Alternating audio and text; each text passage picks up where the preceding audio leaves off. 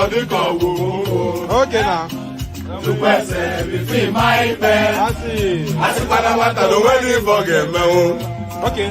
Papa, you look at you. One day you get Mama say I want me to go. I got no one to tell them back. Oh, where would he get? I got you to put it on one more.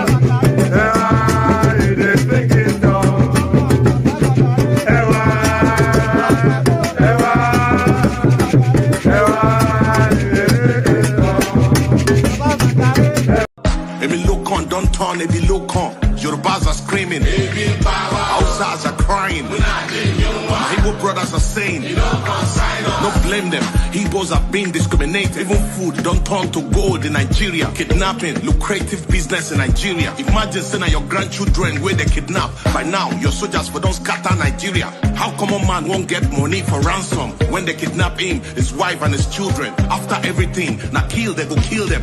See, as Naira, they fall against dollar. Emilokon don't turn to Ebilokon. And you say make we sacrifice for Nigeria. 7 billion to renovate your residence. 15 billion for your traveling allowance. That's not for you and your only vice president. 40 billion for Asurok maintenance. 5 billion for food and refreshment. 100 of millions for dogs and animals. Meanwhile, hunger they kill Nigerians. What did Nigerians do to warrant this treatment? Even Gary, they no fit afford for the family. Tinubu government blame Buhari. Buhari government blame Jonathan. Hunger day, people they die. This one don't pass jaga jaga.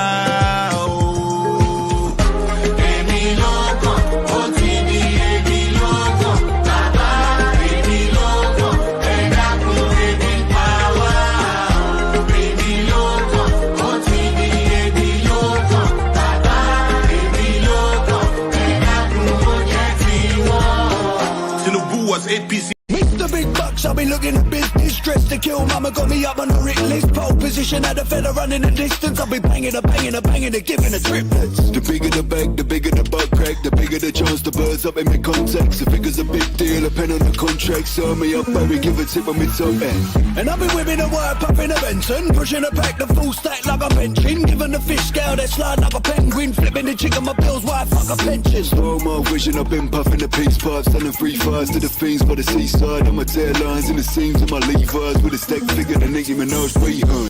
Birds whistle when I walk like this. Best listen when I talk like this. I'm outside on the curb with me tats out. If he's hard, he can try and talk like this. Chain swinging when I walk like this. Heads bobbing when I talk like this. I'm outside on the curb with the straps out. Ever love you ain't gonna choke like shit. I spin fellas, my swing quicker than Federer. I serve packing the bands back on a regular. And I'ma tell her how she sing for me T-Pain. Your mama's hooked on the packs, I'll be selling her. I click hammers and bang them and I'm a nothing. I feel his head with the lead like a mukbang. The magazine made me lean when I walk in the drumstick will making that bang like a funk band. I spin fellas, my swing quicker than Federer. I serve packing the bands back on a regular. And I'ma tell her how she sing for me T-Pain. Your mama's hooked on the packs, I'll be selling her. I click hammers and bang them and I'm a nothing. I feel his head with the lead like a mukbang. The magazine made me lean when I walk in the drumstick will making that bang like a funk band. Hop in the cab, I bang it. tí ò bá sí àwa èmi tí ń dúró wájú yìí tí ń lérí ogun tí ní òkè Buhari nìṣó ká máa bá lọ.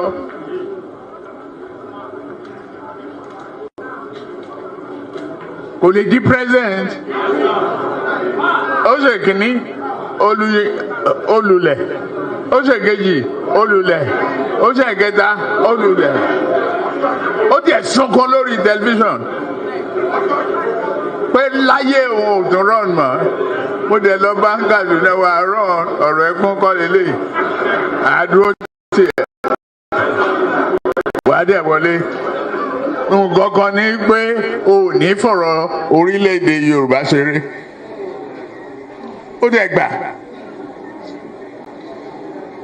Àtijọ́ tó rẹ̀ ti débẹ̀, mi ò gba mínísítà, mi ò gba contract, mi ì tọrọ ọbẹ̀, mi ì tọrọ gàrí, mi ì tọrọ fúra lọ́wọ́ ẹ̀, mi ì dẹ̀ ìyàwó ń bẹ̀. Mo wá ní lọ́tẹ̀ yìí o, Yorùbá ló kàn.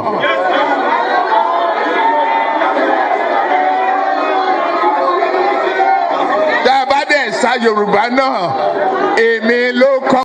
Ẹ̀jẹ̀ mi ni ẹ kí n gbọ́, àkànbí ewé ayò, ewé tún lè yé, ìtún ló ní ọ̀tún ẹ̀ ṣe, ìfà ló ní kan fà ẹ̀ mọ́ra, àìbínú gbogbo àtàrẹ, gbogbo méjì ọkà bàbà, gbogbo mẹ́ta ọkà wáṣẹ́, orí ló túmọ̀ ẹ̀dùn, gbogbo ọ̀nà ní túmọ̀ ẹsẹ̀.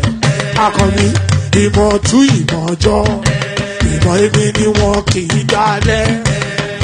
Bọ́bá lọ mẹ́lẹ́mọ́, wá fi jóye ẹlẹ́mọ́. Akọni wọ́n bá lọ gbé fèrè, wá fi jóye ẹlòkò. Bọ́wọ́ wọn bá tẹ̀lé, wá fi jóye aláre.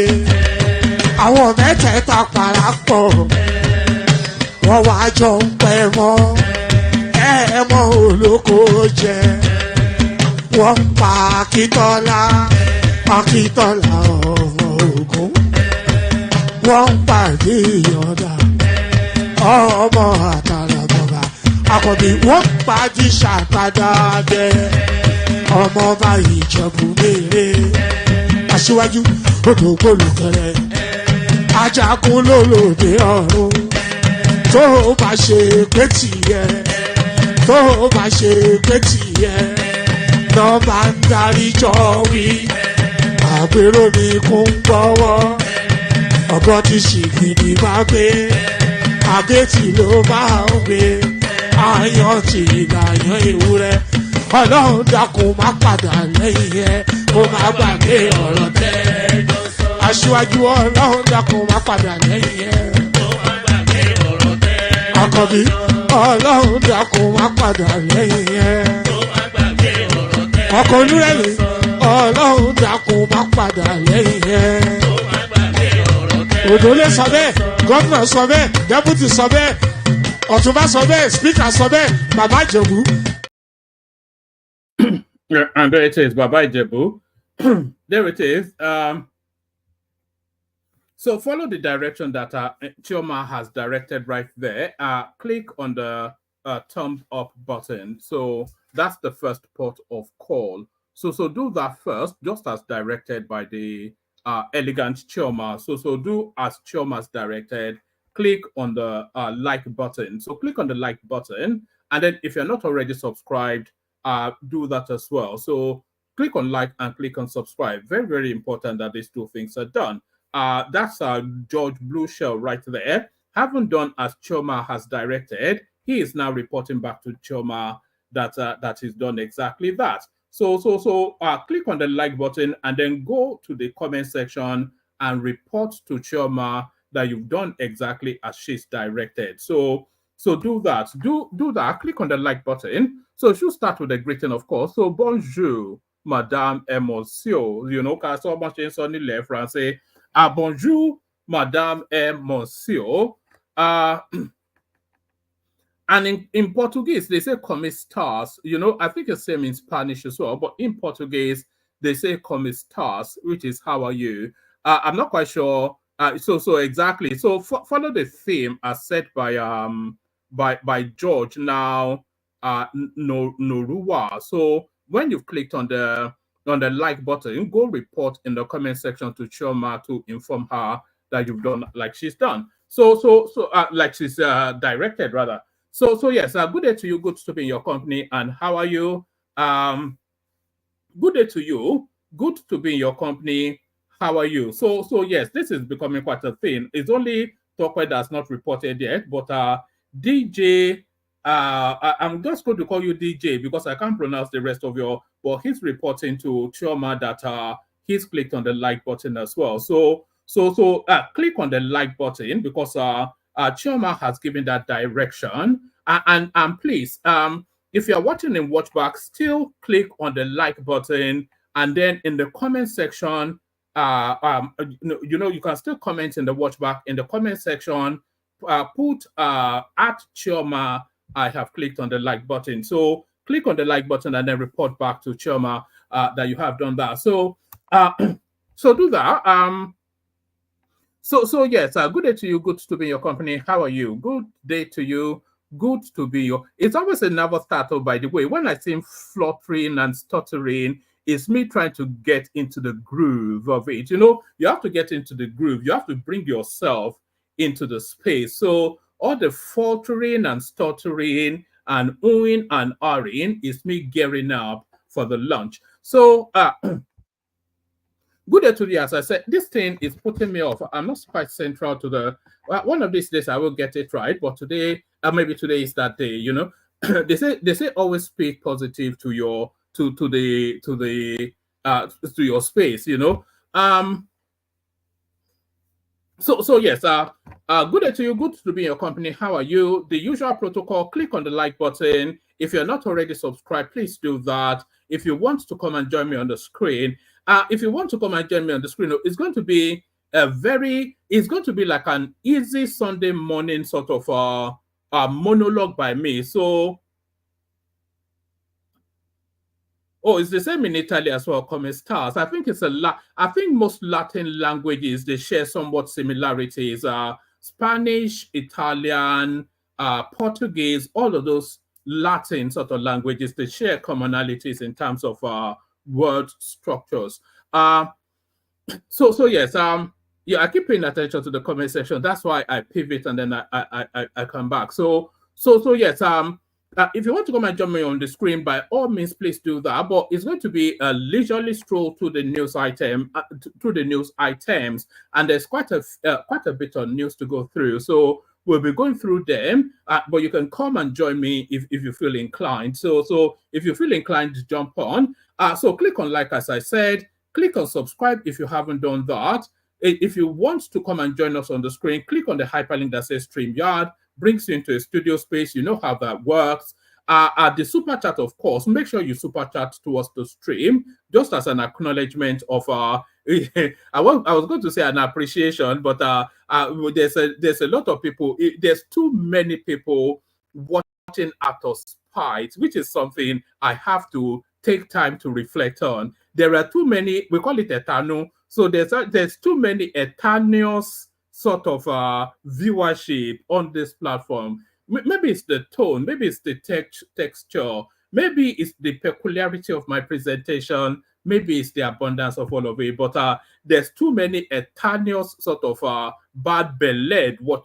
I've had too many bad belly followership than is healthy. There has to be a reasonable complement of bad belly followership for balance, but I think I have too much of a preponderance of you can see from the like buttons that reflects too many bad belly people watching out of spite, just something to rile against, yeah. But all those click on like, as I said, click on subscribe, as I said, click on the hyperlink that says StreamYard, as I said. If you want to come and join me on the screen, super chat towards the stream, share the links as widely as you can. So do all those things. Let's just get into it. So we get into it and we pick it up from where we left off yesterday.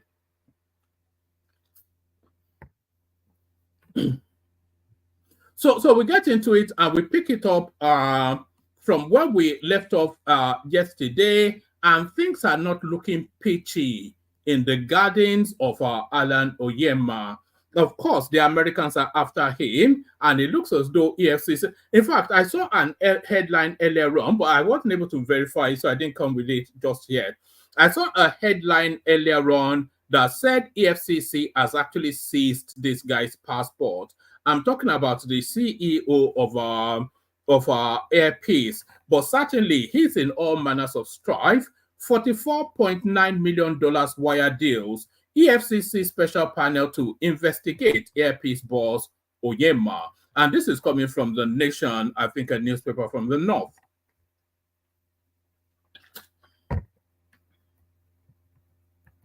And this is coming from their Yusuf Ali, managing editor. So it's coming from high up within that structure.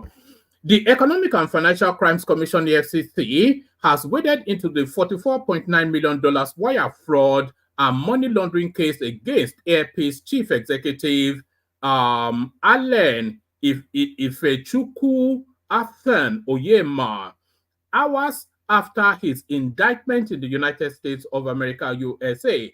The EFCC, it was learned on Saturday, raised what sources referred to as a special panel to investigate the matter shortly after receiving the charges against Oyema. So I'm not quite sure if the Americans have actually made a formal contact with the Nigerian state, because usually the EFCC, they only start instituting an investigation when there is a petition or somebody instigating it. They don't often instances just pick out from the ethos and start to investigate. So have the Americans made a formal request that they want this guy? $44.9 million wire deals, EFCC special panel to investigate Air Peace boss Oyema.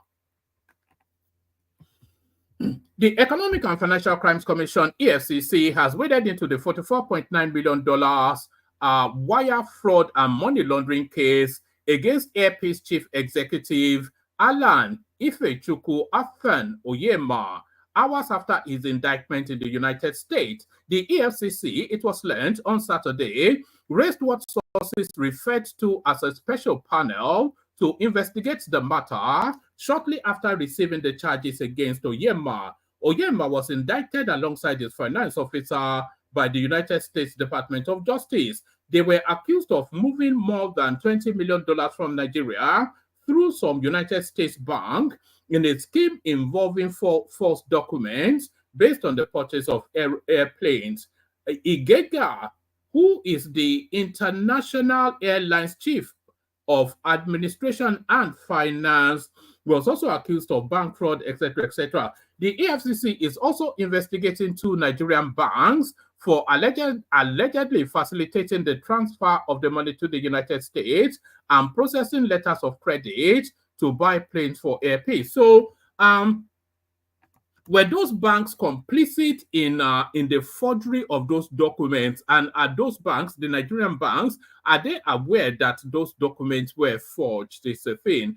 And what level of due process was applied before they facilitated the movement of the money? The probe, correspondents gathered, would cover the activities and inflows into the accounts of 4 non-governmental organizations / non-profit groups sponsored by Oyema. So there's just so many layers of criminalities to the storyline. So it's actually using an NGO for purposes not permissible for them. So an NGO is not the conduit, it's not the vehicle for buying jets for a commercial airline. So what's the role of the NGO in all this? What did they form the NGOs for? And why were they in possession of the money then to be transferring it to America? The probe, correspondents gathered, will cover the activities and inflows into the account of 4 non-governmental organizations, NGO / non-profit groups sponsored by Oyema. They are Foundation for Ethnic Harmony, International Center for Non-Violence and Peace Development, All-Time Peace Media Communications Limited, and Every Child Limited. So I'm a bit reticent to call this guy an outright. This is 419, by the way. This is Yahoo. What we're actually, is just because he's such a senior person, we're a bit reticent in the sort of languages that we're using. But this is, if it was some everyday Joe, we would be saying Yahoo already. This is 419. What is it? Obtaining by deceit. Fraud is 419. The probe, correspondence gathered, will cover the activities and inflows into accounts of 4 non-governmental organizations / non-profit groups sponsored by Oyema. They are Foundation for Ethnic Harmony, International Center for Non-Violence and Peace Development, All-Time Peace Media Communications Limited, and Every Child Limited. Oyema has since denied the allegations against him and stated his readiness to travel to the United States to defend himself. His lawyer, XYZ, said in a statement in Lagos at the weekend, but he said when the first charges were leveled against him in 2019, he gave the same response. He denied it and stated that he was ready to go to the United States to defend himself. So quite a minute has passed between 2019 and 2024 now. So what's happened then within those 5 years? What level of defense has it gone to present in America? So it's given exactly what he said in 2019 again. So if you are ready to defend yourself, then go and defend yourself. Oyema has since denied the allegations against him and stated his readiness to travel to the United States to defend himself. His lawyer, A.O. Alledgely, said in a statement in Lagos at the weekend that Oyema strongly denies and will vigorously defend himself against the allegations made against him by the United States Attorney in Atlanta, Georgia, in relation to the purchase of aircraft spares, and aircraft maintenance. The United States government is seeking the forfeiture of $40 million left in some accounts linked with Oyema in the United States and Canada. The funds, so when they forfeit these funds, actually, who do they go to? Do they revert back to the country of do they revert back to the country that it was remitted for, or do the Americans just steal it? You know, because the Americans, they steal a lot, don't they? The United States government is seeking the forfeiture of $40 million left in some account linked with Oyema in the United States and Canada. The funds comprise of XYZ, JP Morgan Chase Bank, and XYZ amount and XYZ amount in banks in Canada. So yes, the EFCC now on the case.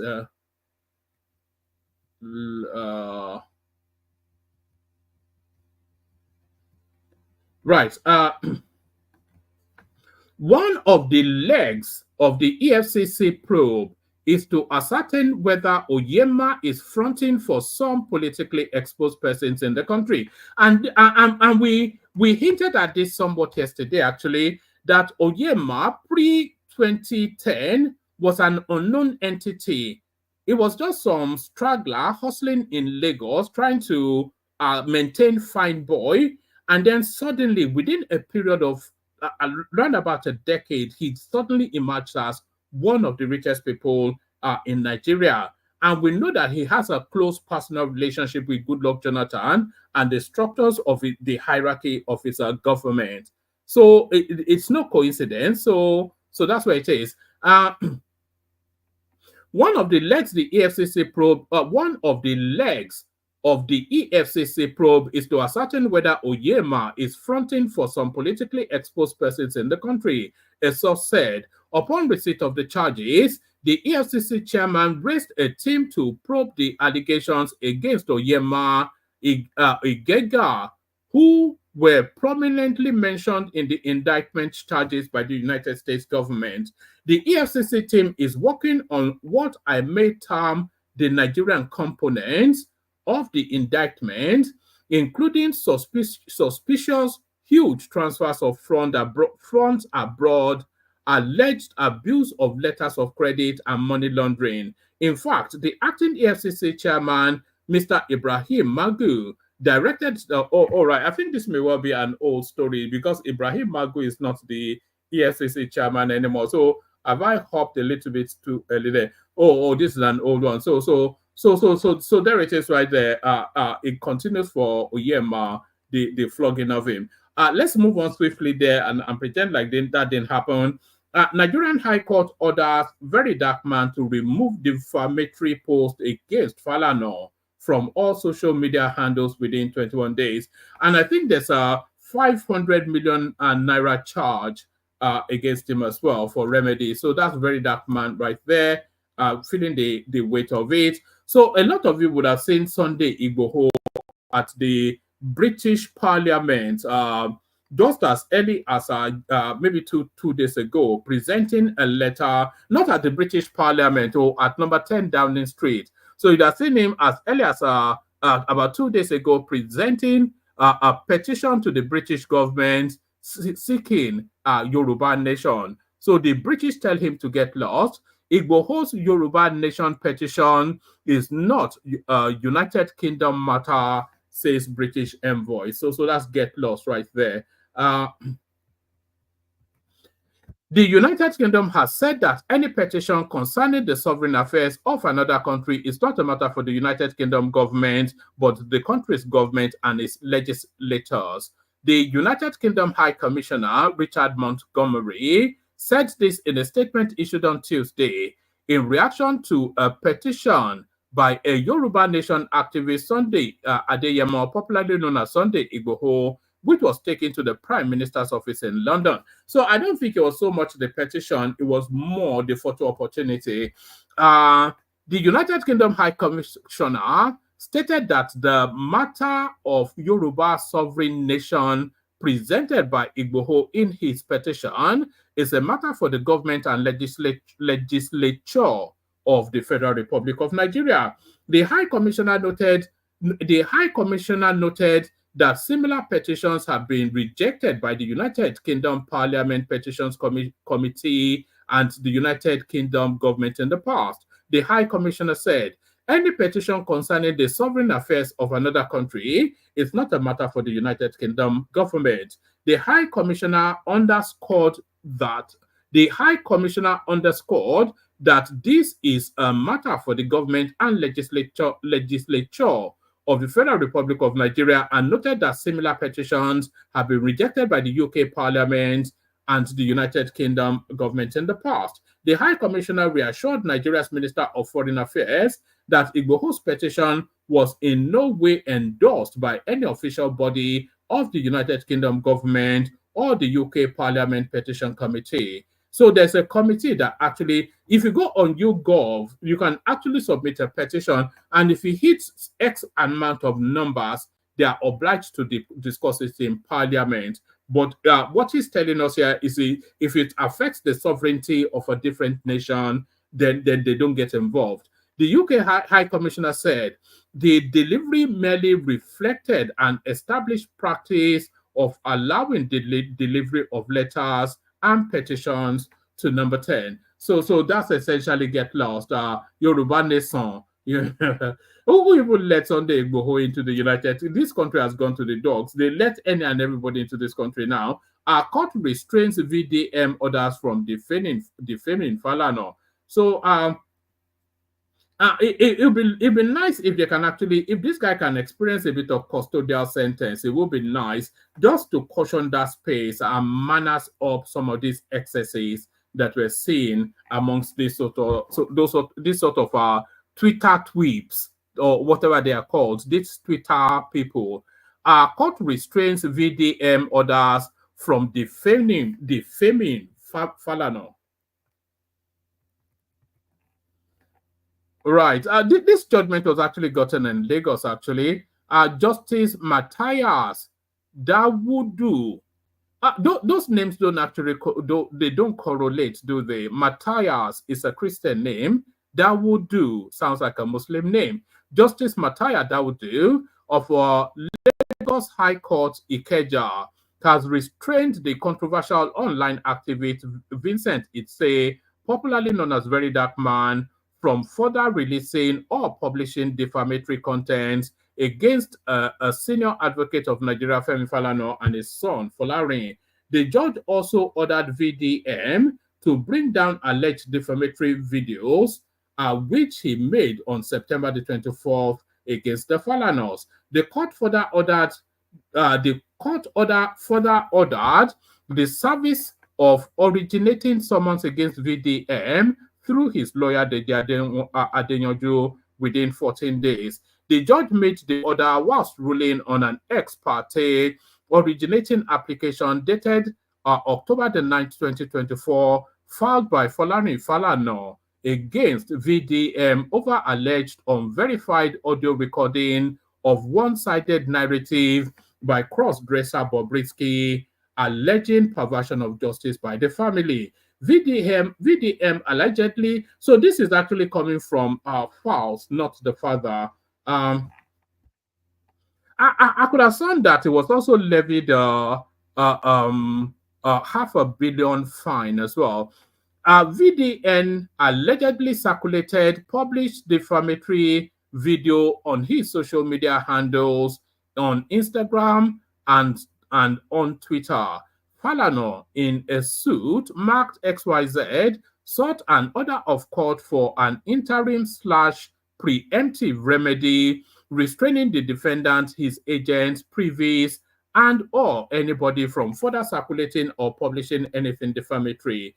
An order granting leave to the applicant to serve the pre-action bundles, originating processes, and all other court processes between parties hearing on the defendant by substitute means through his lawyer Deji Adeyanju of Deji Adeyanju and Partners, wherever it is that they are in Kano, wherever he is in Abuja. It stated that the reason being that the defendant was not known to have any verifiable physical address, except that he was very active on social media platforms. In his ruling, the judge held that where personal service of an originating process is required by the rules, and the judge was satisfied that prompt personal service could not be effected, the judge might, upon application by the complainant, make such order for substitute service as may be seen just, including service by electronic mail. So they are now sending court summons. They are sending court judgments by email. Leave is hereby granted to the applicant to serve the pre-action bundles, originating processes, and all other court processes between the parties herein on the defendant by substitute means through his lawyers, Deji Adeyanju, etc., etc. The judge further ordered the applicant to file and serve the pre-action bundle originating processes on the defendant. So that is the pursuit of Very Dark Man by the Falanas. So something has to give. I would not object to Very Dark Man having a little bit of a holiday. They call it correctional centers now, don't they? So I wouldn't mind if you had a little bit of a holiday in a correctional center. Let me send the link. There's no one in the studio at the moment, so if you want the conversation, then you have to pop in. Let me send the link. If anybody wants to join, come join. Is that the right one? Let me just make sure that it is. Oh, all right, brilliant. So that's that. So let's go on from that to another one. Yes, this was where I saw it actually. Court orders 500 million naira fine against controversial social media personality as Falanas win. So yes, let's see. The Lagos State High Court on Tuesday, October the 15th, imposed a 500 million naira fine on Martins Otse, popularly known as Very Dark Man, a controversial social media personality. Recall that VDM posted okay, let's just go to where right in April, Justice Abimbola Owogboro of the Federal High Court, how can it be in April? Cannot be in April. Sentenced BOBRISKI. Oh no, that's going back. Actually, let me pick it up from here. In a demand for retraction letter by Falano and Falano Chambers and signed by Taiwo Olawanle, first denied ever contacting BOBRISKI regarding a presidential pardon application. Subsequently, Femi Falano and his son dragged VDM to court. Justice M.O. Idowu delivered the judgment on Tuesday, October the 14th. The case centered around defamatory remarks and videos posted by VDM on September the 24th, linked to the linking the Falanos to BOBRISKI. The court held that the statements were defamatory. Per the court's ruling, Very Dark Man knew the claims were false, but published them to harm Falano's reputation. Justice Idowu said the defamatory statements continued to trend on the defendant's social media platforms, causing ongoing harm to the applicant's reputation as long as the publications remain online. So why are they asking him to pay $500 million now? Where is it?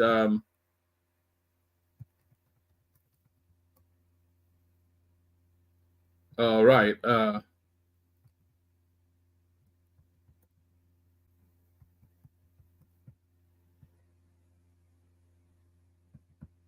Oh, all right. I can't see where they're asking him to pay the money.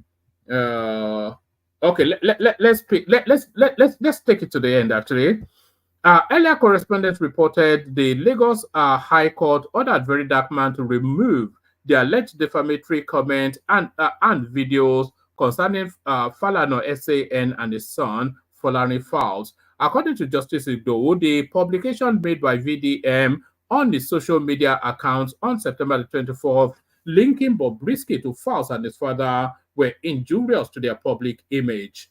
So there it is. I'm not sure that that $500 million was mentioned there. So I'm not sure that $500 million was mentioned there.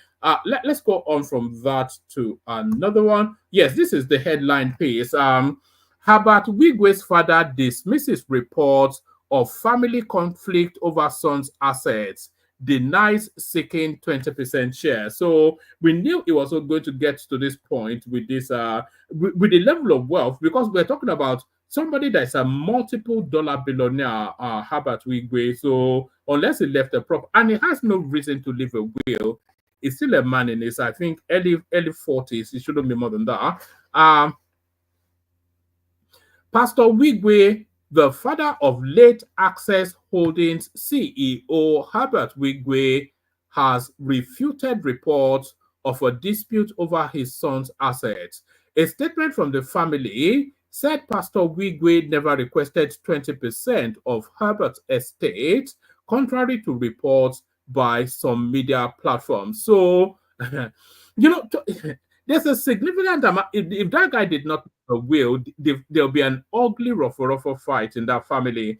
Pastor Wigwe, father of the late Access Holdings CEO Herbert Wigwe, has refuted reports of a dispute over his son's assets. A statement from the family said Pastor Wigwe never requested 20% of Herbert's estate, contrary to recent reports by some social media platforms.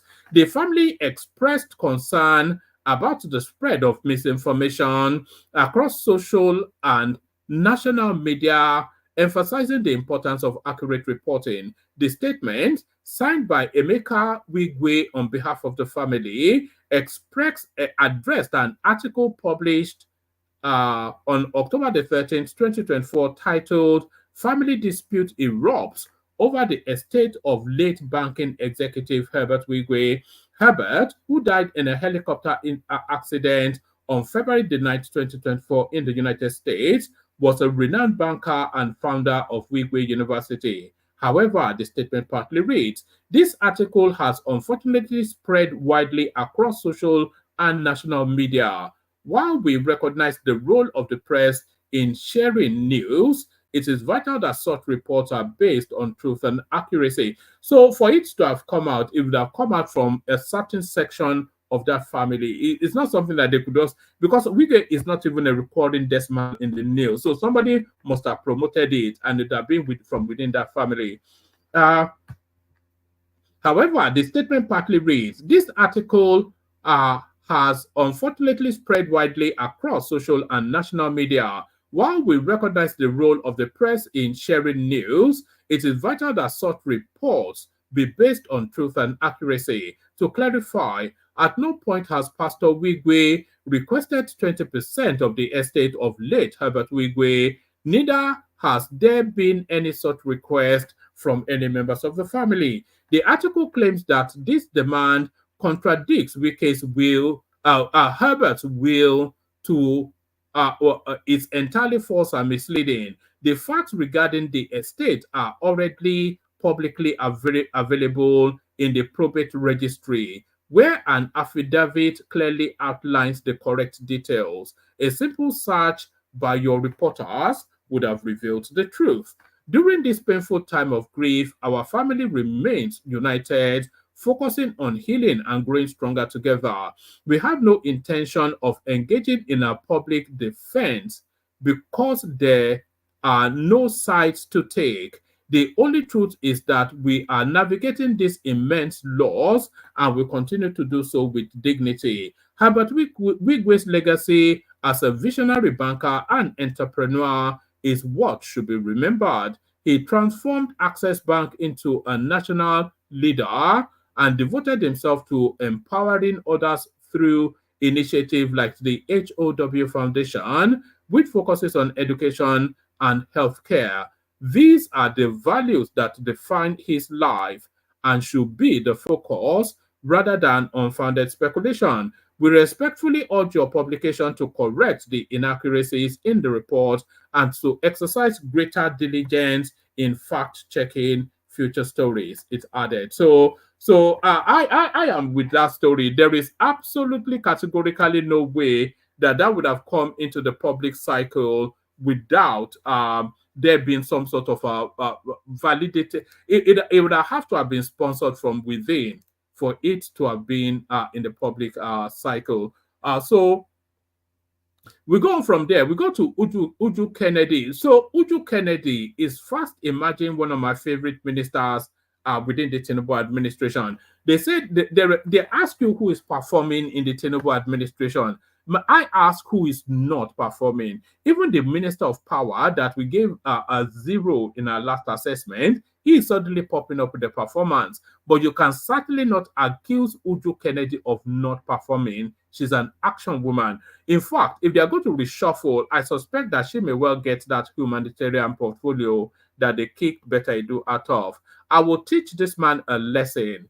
Minister of Women Affairs, Uju Kennedy, vows to deal with man who allegedly defiled 2 sisters aged 8 and 3. So ordinarily, I would not bring you this sort of stories, but it's a recurring decimal. You see in the news cycle this sort of this sort of level of abuse. You even see as well 3-year-old. So how quite that is even possible is beyond me, but I'm only really bringing you it because of the Uju Kennedy angle. This is a lady that I very much admire in terms of she's a all-action, bombastic sort of minister who loves the camera. There is nothing she loves more than photo opportunities and being at the top of the headlines. I will teach this man a lesson. Minister of Women Affairs, Uju Kennedy, vows to deal with man who allegedly did XYZ to young girls. The Minister of Women Affairs, actually, I have a clip. So let me play you the clip and then we just move it on. Let me play the clip. We just move it on. Where is the clip? And like I said, I'm only really bringing you this because it's Uju Kennedy, one of my favorites in the Tinubu administration. But here she is in the fullness of her bombasticness. Action will come. I will find them tight. It is great that we run. Imagine a small girl like this being raped by a matured man with her younger sister, 3-year-old. Where is it done? 3-year-old and this girl 8 years plus being raped 3 times. I'll teach this man a lesson. When I finish with him, I'll bring him out to Nigeria. Nigerians will finish the remaining one. Because now Nigerians, you people are doing well. As I am now, each time I call you people, you come out. Each time something happens, you push it to me. And when I come out to fight, you join me. Even if you don't come physically, but you're using media. You're still doing me and Nigerian women and children. I thank you very well, Nigerians. Madam, this morning I'm giving you. I didn't check I want it alone. This morning I'm giving you is I promised my daughter clothes with shoes, so much money. Go and do it for her. But it cannot be on that day again. Because we want to come. If after we take her and go and get her all those small things with her couple. She said she wants to couple. So that is all this money is for. Then by the time we are done with solving your problem, we know how to support your business. What business are you doing? I have a tennis shop. Tennis shop. Are you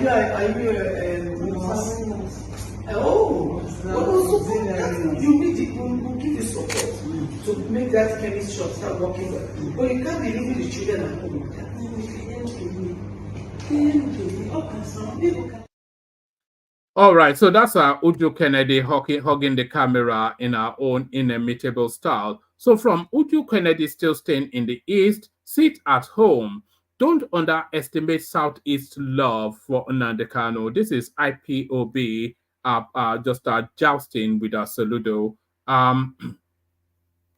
The indigenous people of Biafra, IPOB, on Tuesday warned Governor Chukwuma Soludo of Anambra State against underestimating the affection the people of the Southeast have for its leader Nnamdi Kanu. IPOB said Soludo and his cronies should be careful over the continent intimidation of that should be continued, should it? Or the indigenous people of Biafra, IPOB, on Tuesday warned Governor Charles Chukwuma Soludo of Anambra State against underestimating the affection of the people of the Southeast for its leader Nnamdi Kanu. IPOB said Soludo and his cronies should be careful over the continent intimidation of residents of the state adhering to the Monday sit-at-home order. So I'm not quite sure that IPOB should be battling Charles Soludo for because what Charles Soludo actually said was that anybody that sits at home, he was going to seal that shop permanently. So he is calling time on sit at home. But IPOB has also told us that they are no longer doing sit at home. So sit at home, as far as I am aware, and I stand to be corrected, sit at home is actually a Simon Ekpa thing. And I think Nnamdi Kanu himself has come out, I think either in letter via his lawyer and lawyer Ejimako, or even verbally in one of his court appearances, that he's not promoting sit at home anymore. So quite why IPOB is battling Soludo over sit at home is somewhat confusing. The indigenous people of Biafra, IPOB, on Tuesday warned Governor Chukwuma Soludo of Anambra State against underestimating the affection of the people of the Southeast for their leader Nnamdi Kanu, for its leader Nnamdi Kanu. IPOB said Soludo and his cronies should be careful over the continuous intimidation, that should say, of residents of the state adhering to Monday sit-at-home order. Soludo had ordered traders across Anambra State to disregard the Monday sit-at-home order, but it was flouted. However, IPOB spokesman Ima Powerful said those adhering to the sit-at-home order were doing so due to their love for Kanu and not the enforcers. In a statement he signed, Powerful said, we the great and noble family of the indigenous people of Biafra, under the command of, I'm not quite sure if the indigenous people of Biafra are still under the command of Nnamdi Kanu, but he reckons they are. We the great and noble people of the indigenous people of Biafra, under the command of Mazi Nnamdi Kanu, wish to inform Governor Chukwuma Soludo not to underestimate the deep affection the Biafrans in 13 contiguous states, and especially those in core Igbo land and diaspora, have for the leader of Biafra, Mazi Nnamdi Kanu. Dear Governor, please know that the people staying at home on Monday are doing so voluntarily, not because of any threat from inconsequential individuals or coercive action by any actors. Ask anybody, including those purportedly enforcing the order, they will tell you that the release of Nnamdi Kanu is all they require to stop. So I'm not quite sure that anybody is giving up their capacity to earn voluntarily for Nnamdi. I don't think these people care about Nnamdi Kanu anymore. They've forgotten him long time ago even. Let's go to this one. Top 10 most expensive states to live in Nigeria, September 2024. So you expect to be seeing Lagos there somewhere. So Niger State, I'm not quite sure why Niger State will be expensive. Yobe State, Yobe's food inflation rate is markedly higher than its all item inflation rate. So that's food right there. Gombe experienced a more noticeable increase in both its all-time and food. Oh, so I think this is inflation related. So the most expensive places: number 10, Niger, number 9, Yobe, number 8, Gombe, number 7, Anambra. Anambra's this will surprise you somewhat. Anambra being straddled by a former CBN governor. Anambra's all-time inflation rate has risen significantly since August, and whilst its food inflation in Anambra and the all-item inflation rate saw a significant rise from 33.9% to I don't know. Anyway, Anambra is number 7. Zamfara number 6. Abia number 5. Jigawa number 4.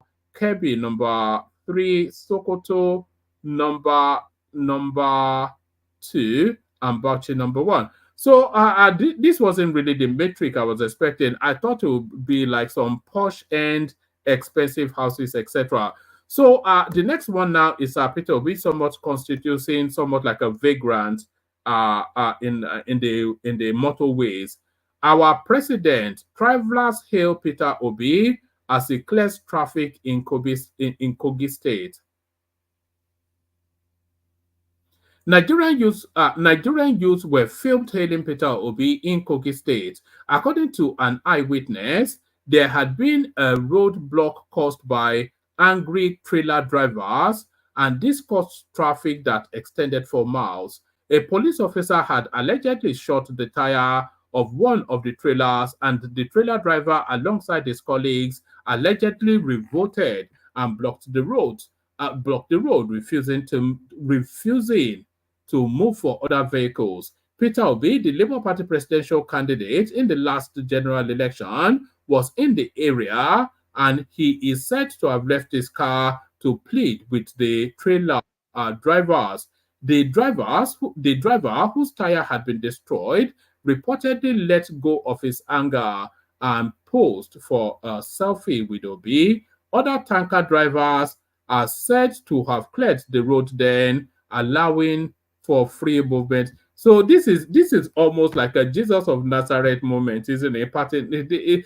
These people should be careful. Anyway, I don't know, man. It's just I don't know. I promised myself not to do a bit. You know, I want to leave the Obi bashing for when we get closer to the elections. Maybe we can go back to Obi bashing, but there is no sport in it anymore. Just bashing Peter Obi. There is no sport. There's no sport in it anymore.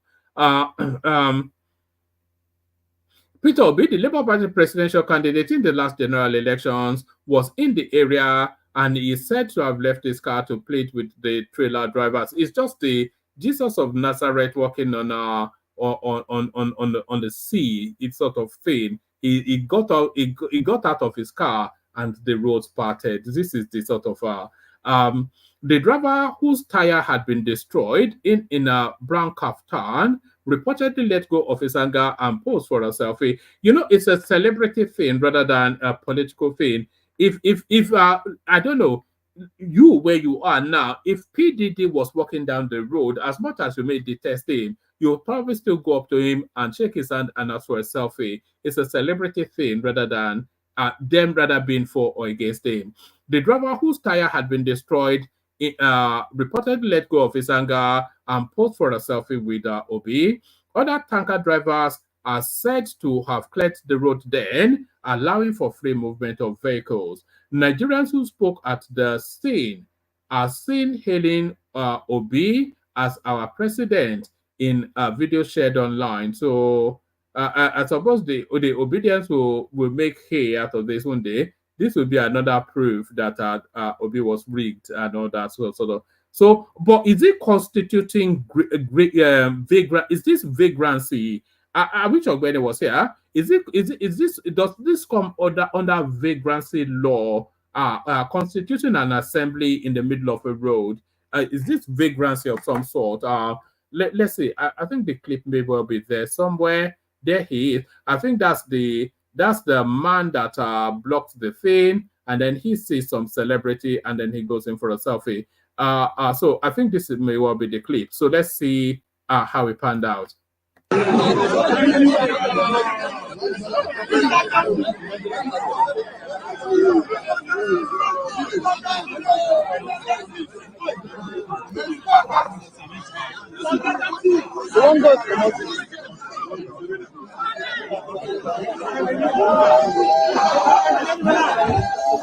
All right. So that's Peter Obi, constituting a nuisance somewhat in Kogi State. Federal government eyes 25% tax revenue for Nigerians earning above 100 million naira. So the reality, welcome to the real world, is what this means actually. I have a clip on this as well, which I'll play to you momentarily. The chairman of the Presidential Fiscal Policy and Tax Reforms Committee, pardon me.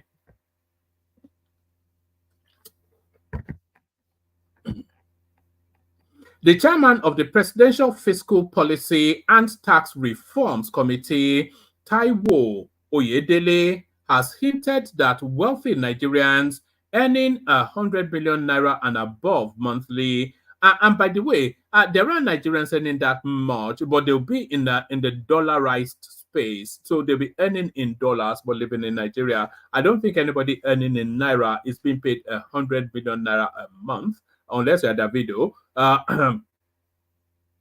The chairman of the Presidential Fiscal Policy and Tax Reforms Committee, Taiwo Oyedele, has hinted that wealthy Nigerians earning 100 million naira and above monthly will face a 25% personal income tax rate if a new tax bill is passed by the parliament. Oyedele disclosed this during a breakout session at the ongoing 30th Nigerian Economic Summit, organized by the Nigerian Economic Summit Group and the Ministry of Budget and National Planning on Monday in Abuja. Correspondents report that Oyedele stated that 90% of the current taxpayers are people who should not be taxed. He advocated for a more streamlined and equitable tax system in the country. Oyedele emphasized the need to strike a balance between easing the tax burden for lower income earners and ensuring the wealthy contribute more to the government revenue. If you are earning 100 billion naira a month, we are taking up to 25% from the rich people. That's because we need to balance the books, Oyedele said. He said the government is prepared and determined to ensure that the right individuals pay taxes, noting that his committee is actively working to achieve the goal. He added that the proposed changes are expected to take effect from January. So that's what's January? So in October, November, December, January. So within the next 3 months, they are going to be heavy hitting you. And I have a video clip to play to you. It applies to every one of us, by the way, not just the top tier of society. I have a video clip to play to you about that in a moment. If you are earning 100 million naira a month, we are taking 25% from the rich. That is because we need to balance the books, so Yedere stated. He said the government is prepared and determined to ensure that the right individuals pay taxes, noting that his committee is actively working to achieve the goal. He added that the proposed changes are expected to take effect from January 2025, based on the passage of the bill by the lawmakers. The reforms also aims to ease the tax burden on businesses. So, yeah. All right. Let me leave that one there. I think we get the gist of that. Nigeria's Chief of Army Staff, Lagbaja, is sick, secretly flown abroad by family to seek medical attention. I think being sick is a prerequisite to have a governmental position in Nigeria. We make this the last one. I'll probably just give you 2 paragraphs of this, and then we'll see if anybody turns up for a conversation. Nigeria to unlock 7,000 megawatts wind energy amidst GWEC backing. So, they've often said that we did an energy mix in order to get it right within that space. The Global Wind Energy Council, GWEC, is rooting for Nigeria to unlock its 7,000 megawatts wind energy potential amidst new opportunities in the Electricity Act. Director of Africa at GWEC, Wangiri Muchiri, speaking on the sideline of the Accelerated Partnership for Renewables in Africa in Nairobi, Kenya, said 2 Nigerian states have already signed an MOU alongside efforts being made by the federal government through the Rural Electrification Agency to diversify the renewable energy portfolio to include wind. So they have it all over Amsterdam, or all over Holland rather. So I'm not quite sure why it's not a thing within our space. With most Nigerians facing an energy crisis, whilst the grid system has been epileptic, renewable energy such as wind, which has a high potential across the northern and southern states, offer leeway. But Nigeria has not prioritized this energy source. Globally, investment in wind has surged as the global energy industry installed a record 117 gigabytes of new capacity in 2023, making it the best year ever for new wind energy. Given the climate crisis, the world is targeting to increase this to this capacity to at least 320 gigawatts by 2030. So energy mix essentially what we need there. Let me send the link again, see if anybody wants to join. All right, I think the link is already to hand. So let me play you the clips we have. Let me play you.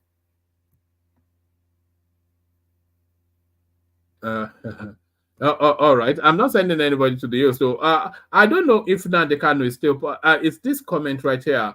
I don't know if Nnamdi Kanu is still as popular as he once was. It's just the thing. This is from Florence O. It says, send a journalist to the East to test MNK's relevance now. Do not sit in the UK and say Biafrans don't care about Nnamdi Kanu. So I'm not sure that the feeling is as fervent as why would they care so much? The guy is in custody and he'll be there for the foreseeable. So I'm not quite sure that the appetite for Nnamdi Kanu is still there. So yes, and that's Chioma right there, sharing my affection for Uju Kennedy, the action minister. We've had action governors, now the action minister. So talking about action governors, let's kick off the clips with these conversations going on in Lagos in terms of the direction of continuous development there. So this is Sanwo-Olu speaking to his master, and this is Sanwo-Olu's master's response in the second clip. So let's pick it up from here.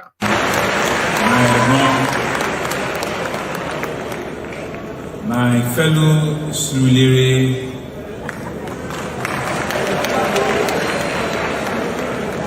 a man that I once had a very unique opportunity to have served in his government, His Excellency, the former governor of Lagos State, Mr. Babatunde Raji Fashola, Senior Advocate of Nigeria, Commander of the Order of Niger. Thank you very much, sir, for coming out of, we won't call it retirement, for coming out of your space to come and once again give us the tonic and the skill and the sheer intelligence and brilliance that you are known for. Thank you very much, sir. I want to say and acknowledge that with wisdoms like this, we need to have a plan where we'll continue to write a check for our former so that we can continue to draw from the world of experience. Thank you very much, sir, for coming out this morning.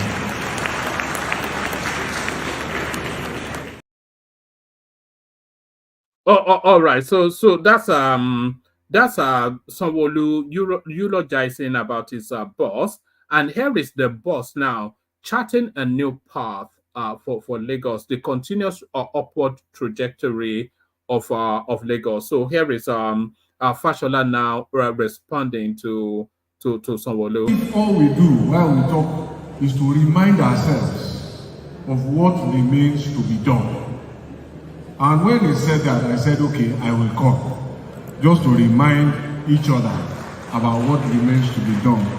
And so I've already walked the path I will tread, which is to remind ourselves what needs to be done.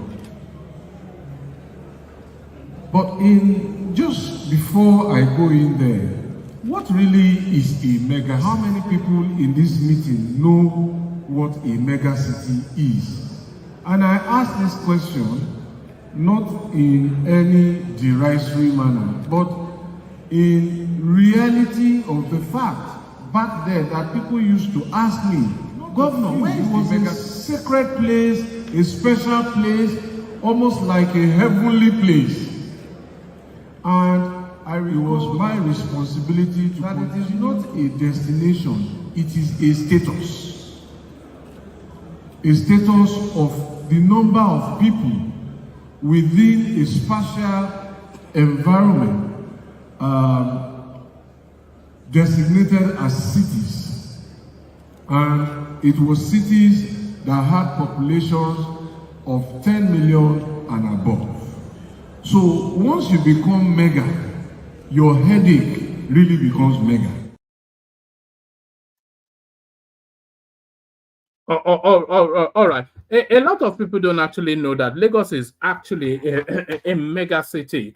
I think there are about 7 mega cities in the world. Thereabout. I think New Delhi is what is a mega city?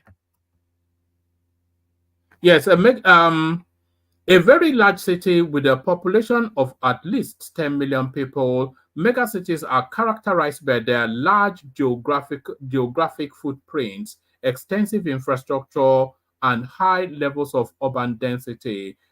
They are found on every continent except Australia and Antarctica. Examples: New York, Tokyo, Mexico City, Sao Paulo, etc., etc. So I think Lagos is actually one of the 7 or so mega cities in the world, and it's by virtue of the size of the population. That population condensed in a relatively small geographical space. I think the population of Lagos might well be about 20 million thereabouts. Correct me, I'm just guessing at that. So that's Sanwo-Olu then and Fashola having conversation then on how to handle just a problem, or not even a problem, because it can be an asset if it's properly managed. So how to manage Lagos. So let's go back to this taxing system that Oyedele is introducing. And I was saying that it's going to capture you and I at some point, and almost immediately by January, it will capture you and I. So if you don't have a tax ID number, you would not be able to do anything in Nigeria. And this lady explains. Breaking news, the federal government is requesting for Nigerians to start paying their tax and for Nigerians to have their tax identification number, which is called TIN. Now, just a few hours ago, the federal government has passed a new bill, and this new bill is requesting for Nigerians, all Nigerians that have account number, or maybe you want to open a new account number, you must have your TIN, which is tax identification number. Just the way they request for BVN and NIN, that is the same way they are requesting for Nigerians to get their tax identification number, which is called TIN. It's no longer a joke. Now, the federal government is giving the tax board the authority to automatically open for individuals who don't want to comply. It simply means if you're dodging this particular registration, if you're dodging it, you're going to get it automatically. They will open for you, register for you, notify you, and issue you a tax ID card.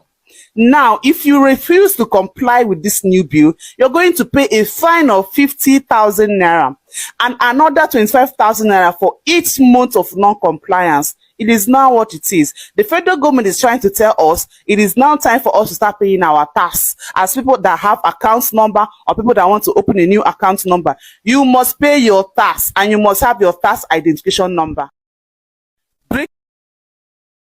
So I'm not quite sure how anybody can argue against this. You must pay your taxes and forget all of this. Oh, they will only steal it. What have they done with them? You must pay your taxes. Never mind, because Nigerians have this habit of always hiding behind set plays. You know, any and everything. And what have they done with the money? What about the one they had before? They will only loot it. You have to pay. Everybody pays taxes everywhere else in the world. So what precludes you from having to pay tax? You want all these infrastructures, you want all of these amenities, you want, but you don't want to pay tax. You want everything coming out of the Niger Delta all. No, you must pay your taxes. And the sooner they enforce it, the better. So if you are paying taxes, then you are more on a surer footing to demand from the government than when you're not. You evade taxes, but you insist that our infrastructures must be in place. So where is the money going to come from? So you have to pay your taxes, and I think that's going to be enforced. So paying your taxes, but this now next clip, it doesn't exactly enhance that storyline. This one speaks to the excesses of government. Let's watch this. On the streets is that there are a lot of other things in the mix here. There is the big problem, first of all, of insecurity, which is also having its own impact. But there is also, and you touched on this briefly, the obscene amounts of money that is allocated to cater for people in government. I mean, so there is a big conversation around the continuing cost of government in Nigeria and why that is never reduced. Do you see all that coming together to strengthen opposition to the notion of subsidy removal? Well, I'm going to give some facts now, which are facts based on research we've done. The cost of governance in Nigeria is high. But again, in the costs of other things, it's not as high as people presume it is. We did the modeling. When I say we, my former office, we did the modeling on what it would mean to reduce cost of governance and what it means to the budget. Believe me, it's less than 10% of what we spend. Now, there are issues around it. Now, the same union are opposed to reducing cost of governance. I mean, when the minister talked about looking at wages and seeing how we can structure properly, what they took out of it was that they want to cut salaries. No, that's not what he's talking about. What we have is a skew that's obscene. Now, you have a director in a civil service living in Abuja, the ends to 70. You have a director in a public service earning 2.4 million. You have a director in another agency of government earning 1.9 million. That is totally wrong. That's where the problem starts from. And that's where the cost becomes astronomical. Now, we don't pay living wages. I mean, we've tried to increase wages in the last few months, but most of us can't even pay it because, one, they have so many agencies. I mean, this government is responsible for its own problems itself. It's created more agencies than it ought to, and it has done a lot of things that shouldn't have been. I mean, you tell a government that comes into power based on a company economy doesn't freeze employment. In the last years, this government has recruited hundreds of thousands of workers, bloated the wage bill further. And the National Assembly has been complicit as well, allowed agencies that shouldn't be earn more disparity. So you create an agency and call it maybe just for discussion. You say NCC. So NCC is a regulator. Then the NCC head can earn 89 million. Then the same NCC head in the same economy will earn 89 million. Then somebody working as the Prime Secretary in the ministry earns around 5,000. How do you judge that in the economy? And then you earn some entry levels in some agencies. So that's the kind of problem to talk about. Now, okay, let me. So there it is right there. The complexities of the wage structure. You'd have thought we have a wages and something committee or something that should be regulating that space. You'd have thought a more harmonized system will be in place already. This now next one, do you remember the Otapia woman? She's back again and not at all remorseful. She's still brimming and peacocking that she wants to weigh down on everybody. So this is the Otapia woman, Mark II. I grew up there. They are very... They are Toto Sawa. They are Toto Sawa. Yoruba people Toto Sawa. Well.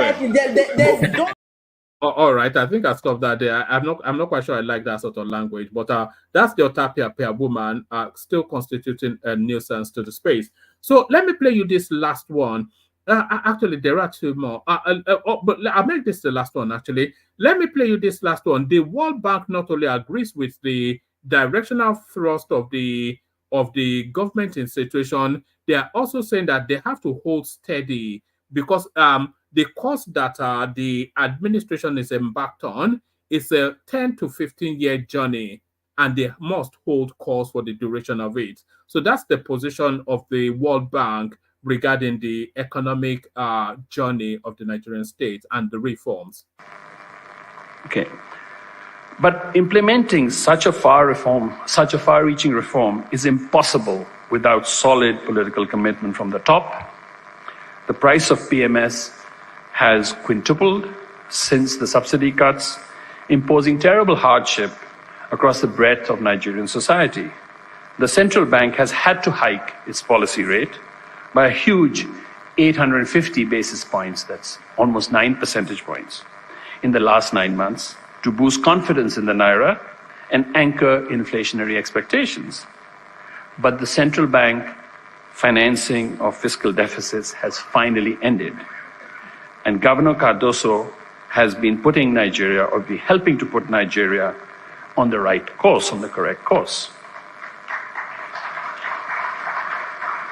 But this is only the beginning. Nigeria will need to stay the course for at least another 10 to 15 years to transform its economy.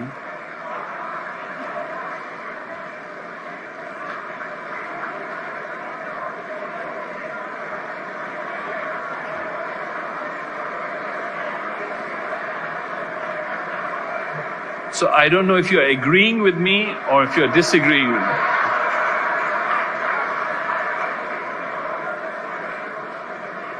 If it does that, it will transform its economy and it will become an engine of growth in sub-Saharan Africa, and it will help to transform sub-Saharan Africa.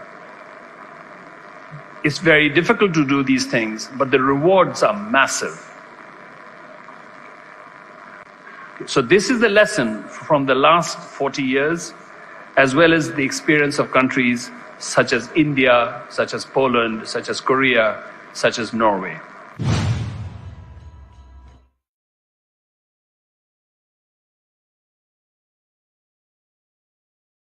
Right there, asking Nigeria to stay its course on this economic reforms that they embarked upon. Let's play the Kegite music, and then we have somewhat of a conversation, and then we call it a day. Where are they? The Kegites. Only water,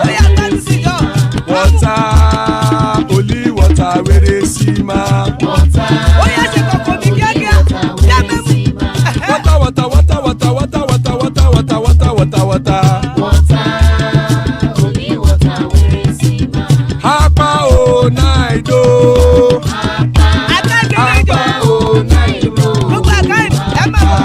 Hapa you don't come oh.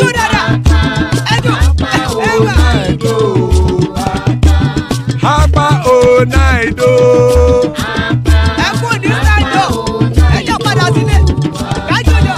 Oro kẹ̀kẹ́ ẹlẹ́mù yé o.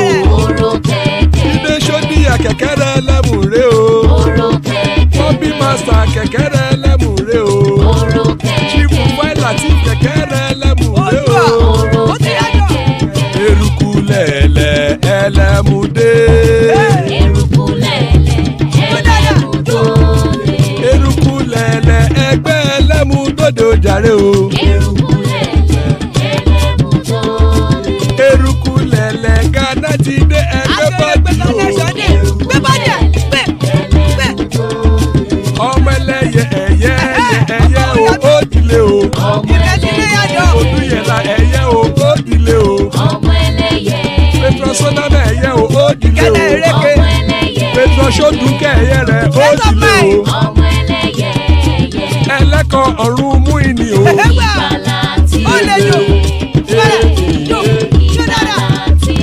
Àkùkọ ọ̀run méjìkọ.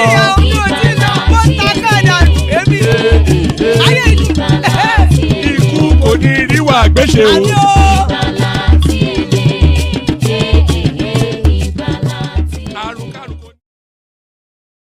And there it is right there. Kuku Niru Agweshime, death have nothing to do with us. So joining us, Ekene, good to see you, Ekene. Folly be in the house. Good to. I'm not quite sure why Folly is not asleep already. Thomas as well. So that's the list so far. So yes, good to have you, gentlemen. Let's kick it off with Folly. See if he's ready. Folly, Bauni. Folly B. All right, let's kick it off. Can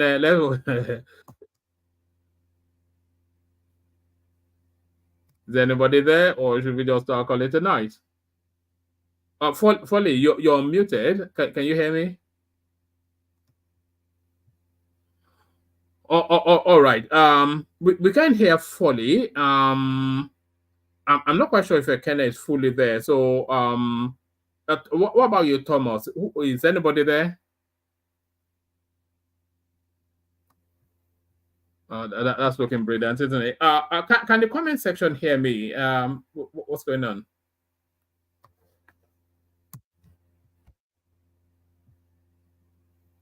Can anyone hear me?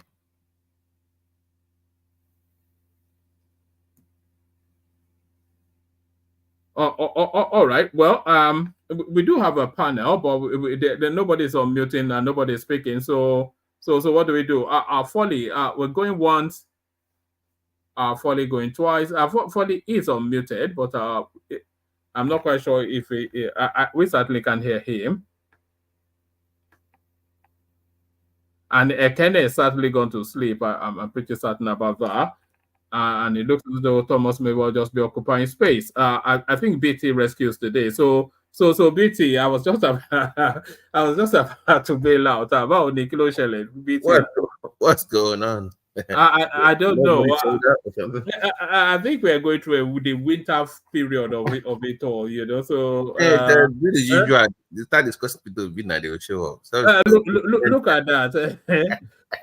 But you know, there is nothing that especially tickles in the news these days. That seems to be. It's just really the sessions is just for keepsake, just for just to keep it going, sort of a thing. Yeah. Right. Even I am struggling to craft a conversation around. This Wigwe something now. The father comes to deny that he doesn't want 20% of his estate. That would not be headline news normally. Right. And I do want to do Peter Obi. How many Peter Obi can we do? So we just gather and talk shit, really. What are you making of Uju Kennedy as a minister? You know how I feel about it. I've labeled a pancake lady now. So I've never been a fan. I don't think she's been appointed. I mean, but she's from the Southeast, and they had to give it to someone. And I think she was the biggest contributor, for the female vote in that region. So that do you not think she's living up to her portfolio though? She's in charge of women affairs, and she uses examples to highlight the difficulties that both women and the girl child is going through within the Nigerian space, which essentially is a remit. So buying you won't credit her for that. Buying NAPEP for women that's your empowerment. That's what we're doing. I mean, come on, man, it's not. How do you empower women? Is it not to give them trade for independence? Yeah, trade, but women are not. I mean, you want them driving. I mean, you need actual skills. If you put them in a works program,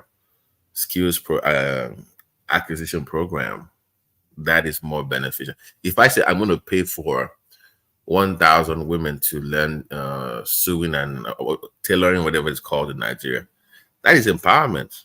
And when they graduate from that training, we will set them up with the shops, and that makes more sense. But buying a paper, I've never been a fan of Uju Kennedy, to be honest with you. I know she's eye candy for you, one man. I know you like. She's not. You know. She strikes me as somebody that's done a lot of Botox. You know, she has this permanently startled look on her face, and you get that with women who do Botox a lot. But I mean, some people like it, but I'm not a big fan of. But anyway, woman, what you have on the screen, what really happened? Because the reports said that they were abandoned at the airport. Like the airport itself is an abandoned airport. The Libyan Super Eagle story. Yeah, yes, they were meant to land in Tripoli Wednesday, but as they were coming in, the Libyan authorities directed them to Benghazi, and the pilot of that plane has actually come out to say that he was quite upset because usually they only fly with more or less sufficient enough fuel to get them to the destination that they're going to, and from Tripoli to Benghazi is about 130 something miles. So he really fought them hard, but they insisted. They said the instructions was coming from higher up, and then they got them to that airport, and then they held them hostage there, didn't let them leave, and then you saw the bus they presented them to. They were just no internet connection, no food, nothing at all, you know. So but CAF is saying that rather than penalize them and give us the 3 points, they are saying they are going to postpone it and rearrange it. I mean, but that's been happening for a long time. I mean, even since the days of Abiola Babes. For some reason, the North Africans are not really fans of other Africans. I don't even think. Woman, do you believe that they even consider themselves Africans per se? Like, I think that's what's playing out, isn't it? They don't consider themselves Africans, and they want to show you that by this sort of treatment. Because even when you discuss Africa, it's like they are detached and nobody mentioned. I mean, some of course, so your typical ignorant Americans don't even consider Egypt, for instance, as Africa. They don't even know. I'm telling you, some Americans don't even know Egypt is in Africa. They don't know that. They don't. They actually think they are separate from Africa. They don't see them as Africans. So, but do the Egyptians themselves consider themselves to be African? That's the wider question. Well, the real one or the fake ones. You know. Yeah, I mean, I've been there. It's a great country, but they don't. There's no. Even my tour guy was. They don't consider themselves Africans.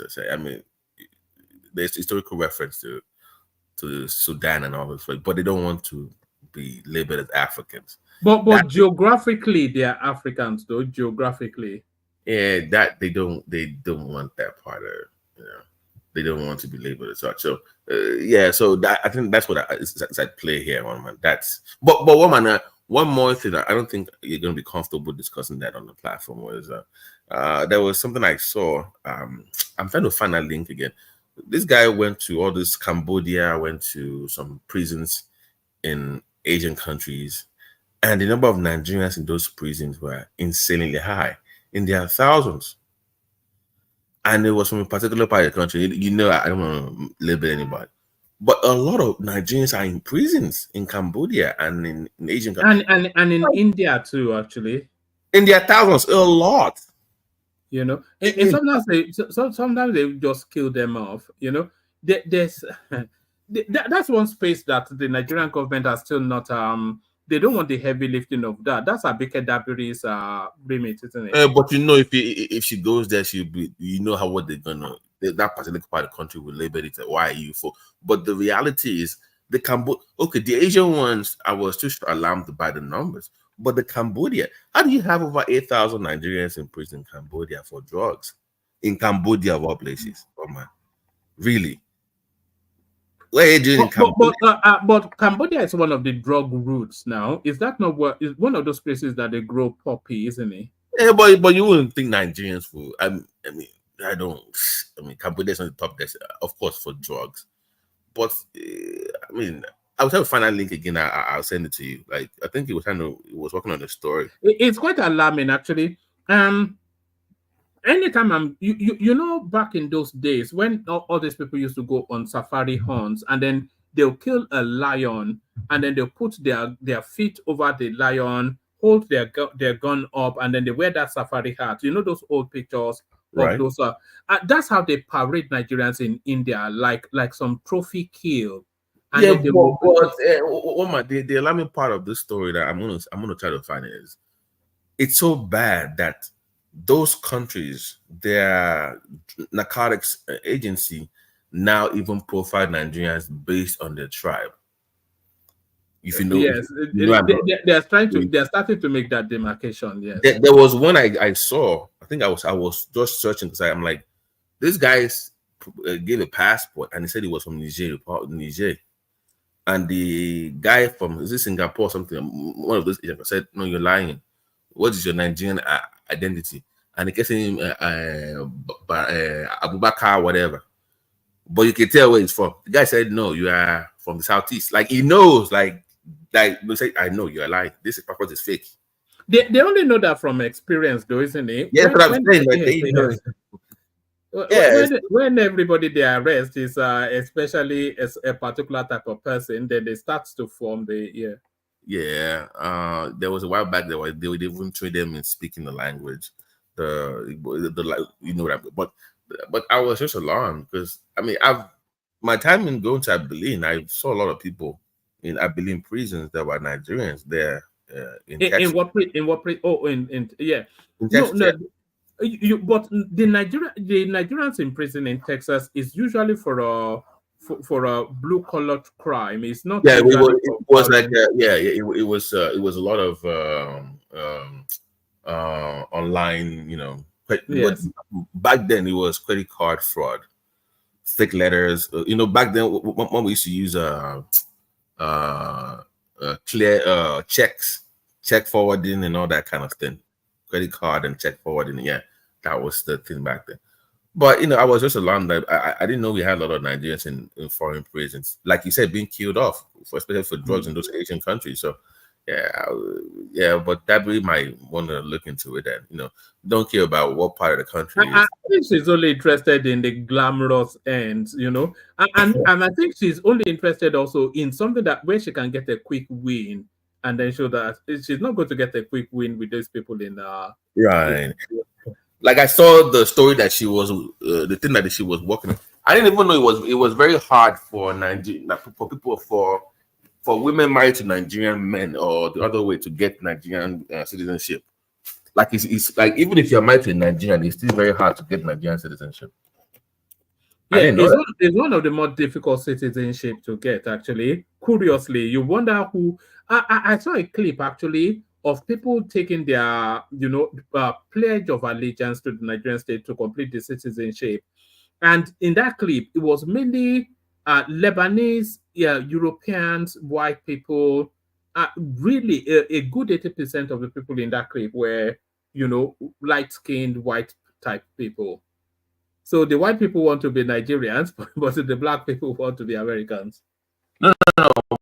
But there's a surge that was based on what I was reading, that they want Nigeria to also introduce the thing that Ghana introduced, like this return back home. Yeah, of return. Yeah, like the way they will grant them And like, I'm not saying we should not relax the immigration laws, but care needs to be taken. Yeah, I don't think we should just open the doors for anybody that claims to be black to just be governed. You don't, but we should set criteria, but not your Billy Bob from the streets, but the professionals, you know. Yeah, because the black Americans want to make that and they hear a lot about Nigeria. They want to come if only they feel that they'll be welcome. Right. I mean, we can start from relaxing the laws for. I mean, if you're married to a Nigerian, that should be like automatic citizenship, right? That will help. And so you can start there, or if you have any business in Nigeria as a black person, or you have business interest, we can start from there. But because somebody did a DNA test, I don't think that is enough to just. I mean, there has to be more to it than just. I mean, that's because we're confident. You don't think the DNA test will be enough? That confers in the indigenship, doesn't it? I mean, I'm saying it's part of the process, not enough. Doesn't mean it's not a contributing factor. So you do a DNA exam. Like, for instance, now, if you have a criminal record in America, like if you're a felon in America, you've been to prison, I don't think we should give you citizenship in Nigeria. Yes, I agree. I agree with that. Yeah. We don't want to riffraff, thugs, and hoodlums. No, we don't want those kind of people. Even though you have the DNA, you see what I'm saying? So that kind of removes the riffraff and standards, you know. Although Kenya seems to be the flavor with black Americans now. Kenya, there's this guy that I follow, Austin Holloman. He travels around the world, but always ends back in Kenya. So yeah, but Kenyans love white women, white men. I don't know what it is with their women. They love them some white men over there. Kenyans and East Africans. Yeah, but a lot of them do actually. I don't actually think it's for the passport. I think it's for the mixed race children. I think they. Oh, okay. So they like that. So I mean, so don't get me wrong. If anybody wants to be Nigerian, I mean, you're welcome. If you're married to Nigerian, that would work. And if people want to come into Africa, I just don't want this. There is this guy, search for Uhuru, he calls himself. I'm not sure if you're aware of him or not. I know. He travels. His favorite is a black American. It's Nigerian, by the way. You know, no, it's Sierra Leonean. It's the point I wanted to make. He hustled for the Nigerian things for so long. Eventually, he got his African citizenship in Sierra Leone. No, he also had, yeah. But my thing is that the reason why I like that kind of individual is because he actually has interest in the spirituality and in the cultural tradition. It takes people to places to this, you know, not because I'm going to be biased to what I believe spiritually. Yeah, he's deep into it actually. So it's more genuine. Sorry, by the way, Babati, let me show you something. Do you know Alaafin Shango? The historical one or what? The historical one. Yes. So this lady joining us on Thursday, Erelu Tunwashe, she's a direct bloodline of Alaafin Shango. That's according to her bio. So she's joining us in 2 days' time. She's going to be talking to us about Ifa Yoruba divination. She's a globally recognized subject matter expert. So yes. So I'm excited for that. So that's on Thursday. Bangbushi family. Is she from Bangbushi family? Well, on Thursday she will tell you all that. But she's a very Bangbushi. There are people that say they are directly descendant of Shango. Bangbushi. You might have because my interaction with Shango used to be in a place called Idiaba.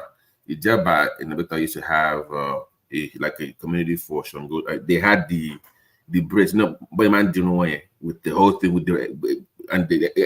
for them it was all red wearing kind of thing. That's what I remember with the Shango. But I never really. But we used to see them. They would do their demonstration with the thunder and everything, and back in the day, so in the early 90s. So that would be interesting to. When is she coming again? She's on Thursday. She's coming on Thursday. Yeah. I was actually thinking of Mike when I was making the arrangements with her. I said, "This is one of Mike's sort of area, and you as well. Yeah, I mean, not to do, but yeah, that would be interesting because I have questions too. You know, if she's from that family, obviously she has more to share with us in regards to the family and the culture and stuff like that. So that would be fascinating. That would be a morning show like the regular time. No, regular time, 10 p.m. A bit like that politician guy we brought 2 days ago. Yes. So these Black Americans making their way back to Nigeria.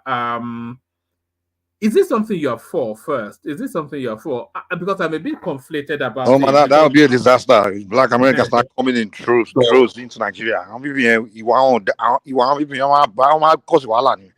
So maybe we can welcome them, but we have to be doing some background checks and bringing some specific. But if you just bring anywhere to hey. So Woma, do you remember when Vice President Kamala Harris went to Cameroon and she was promoting the community? You know the community, right? You know there was a huge fight between the locals and the blacks, and it wasn't because of economics; it was because of the culture. Because they were trying to set up the community club down there, so it was between the community and that. That was really the issue. So there was this huge movement of the L community down there. And that was they trying to influence the locals, and the elders kind of they didn't want that thing to spread across Ghana. That was the issue. And my thing with Nigerians, I don't want that part of the culture. You know, it's all fun to watch it on TV and admire from a distance. But for those that want to connect back home, there's this spiritual angle that they really gravitate towards, right? In most cases that I have seen. They want to, maybe the spiritual awakening or whatever about the culture. I get that part, but the idea of just opening up the floodgates to everyone without any barriers at all because they are Black. Because this is the issue with Black Americans, unfortunately. If you open that door, they have this sense of entitlement. Okay, they'll keep pushing you. It will never be enough. So once you open that floodgates to that, and they show up there in their thousands, they have this sense of entitlement to things. And if you I don't think we can handle that. I don't want it to come to this back and forth with them. So let's just be careful of what there's a sense that they feel we owe them for historical. Right. That you sold them, so you owe them sort of. Right. Yeah, so I don't want, this is my point, woman. If they show up and you say, okay, let's go to Badagry, A, B, C, and D, and you connect with them and blah, blah, blah, then you move on with your life. They want the attention to stay on them. We Nigerians, we can discuss your issue, but we quickly move on to something else. They don't want that. They want it to be on them, that attention to be there on them, so they keep pushing the needle. And Nigerians over time we get tired of that. Do you want Nigeria? Do you want, because there was a time I was in Abuja and I saw a lot of Arab looking people, not even Lebanese, but Arab looking, and I saw a lot of Iranian looking as well. Quite do you want that mix for us to be a multi-ethnic, multicultural sort of a country? I've said it before, one man. The next 20 years, the face of Lagos will be different. I've said it on numerous occasions. People are here discussing Yoruba, Wigwe'S, and in Lagos. In the next 20 to 25 years, there will be, for people that know what I'm talking about now, you will see a lot of other Africans. It used to be West African, now you see East Africans coming in. In about 20 to 25 years, the dynamics of Lagos will be completely different from what it is now. So they said Lagos will be 40 to 50 million in the next 30 years. All the you see what happened in South Africa where all the Black Africans all over, the poor ones start flooding. Once they start seeing opportunity, it's going to happen too, and we all end up getting agitated like South Africa and like, okay, xenophobic, you got to go back.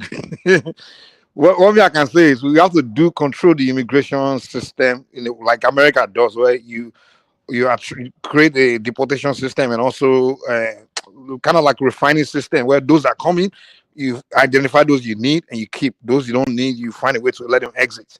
But that's a mistake South Africa made, where they didn't create that kind of system. They just allow both dogs, cats, and monkey and baboon, everything, and the good and the bad and the ugly all flood in. And then they were like, okay, what is this?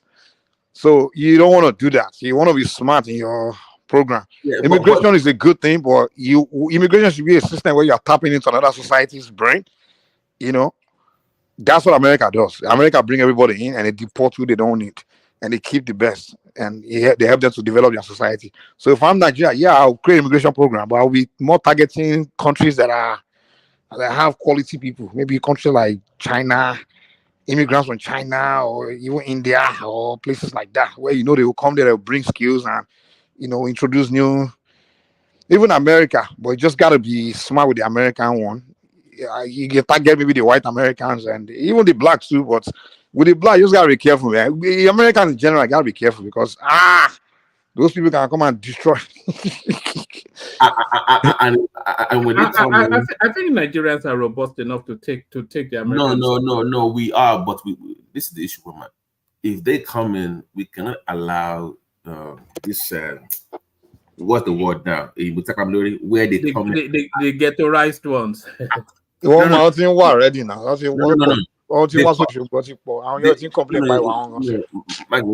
I'm saying where they come in rich, but they said this segregation of them from the Nigerians, where they had their own community, which white people live in this area, and so no, you can't allow that. If they can't mix the population, you don't want to have the session where it's them versus other people.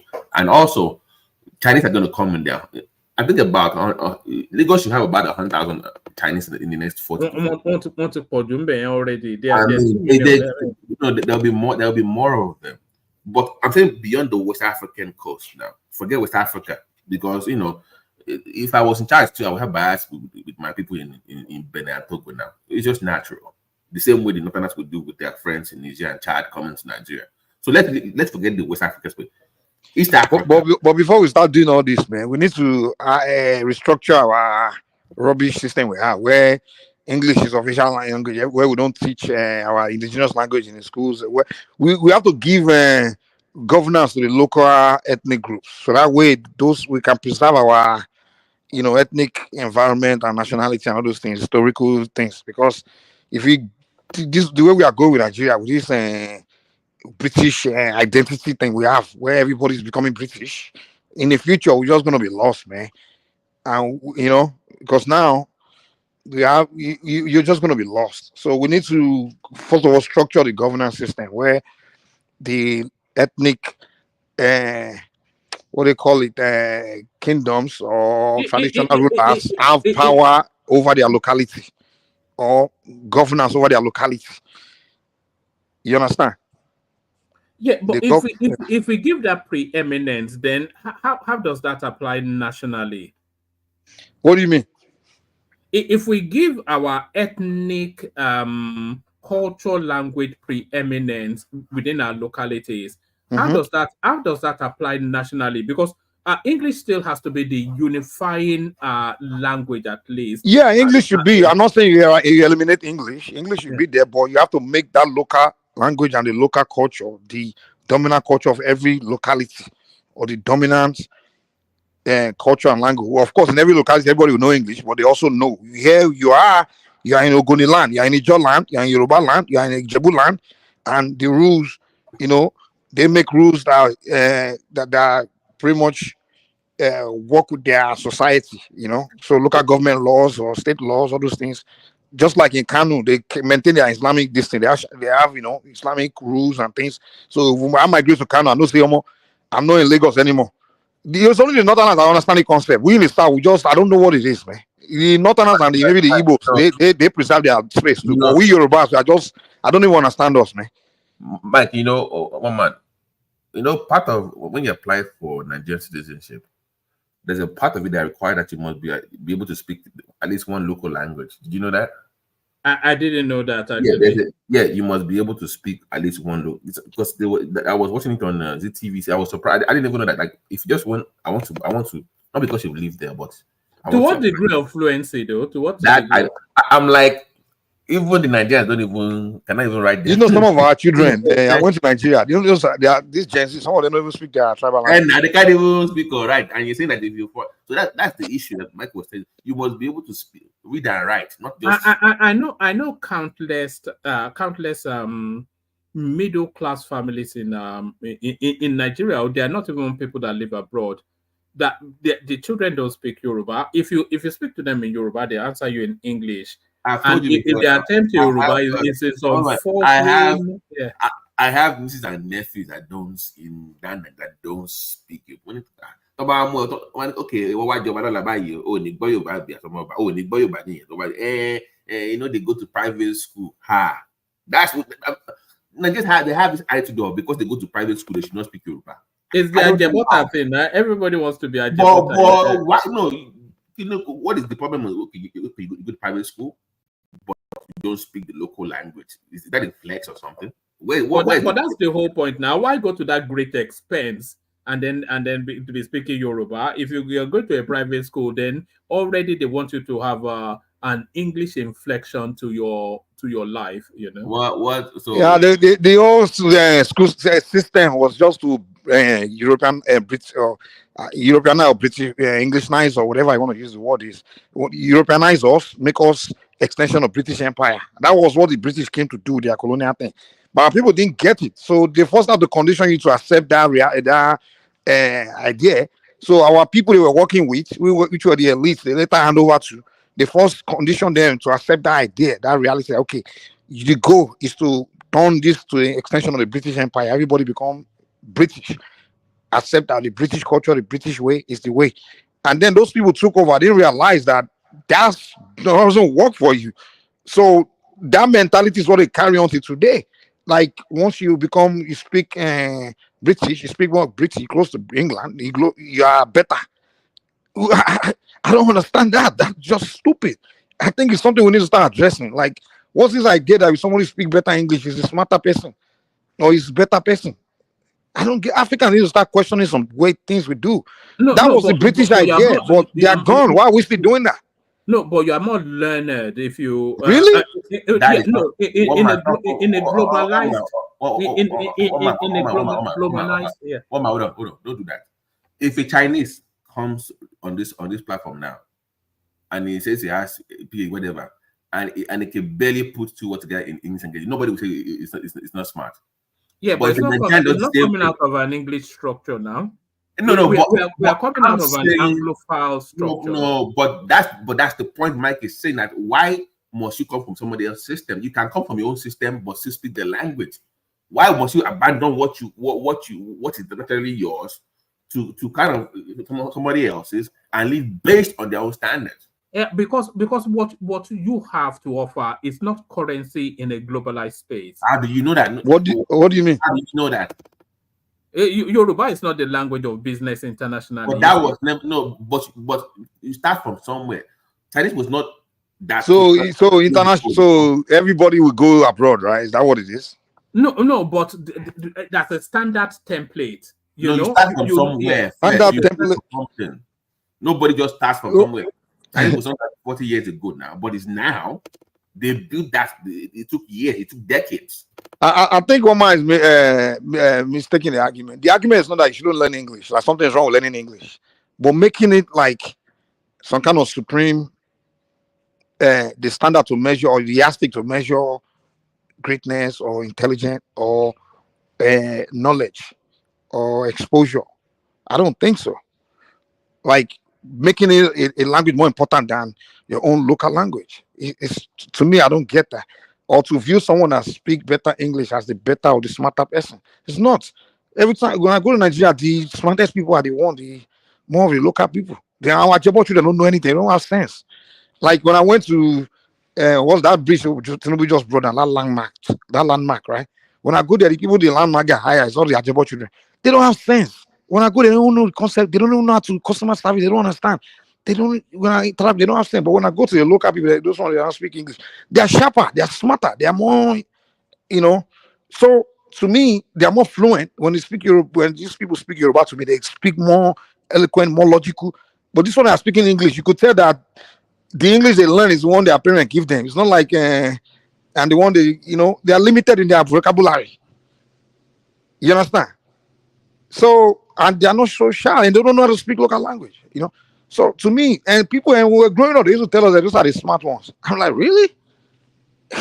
Because I remember when I used to move around Lagos, whenever I'm in Mushin or the AJ, the children, they are going sharp. When I go to all these VI, all the Amo Ajeboy, you might notice they are slow. They don't know too much, man. They just, the only thing they're exposed to television and maybe toys from abroad. I think you are conflating street smart with sharp.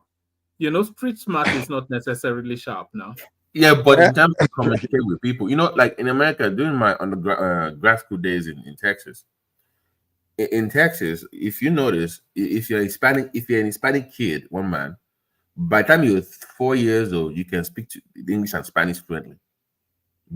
If you're Indian or Thai or anybody, they can speak English and Chinese fluently. Or that's the thing. The bilingual. So there's not this idea of if you learn Yoruba language or you can write it's going to mess up your accent. First of all, what accent? What accent? Babati, you know what's so funny? You don't think accent is a currency? No, but not at 3 years old. Yeah, 4 or 5 years old discussing accent. Having the right accent in Nigeria is almost equivalent to a degree in itself. What are you talking about? 5 years old? Accent? A degree in what, woman? A degree in accent. A degree in anything. Look at everybody on television now. So you can't be well spoken. Always all these accent affectations. So you can't be well. So you can't be well spoken and simply. That's your point. Not in the conk, heavy laden Yoruba accent. No, now. Have you heard those? When people talk, is it the point they are making that you listen to, or is it the? The most beautiful? Because have you heard a man? It's the accent that carries the authority. No, it's not. No, when someone is talking to me and they don't make sense, they automatically irritate me. And one person that when I listen to all these shows, someone like Jagun, when that guy talk, I'm like, okay, what is this guy saying? He doesn't land any point, but he speak the most fluent, like he was talking English, back. And the guy always irritate me, and he speak very good English, but doesn't make points. So I'm not that person that just fall for how you sound. I want to hear your logic.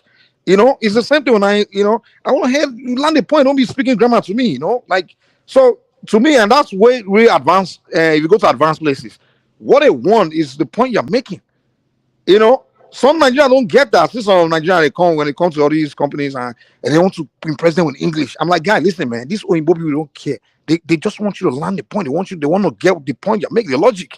They don't care about your trying to put what some of them would be dragging what they're trying to say by trying to look for the best English word and trying to I say, guy, just speak, think of what you're saying and make that point, and they will celebrate you.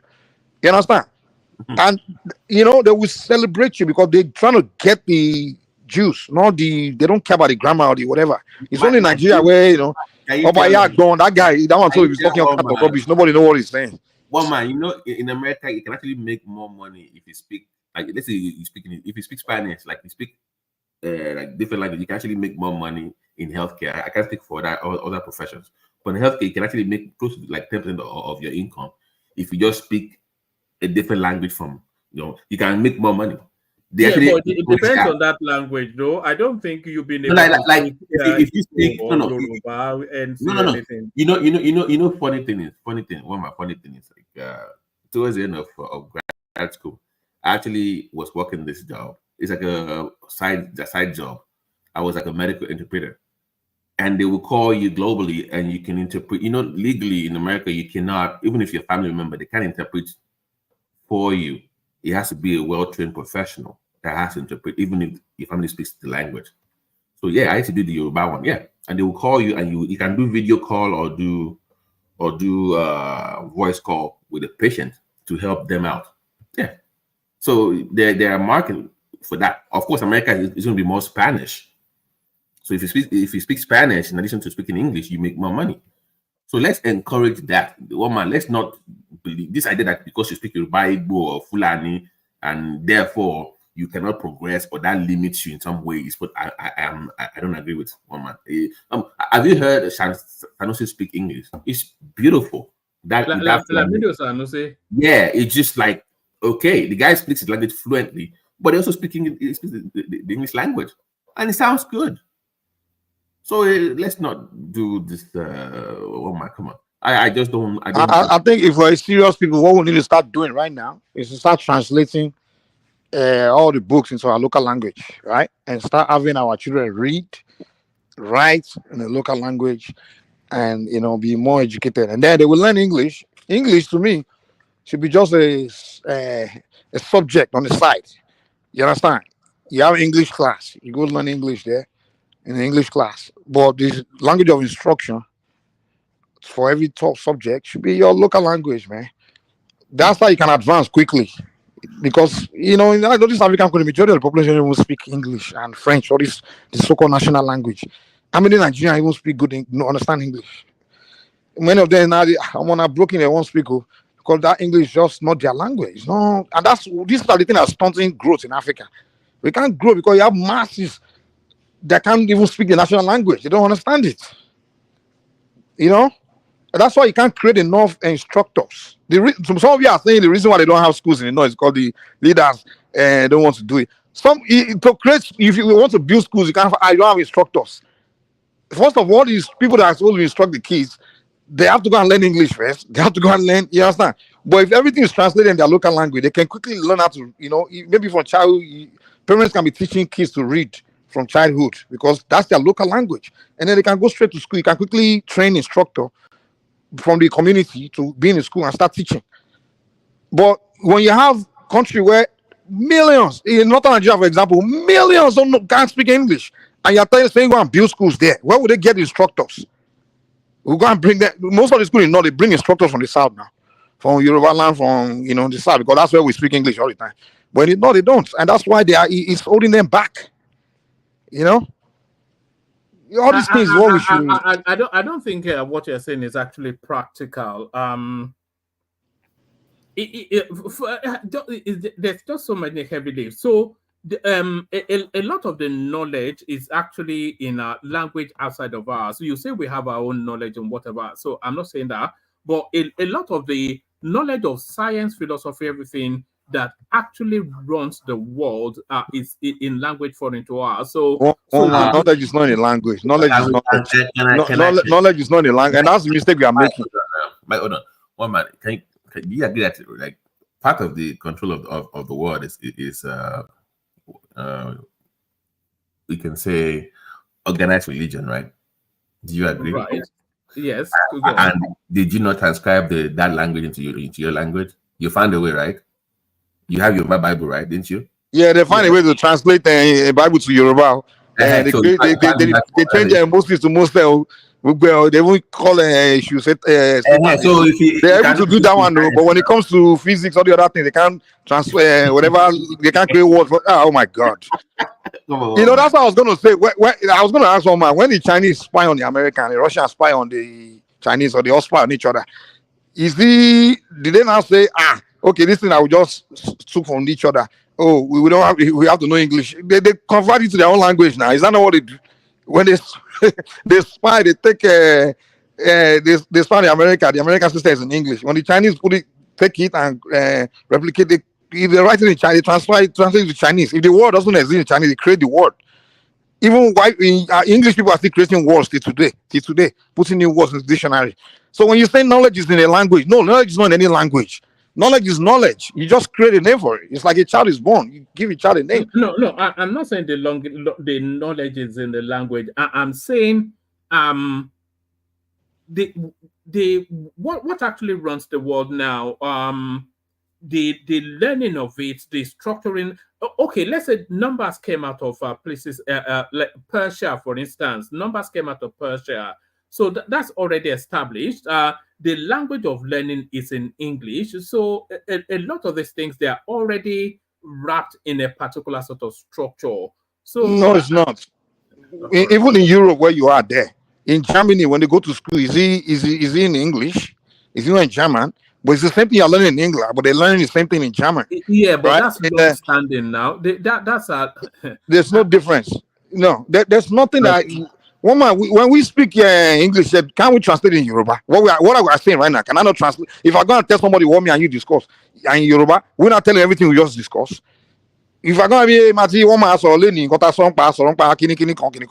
can. So what is the goddamn? It's just language. It's just So woman, there was a while back we had this discussion, like very in depth. I think maybe you still remember, and I was bringing out research studies across Africa. I think I focused on Uganda and Kenya, discussing the language of instruction, right? Do you remember, one man? Yes, that was a few months ago, yeah. Right. And I was talking about how you can pretty much triple when it comes to including improving cognitive function of kids. If that language is their own local dialect, because there's continuity from home to school and vice versa. So that's a component of learning. Even among the kids, when they go home, they can part of their interaction can be things they get from in school, right? Learning should not stop once you leave school. In a classroom. In that kind of situation, it stops once they leave school. It doesn't. If you notice in America, when the kids when they leave school, they come home when they start having conversation about subjects from school, right? Because the language is the same language they come home to speak. So what's in their mind is what they speak to each other. But in Nigeria, how often do you go home after you left school, where they speak grammar, where half of you didn't even understand, and you go back to your neighborhood where you start speaking Yoruba and Pidgin, and you begin to talk about what teacher spoke to you about in school, because they said, you just so they it's a problem. Or even talk to your parents. They say, I feel they will ignore you. That's the culture now. So that's the problem, man. So there's that part of it that we should not ignore too. So, woman, I hope you get the message. I don't have to push back. No, I get it, but I don't agree with it somewhat, because the language of learning is English globally. So I'm globally, that statement is even wrong. How many countries in the world are they learning in English? Well, most important countries are. That's not true. The entire Americas, the entire Americas, they are learning in Spanish. It's only United States and Canada. The rest of them, all the countries, is Spanish.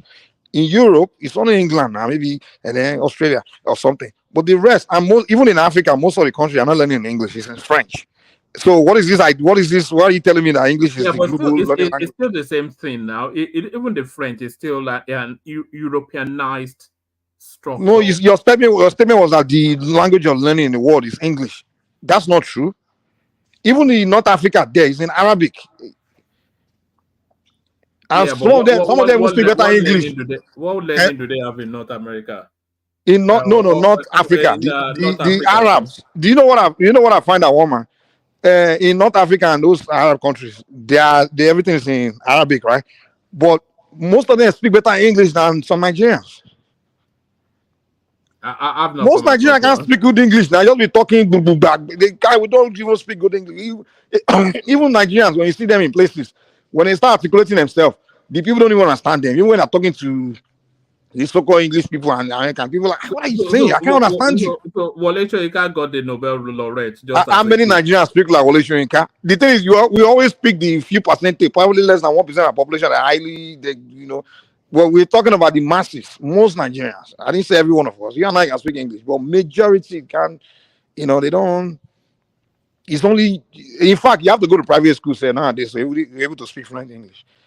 Yeah, otherwise, if you go to local school, you get out of there. It's Pidgin I will speak very well. It's Pidgin. I think the structure is right that people defer to people who speak English, because in Nigeria, because that shows that you have some sort of learning, and it shows that you have value over and above an indigenous person, because that indigenous person is localized to that space.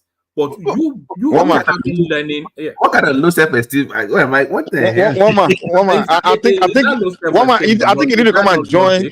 You need to come and join the traditional people. When you join us, right, you begin to be proud of being a Yoruba. No. I'm telling you that when these foreigners, when these Oyinbos come to Africa, the people they want to go around are the indigenous people. They don't need to learn anything from you that are speaking grammar. They don't even see you as someone that hold any value, that have anything to offer them. By the way, they don't. One man, if me and you go to Brazil today, who is going to guide them to those indigenous people? Can I ask a question? No. If you come to wait, let me say this. One man, if you go to Oyo today. Hold on. Just hold on. Who is going to be the conduit between that Onyobo person and that indigenous experience that they want? Who is going to be the conduit? Maybe first of all, well, maybe indigenous people that don't speak English at all, maybe they can use it to translate or something, but they still don't value you as anything that someone that has anything to offer. Now I'm telling you, if you go to Nigeria today, when these Europeans or whites and all of them Spanish come to Nigeria, what you won't see them. Where you see them is in Oyo. If you go to Osogbo, you see them the rural part. That's where they are. They interact with the rural people because they know those people have actually the native knowledge. Not indigenous. They are coming for to learn something. They know that the indigenous people are the one that have the knowledge that they don't have. They know that you in the Lagos and all this place don't have anything to offer them. That's why they ignore you. They don't even greet you. They walk past you. But when they come to places like Osogbo or Ibadan, they go to the traditional people, like, because they want to learn their whatever customs and things, because that's the knowledge that Europeans don't have. Those are the people that have value and respect. Not you guys. Can I provide a question? Woman, serious question. Is it possible to be Yoruba? Can you interpret the spirituality from a Yoruba? Like, can you be Yoruba and not? Nah, to me, you are not. Everyone defines Yoruba differently. And not what? Sorry. What? And not. No, you know how people try to separate the spiritual aspect of being Yoruba to the so-called culture, where they say, "Well, I'm Yoruba, but I don't subscribe to the spiritual elements, like the Ifa worship, for instance, the worship of nature itself." So you're speaking to three different spaces there, BT. So you're speaking to culture, and then you're speaking to religion, and then you're speaking to a westernized space. So if a westernized Yoruba person can still be culturally proud without wanting to adhere to the nativist deity. But I can't be culturally proud when you don't. But the core of that culture itself leans towards its spirituality, because without its spirituality, there's no culture in the Yoruba part thing. That's what I'm trying to say. The culture itself. So this attempt to separate the two is what I'm only asking you. It's impossible now. You only get lost. If the very core essence of the Yoruba culture itself leads to its spirituality. I wouldn't go that far. And I think if you want to go all the way back, I'm only asking you, okay? I'm only asking your opinion. No. It's a very interesting sort of intellectual maze. But if you want to go back in any culture, which culture does not revert back to spirituality? You know, even in England, it's a Church of England based something, and their structures, their legal structures, which then forms the society, is all based around biblical principles and all. So every culture reverts to that, but the adaptation of that spirituality is quite distinct and different from the adaptation of the culture. And a lot of Yoruba people, they are proudly Yoruba culturally, but distant somewhat from spirituality. Okay, the part of. So they kind of come from, okay, I see your point. Can you not distinguish between is there not a distinction between the two? No, the cultural and... No, the thing is a lot. No, which I think I see where you're coming. A lot of our culture, like things that we do, the origin of it, is what some of us don't know, the origin of it and the purpose of it. There are some things we say in Yoruba, there are some things they say we have to do, that we do, that the origin of it goes back to our spirituality. You understand? We're taught to us by our deities. Many of the Yoruba culture, tradition, even language, many words we use, we don't even know. If I ask one man now, Eniyan, what's the meaning? What's the meaning of Eniyan? It means person.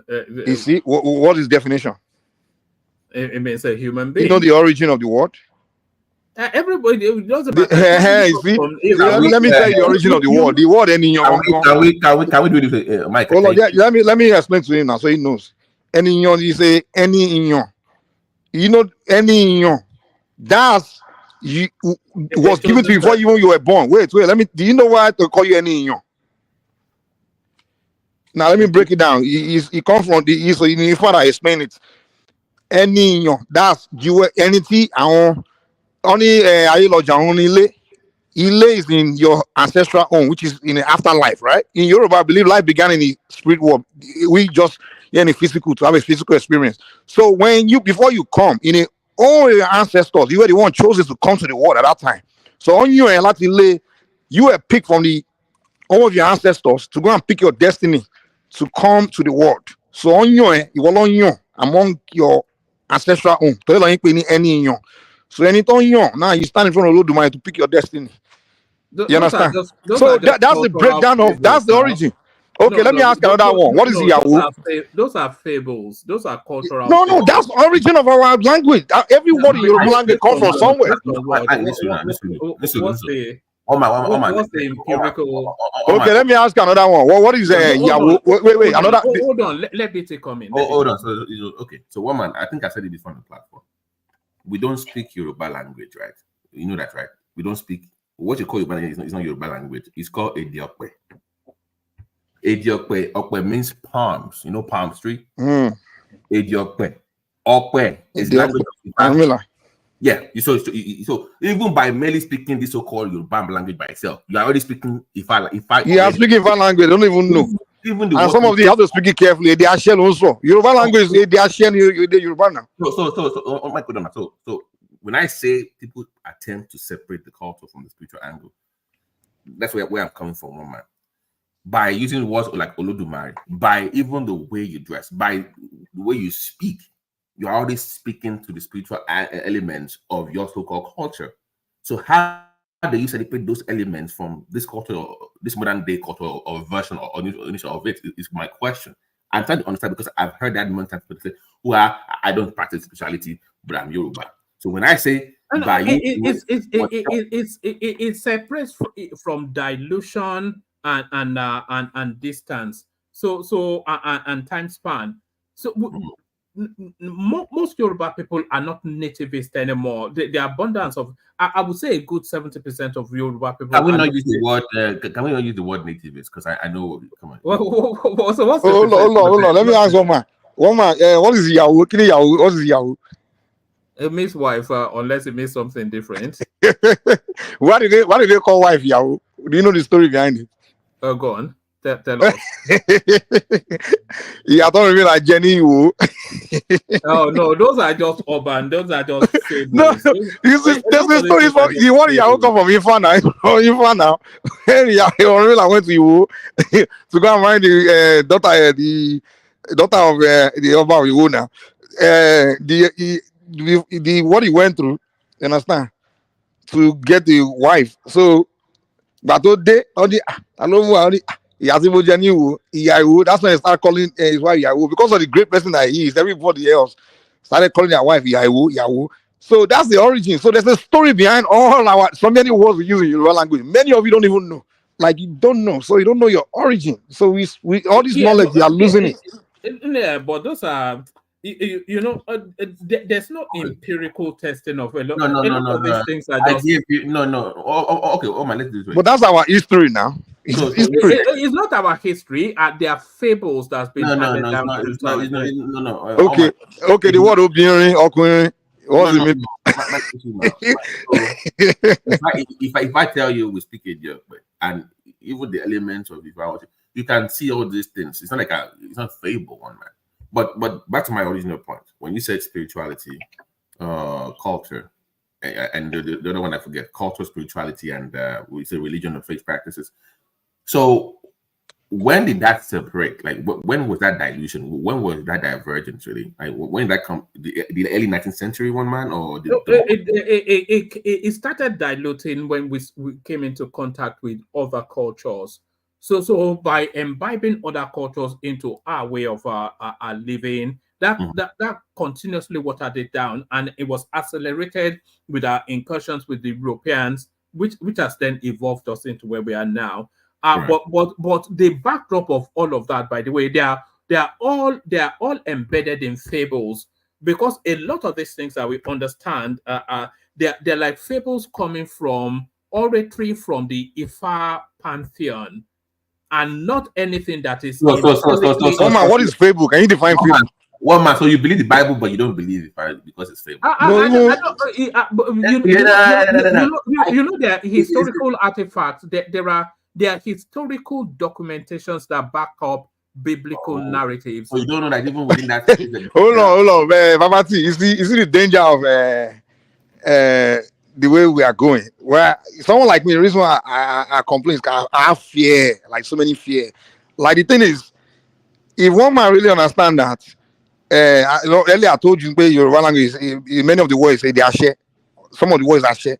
Now, the metaphysics part of it is that most of these things is power. They make things happen. The spoken word. You understand? Or things we say can make things start happening. We can be cursing our environment, cursing ourselves, and not even know. You understand? And the more they start to break down most of these things to you, this knowledge. I'm telling you, you may not believe it, but I'm telling you that the root. It's not anything peculiar, or it's cause and effect. What you're talking about is cause. Yeah, it's. I think you need to spend more time around traditional people when they begin to tell you something about you. That even yourself, how did you know? You can be around traditional people and they'll tell you that there's something you are saying that's causing you to be having a problem you have in your life. And they yes, but that's not even unique or peculiar. They have shamans in every culture, so it's not one mistake we are making. We keep comparing ourselves to all these other societies, and that's one of the biggest mistakes we are making. The way God created your environment is different from what you put in your environment is different from what you put in your own environment. Because they do some things in America or in Europe doesn't mean you can do it in Africa. You can be self-destructive because a European can do certain things doesn't mean you can be doing it. That's the way we are all created. Yes, I know. Nobody's disagreeing with that. But what I am saying is these divinations, all this there's nothing unique or peculiar about the Ifa structures or the. Really? Oh no, hold on, just hold on. Hear it, then disagree with it. It's not unique or peculiar. It's only unique and peculiar to us, but it's not novel to the human experience. As you have it in Nigeria, you have it amongst the shamans in the Amazons. You have it even in the Arab culture. You have it in every culture has this. Well, it's not the same. It's not the same. But so what do you mean it's not peculiar? It's not the same. That it's peculiar then. No. Wait, let one man land. Let one man land, Rico. Let me just make this final point. What we're talking about is the portal between spiritualism, ancestral worship, fable telling, and historical backdrops. So that's essentially the spectrum of it. And that spectrum, even though it's unique to our experience as Yoruba people, given the peculiarities of our space, it's also unique to other peculiarities as well, which makes it not a novelty. It's peculiar to us in the way that we manifest it, but it's not a unique human experience. That's the point I wanted to make. You are contradicting yourself. You say it's peculiar to us, and you say it's not peculiar to us. And you say it's not unique to us. If it's peculiar to us, it's unique to us. It's not our. You can say they have their own, right? No. Which is different from ours. It's just different. No, you're saying that the version that you practice is what is peculiar to you. Not that we don't. But here's my okay. The version of what? Can we say of shamanism and shamanism? What is shamanism? What is it? Define it. It's completely different. Definitely, if it defines shamanism, it's completely different from where we define. It's the same set of principles. It's not the same set of principles. Hold on. I already. That's why I said you have to listen. We are talking about spiritualism. We're talking about deity worship. We're talking about ancestral worship. We're talking about mystifying environment for solutions. All of those things. Understanding the leaves, understanding the wind, understanding the birds, and having that spiritual link to a different realm. So that's essentially the wrap of it. And that wrap of it, even though we manifest it peculiarly to our own understanding, it's not a unique, universal. It's not unique universally because it has expression similarly in other climes as well. And that's what I'm saying. But ours is unique universally. Unique to I've all, studied. not related. Oh God. Woman, I've gone out to the world to really examine and study what they have out there, and then I can categorically tell you that wars in our land is completely unique to the rest. You guys just like to people will use words like, "Oh, you guys are doing paganism." I'm like, no, we don't. I studied their pagan stuff in Europe. It's different from ours. It's different. What they do there is different. People just put it together like, no, it's different. It's not the same. Okay. And that's one of the biggest mistakes people make when they use European terminologies to describe things in our own space. I'm like, no, you can't bring this thing does not exist in Europe at all. There's some things that just doesn't exist outside of Africa. Does not. Can we? I think I disagree, but we move on. Maybe you need to learn. You need to study more. I think I know enough. No. Really? Hold on, Mike. Can we establish one fact tonight before we move on? So that way we don't waste our time with one man. Let's moving forward. One man is not from your life. He's a British man. Let's just that's a fact now. All right. Let's just move on from that. So there's somebody that actually agrees with me, and his name is Paddy. He has no. One man. From now on, you're a British man discussing Nigerian Yoruba issue. You're not from your life anymore. Let's just that's all right. Let's ask Paddy. Paddy, who is the foreigner in this? Am I talking rubbish, or did they not? Like the foreigner? You're not, one man. Thank you, Paddy. I know you would agree with me. Oh God, yeah. Are you there to collect where is your guy from Delta today to argue? Yeah, Aizon. I saw Aizon. He was teaching him that he couldn't even let him speak. Oh, that is on. I mean, for Aizon, that's 1 month. How will I put it? I'll put that blame on one man. You know how one man gives people different names. You know, he will call Chama the elegant Chama, the majestic Emeka, the father of the brand Talekoko. I guess Aizon is craving for his own adjective. That's why he was trying to argue a point that he did not need to argue yesterday. Yeah, it's happening water from the creek. You know, he gets emotional if you bring that part of the Nigeria. It just gets round up easily. Yeah, you know, it's a very passionate South guy. He does it a bit like War Peace. Actually, you only have to even breathe in the direction of Benin, and he comes running at you. But Paddy, you this is your space. This divination. How can it be unique or peculiar? It's a human experience. We manifest it in the way we manifest it, but it's not anything peculiar. It's not unique. Out of no, you're not. Yeah. No, you're not. And I think you're right when you clearly say, you know, shamanism, you know, that shaman act, that act of having, and even the Abramovic religion already has that pastor, divine pastor or prophet who will intercede between you and, you know, and the divine God, and that's what Ifa is. So there's going to be like an Ifa priest who's going to be like that divine bridge or contact between humans and spiritual. So that concept itself. They are comparing if I priest with pastor. It's now for you. The concept. And here's the thing. This is why one man was right when he said street credibility is derived from actual intelligence. Right. So I'm not speaking to the exactness of it and say, an Ifa priest is exactly a pastor, but the concept of it, and that's what one man is saying. That concept is not unique to humanity. Even for the Hausas, they had Bori. Bori is almost exactly like Ifa. That's because the Hausas don't practice Bori anymore. Even the people of the Nok era had something very similar that they too had to use. Of course, Ifa people should probably use they use cowries, they use maybe okpele. Sometimes they use sticks as they've evolved. There are also people as well. So if you go to even the Manians, they came, you know, they have different ways where they too pour things on the floor that they will count. Of course, the divination is different. The things you say is different. The way they count their number, the number system is different. But that concept is not unique to us. So whilst the Yorubas practice their spirituality, how they get stuff from God, very many other religions around the world to have ways where they contact their own divine God, and it works for them. And I think that's more like the crux of what one man is saying. So when you say, as Yoruba people, We have a way where we can intercede with our own divinity or with our own spirituality, or we take our own ori. There are very many people who also have the very same thing as well. And the fact that there are historical evidence of people who have done far much more advanced developments with their own acts than even we've done. Hold on, please. Because I actually we're even babies in spirituality. Exactly. If you compare with the Indians, the moment we tested Islam, come on now. You know you're the front end platform.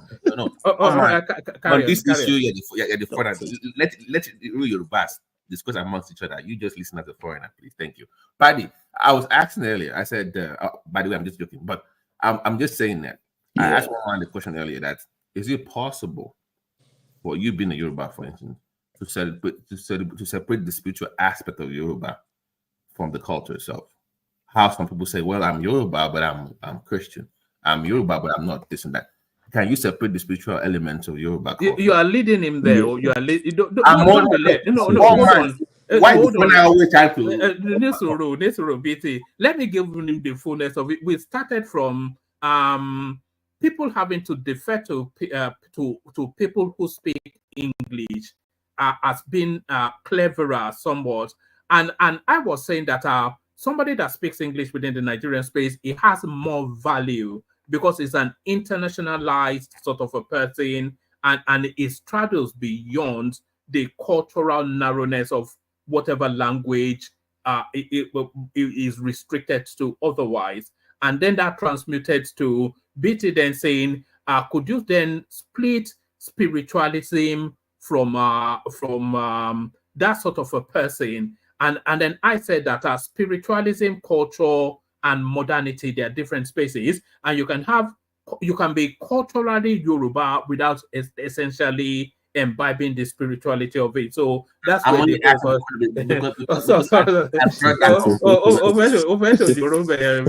No, one man, you're a terrible judge, by the way. I can leave this on, but go ahead, Paddy.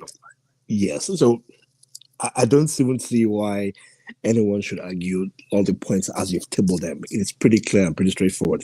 And yes, you can culturally be something, and you can also spiritually be a different. No, I am not loving this. No. I am not loving this Paddy one-man alliance. I'm not. No. What is going on? But BT, right, hold on. It's the truth, right? You can live in England, be born in England, right, and choose not to be Christian, or you can also live in Rome, born in Rome, and choose not to be Catholic. So that's not even very difficult for us to understand. We have very many people who were born in Yoruba land, grew up in Yoruba, eat fine, dine with Yoruba, and choose not to have our spirituality. An example is this very young boy that's Portuguese that lives in the palace of Alafi. He speaks Portuguese, he speaks Yoruba, but whatever religion he chooses to practice is definitely not Isheshe. Now, so it doesn't mean that he's cursing it. It just means that his faith. So remember, as we are born as people, right, we almost, even though we might have that spirituality in our DNA, but because it's what's been imbibed in us, you can easily delineate yourself from that spiritual act and still be culturally, because culturality is more of a social norm that you practice day to day. So kneel down if you're a lady, prostrate if you're a gentleman, use air for adults. Those are like everyday nuances. The spirituality, and also again, because even our spirituality as Yoruba is not even monotonous. We have very many vast aspects of spiritualities. There are people who worship Shango, there are people who worship Oshun, the Oya, and all of them can separate themselves. In the same way, we have homes where, look at people of Ilorin. People of Ilorin are very Yoruba, but they are vastly Muslims. Does it take away their Yorubaness? Absolutely not. Yeah, it took it away. I don't see them and consider it Yoruba. I'm not that person that walk around saying, yeah, Yoruba. What's that? No, I don't believe that. We are this man. I don't see you as Yoruba. So that means what you are saying now. You can Yoruba an alliance for you to be Yoruba, you must be a traditionalist. Then that's do you know that somebody from there's a black American that practice Sheshi. Yes. Does that make I relate to that person as a Yoruba and I relate to most of you guys. So someone from Cuba. Those are Yoruba people. So yes, so they practice the religion but they're not culturally Yorubas. And that's what you're doing here is actually even more dangerous to Yoruba. So because you can't narrow what Is it possible for somebody that grew up in Cuba to be culturally Yoruba now? Yes. It's you know, so you shouldn't even narrow down what it means to be Yoruba to religion or spirituality. So if I grew up culturally Yoruba, it's possible. Yes. I mean, in Togo, people are culturally Yoruba, but yes, we span across that. So I wouldn't say if you understand that part of that culture. So I wouldn't necessarily agree with you that you have to be on what is now Nigeria to be culturally Yoruba. That's not entirely true. So you can't be in another country. But Togo is Yoruba land now. No, because it's foreign soil, because of we're now kind of in okay, wait. So BT here again. Yoruba is not spirituality in isolation. Yoruba encompasses an ethnic way of life. So there's culture in there, there's mannerism in there, there's a spirituality. That's why Paddy, I'm not really trying to. I have my own position. Yes. The reason why I asked is because I've heard this from so many people. That's what that they don't agree that you necessarily have to practice or subscribe to the belief of Ifa worship or traditional belief to be considered a Yoruba person. That is more than that. Yes, but so, right. I'm not really debating you now. It's not like I'm debating. I've heard that from so many people. So I'm trying to understand why. What's the truth? Should I tell you why? So okay, so and I'll argue this. I'll point this to you. There's no part of the Yoruba culture as you're born and raised that you must be grown and trained the Ifa way. There's no child who's born and start telling you from your cradle, this is Akbaleo, this is what you said, this is how you said that, this is one. They don't do that. Yoruba. We have always had dedicated people that we go to for that particular purpose, and that cuts across the entirety of Yoruba. So even people from Cuba, people from Brazil will come to Osun or Oshogbo festival. They come and then they go to meet the priest. So because we have unique people that we've identified as the priest or the Igbákejì Orishas. I think I know what he's saying. I tend to want to agree to some degree. Yes, not everybody that will become a priest. Of course not. Yes, yeah. But everybody's got to have a connection to the divinities. If you don't, then you're on your own. So even Paddy, even this Yoruba culture that we venerate so much, is an amalgamation of so many other. Exactly. It's a hybrid culture. It's a hybrid. I don't know. The foreigners be removed from the platform. Can you please remove the foreigner, please? Because it's No, guys. See, here's the thing, right? I mean, this is something that we all know. All of us know that Yoruba is a very hybrid culture. Huh? Right? Yes. Yoruba is a hybrid of Ife, of Nupe, remove the Nupe from Yoruba and you lose 40%. From Bariba, from Bogu, made into what we have today as Yoruba. According to what? According to history, even Ibadan, even Ekiti, all those tribes itself. But according to Walmart, because it wasn't documented, so we can't really. I mean, do you know that? So do you know that? No.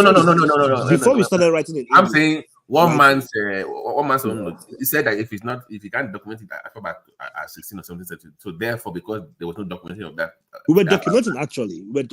That far back when you started having all this melting pot, like as I usually would say. So we haven't documenting at that time. We're documenting. No, we're actually documenting. Not 16th century. Yes, we were. 16th century. Yes, we're documenting in Ajami. No, we're documenting Ajami.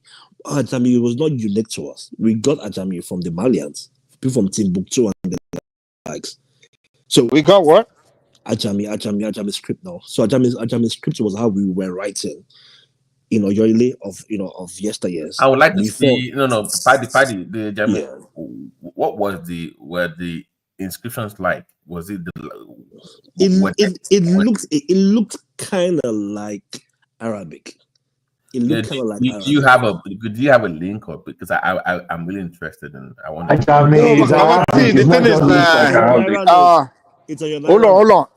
How far back we've existed for thousands of years. But the one we are talking about, of course, we now kind of like. Hold on, wait. Kind of like today. Not as Yoruba people, or we've not. Hold on now, hold on. First of all, this idea of Yoruba people say, I don't even. But me, I'm going back to like. Well, hold on. Let's say this. We have to understand that we have different eras and periods where things came in and things like that. And of course, you guys have a point when you're saying, oh, some things came in and things like that. Just like right now, we have the British can introduce some new things to us, English, whatever. Maybe 100 years from now, we abandon English, but English will still kind of be mixed with things we do because of that experience we've had. But we are talking about the original one, which is Kosuna, which is the Ifa one. That goes back to the beginning of time. Even before time. Most of the knowledge is even before time. I'm talking about the knowledge Ifa talk about before creation. Our existence before even creation. You understand? So you can't come here and tell me that Ifa thing is some mixture of some bullcraft from this and that and that. Are you kidding me? Some sacred information that you can't tamper with. If I don't, do I think Kulata wanted to come in there. I'm too hungry for this topic, but you guys continue.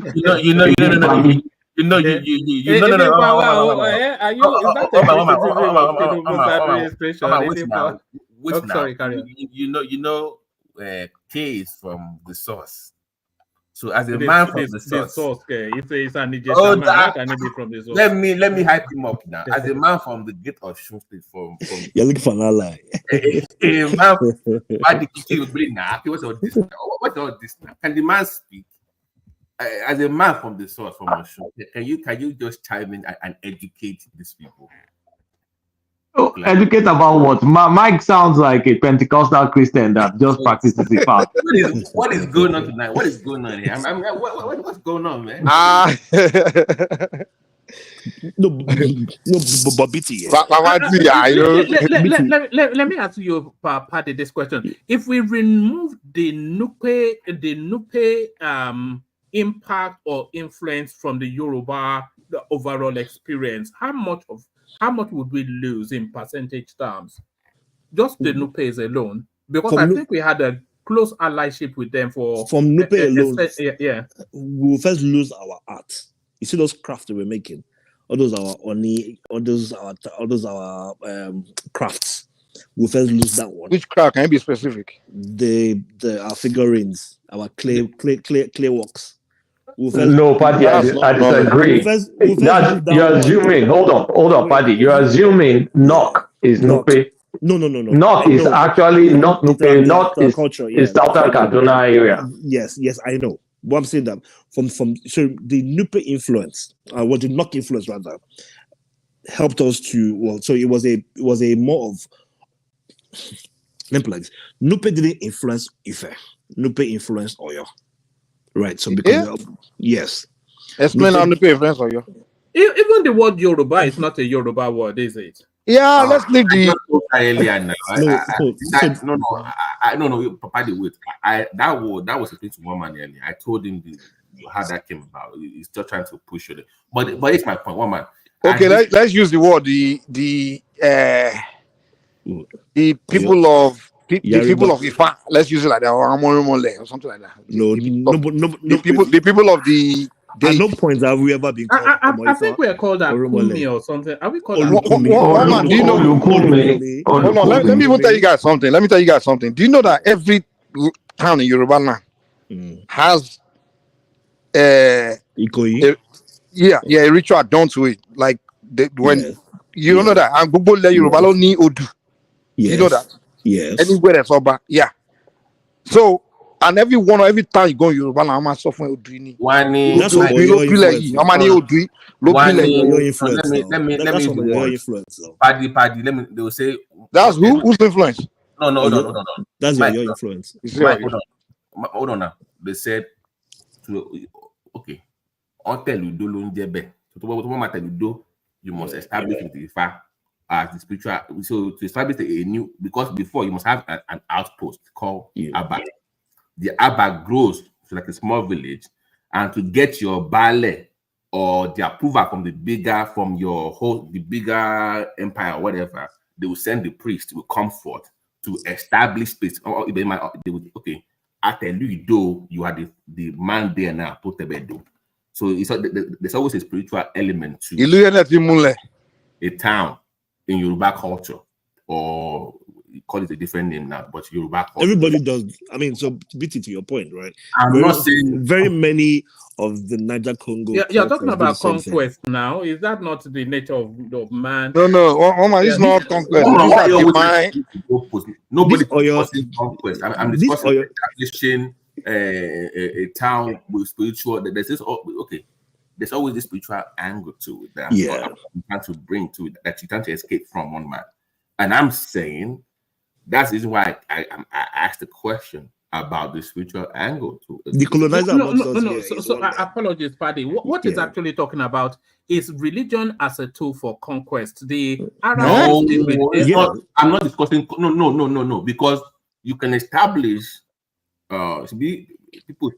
Okay, for instance, now people are out there. What they do, it wasn't because of conquest. Now, if I just said, okay, go to that bar, this is where you're going to be, and blah blah blah, based on this definition, and that was conquest. It wasn't. It wasn't. Well, you can say the people there willingly acceded. No. Okay,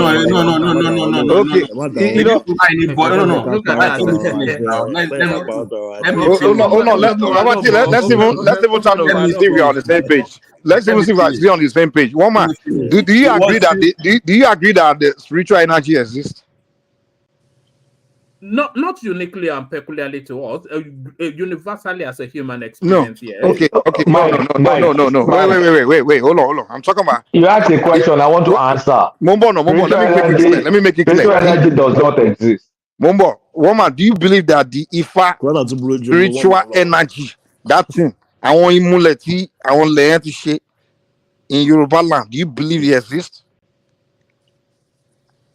I believe a lot of these things exist in the fables, in the narratives. Right. So you're saying it doesn't exist? And let me tell you this: where you can leave it, you can take it or leave it. Mm-hmm. That space is soft. There's a lot of spiritual energy fighting that space. That space. I can even say the whole Africa self. Until you guys arrange and address it. I'm telling you, man, that place will be continue to be backward. Mike. And I'm telling you, you can't talk to any person, any people that actually have this knowledge, they will tell you. Okay, so tell me what makes Africa unique from every other continent. Even the whole world will tell you Africa is unique. There's one reason. I'm asking you, in what way? If you don't know that Africa is unique, give me from your lens. Because my lens. That land is a spiritual land. That's one. Okay. Africa is a spiritual land. That's one. And many evidence. Sorry, they say the same thing about India as well. Exactly. No. We are uniquely spiritual. We are very unique. It's the land of the gods. There's the reason. India. Even the tip of Africa, there's the reason why you see the pyramids there. You see. Mike, apologies. Hold on. Let me tell you why it's unique. Let me tell you why it's unique. Mike. Let me make my statement. There's nothing. Just hold on. There's nothing uniquely spiritual about Africa. The same way you go to Native Americans that they found here, they too had their own worship. They too thought they were special. They had all sorts of things. Your European master will tell you that Africa is the motherland. Is the origin. Your European ancestors will tell you that. It's origin because of. Even your European ancestors will tell you that their Bible stories originate from Africa. Everything goes from Africa. Hold on, Mike. You are talking about Darwinism. No, I'm not talking about any wisdom. I'm just telling you that even your European master will tell you that Africa is the mother continent. No.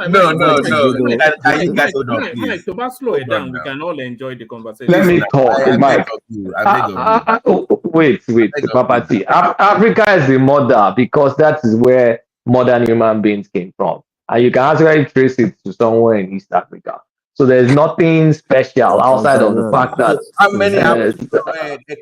outside of the fact that Garden of Eden happens to be here. Wait. So how many wait now. So how many apple of God's eyes do we now have now? I thought everybody was special. They say it's not even you people. How many apples do we have now? How many apples of God's eyes do we have? Because It's the everybody Hebrews, apple of God. Who told you Kulata, that? let me correct you. The origin is in Nigeria, if you don't know. It's not in East Africa. Origin Okay, Mike, the origin is in Ileife. I grew up in Ileife. I'm with The origin, there's the reason why Nigeria is always seen as a special place. It's the energy. It's the energy coming from that place. That's the reason. That's the reason why Nigerians are looked at as some kind of different kind of Africans. Congo has you have energy, but you don't have like than any country in the world. Congo has more resources than every country. If there's any place that should be blessed, it should be Congo. That's not the argument there. I'm just saying. And also, sorry, Paddy, what Mike was saying there, that Nigeria is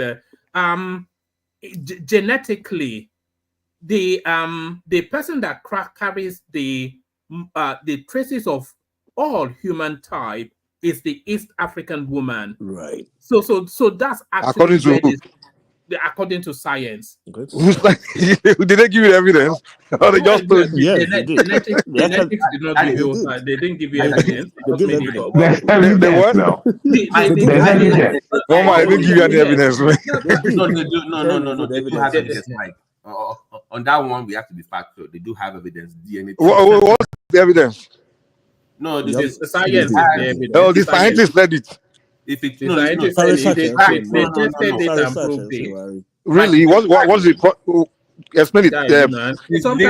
One man. Yeah. I believe in science and I believe in proofs, but there are a lot of fallacy scientists put out there. Yes, okay, it's fallacy. It's not. That means that she's wait now. That means she's the only person on earth that DNA that is linked to everybody.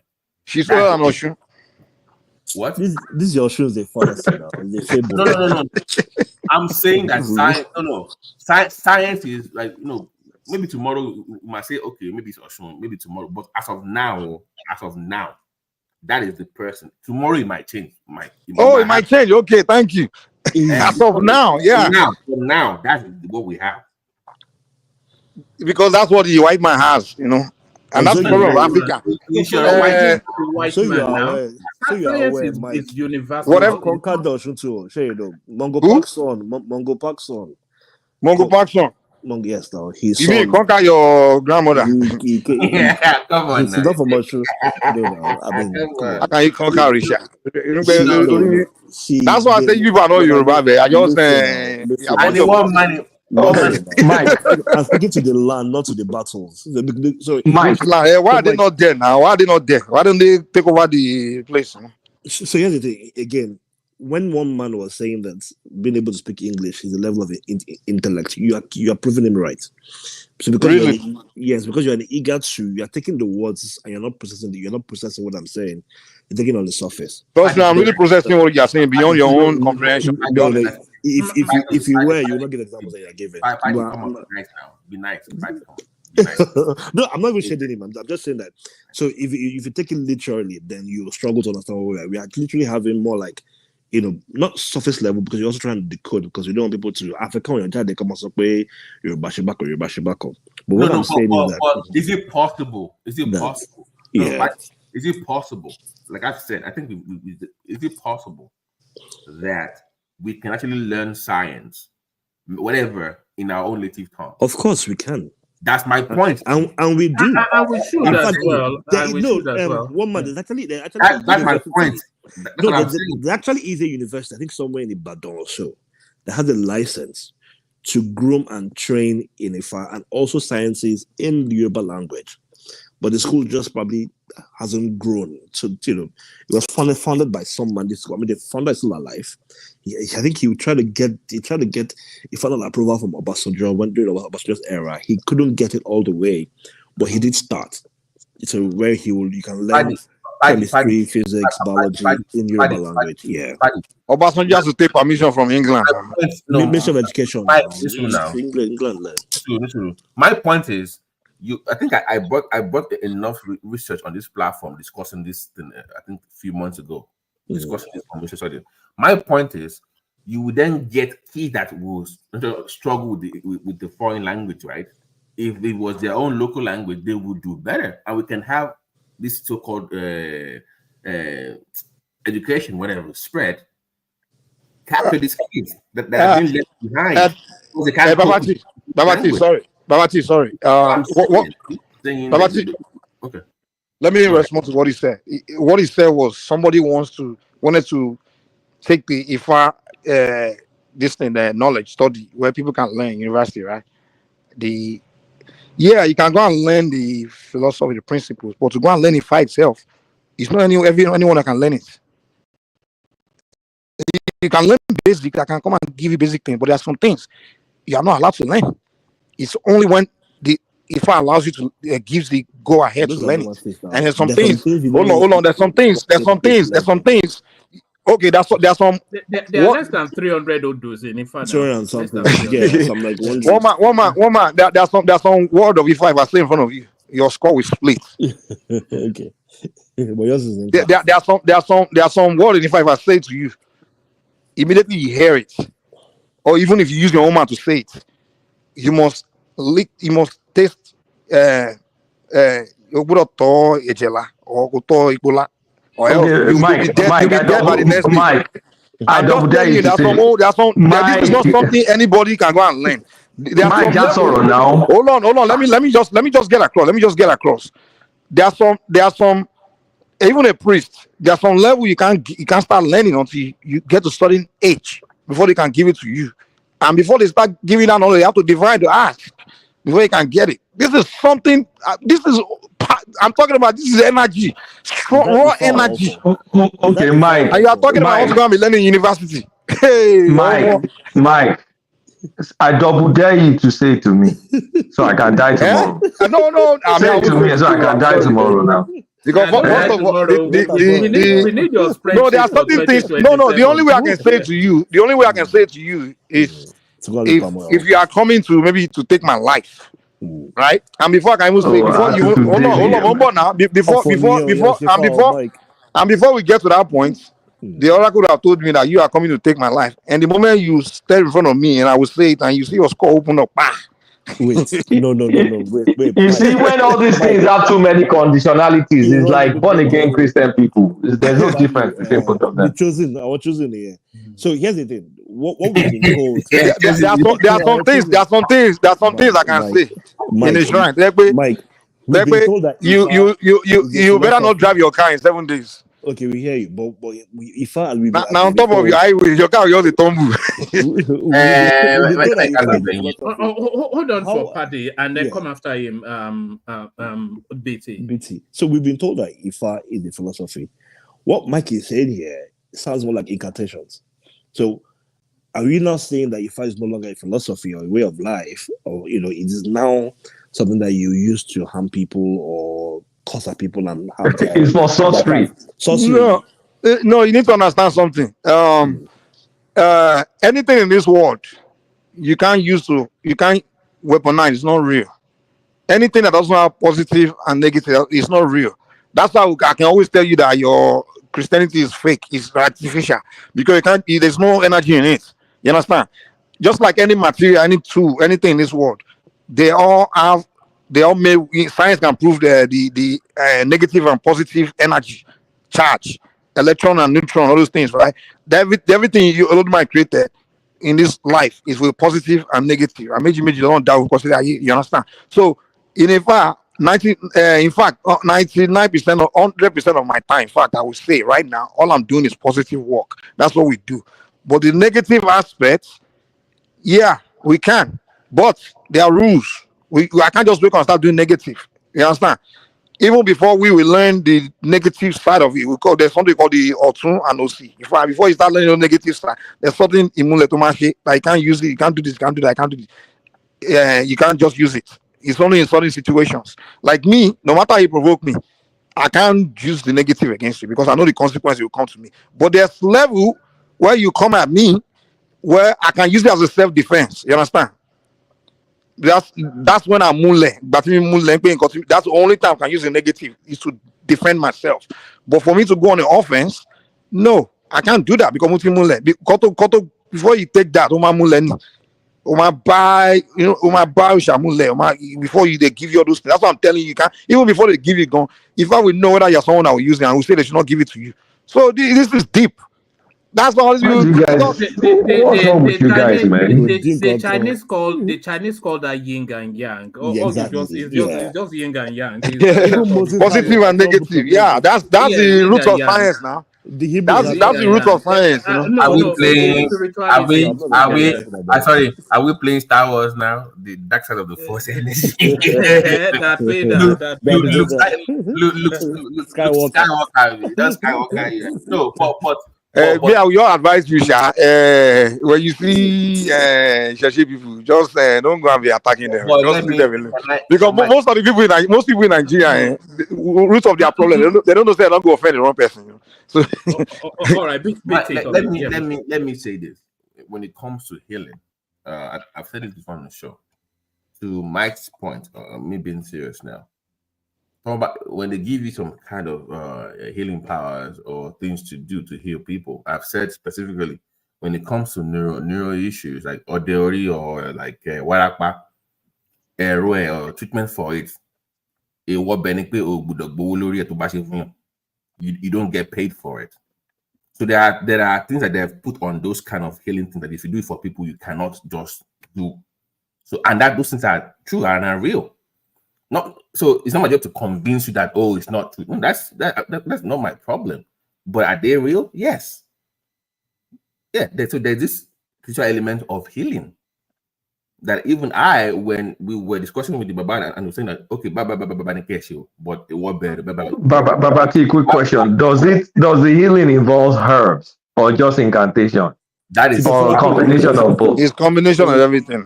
So you introduce an agent into the body, and then you say it's one thing or the other.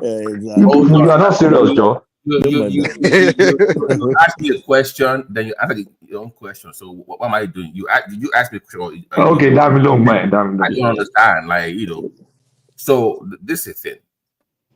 When something is introduced to you, where they can say, okay, you can only use it on so day. And if you don't use it on that day, it won't work. Okay, even the leaves to the herb or whatever, when they speak to it, of course, only on so that's the part of that you don't subscribe to. Yeah. If you don't, let me finish now, please. Let me finish. If you don't believe in the own just say you don't understand it. It's fine. I'm not going to argue. It's not understanding. I don't believe it. Can I finish, please? This is my point. If you don't understand it, it's not my job to teach you, or maybe you should go learn. No. You're getting something wrong. Yeah. I understand that some people believe what they believe. People believe in fairies. It's not for me to try and understand fairies. It's for me to tell you it's absolute bunk. Let me finish. Sorry, BT, you still have the floor, but I think you may be missing the central focus of what Kulata is saying. It's saying, these are Babalawo shaman, whatever. It's not no. Or the spiritual. Don't hold me to that. Don't hold me to that. Let me take it. It's not a fair. No. But what it's saying is, the moment they introduce an agent into the body, then that agent serves as essentially like as a form of medication. If they have the veracity, if they have that spirituality, then if they have the spirituality to effect the cure, then they shouldn't need a foreign agent. Exactly. So that foreign who gets to tell what they should need, what they should not need? No. That's the argument that's been presented. Let me respond to that. So can you argue against something? Let BT address it. Yes. That's ignorant. Hold on now. Let BT address it. So nature is a component of spiritual healing. So a way itself is part of that.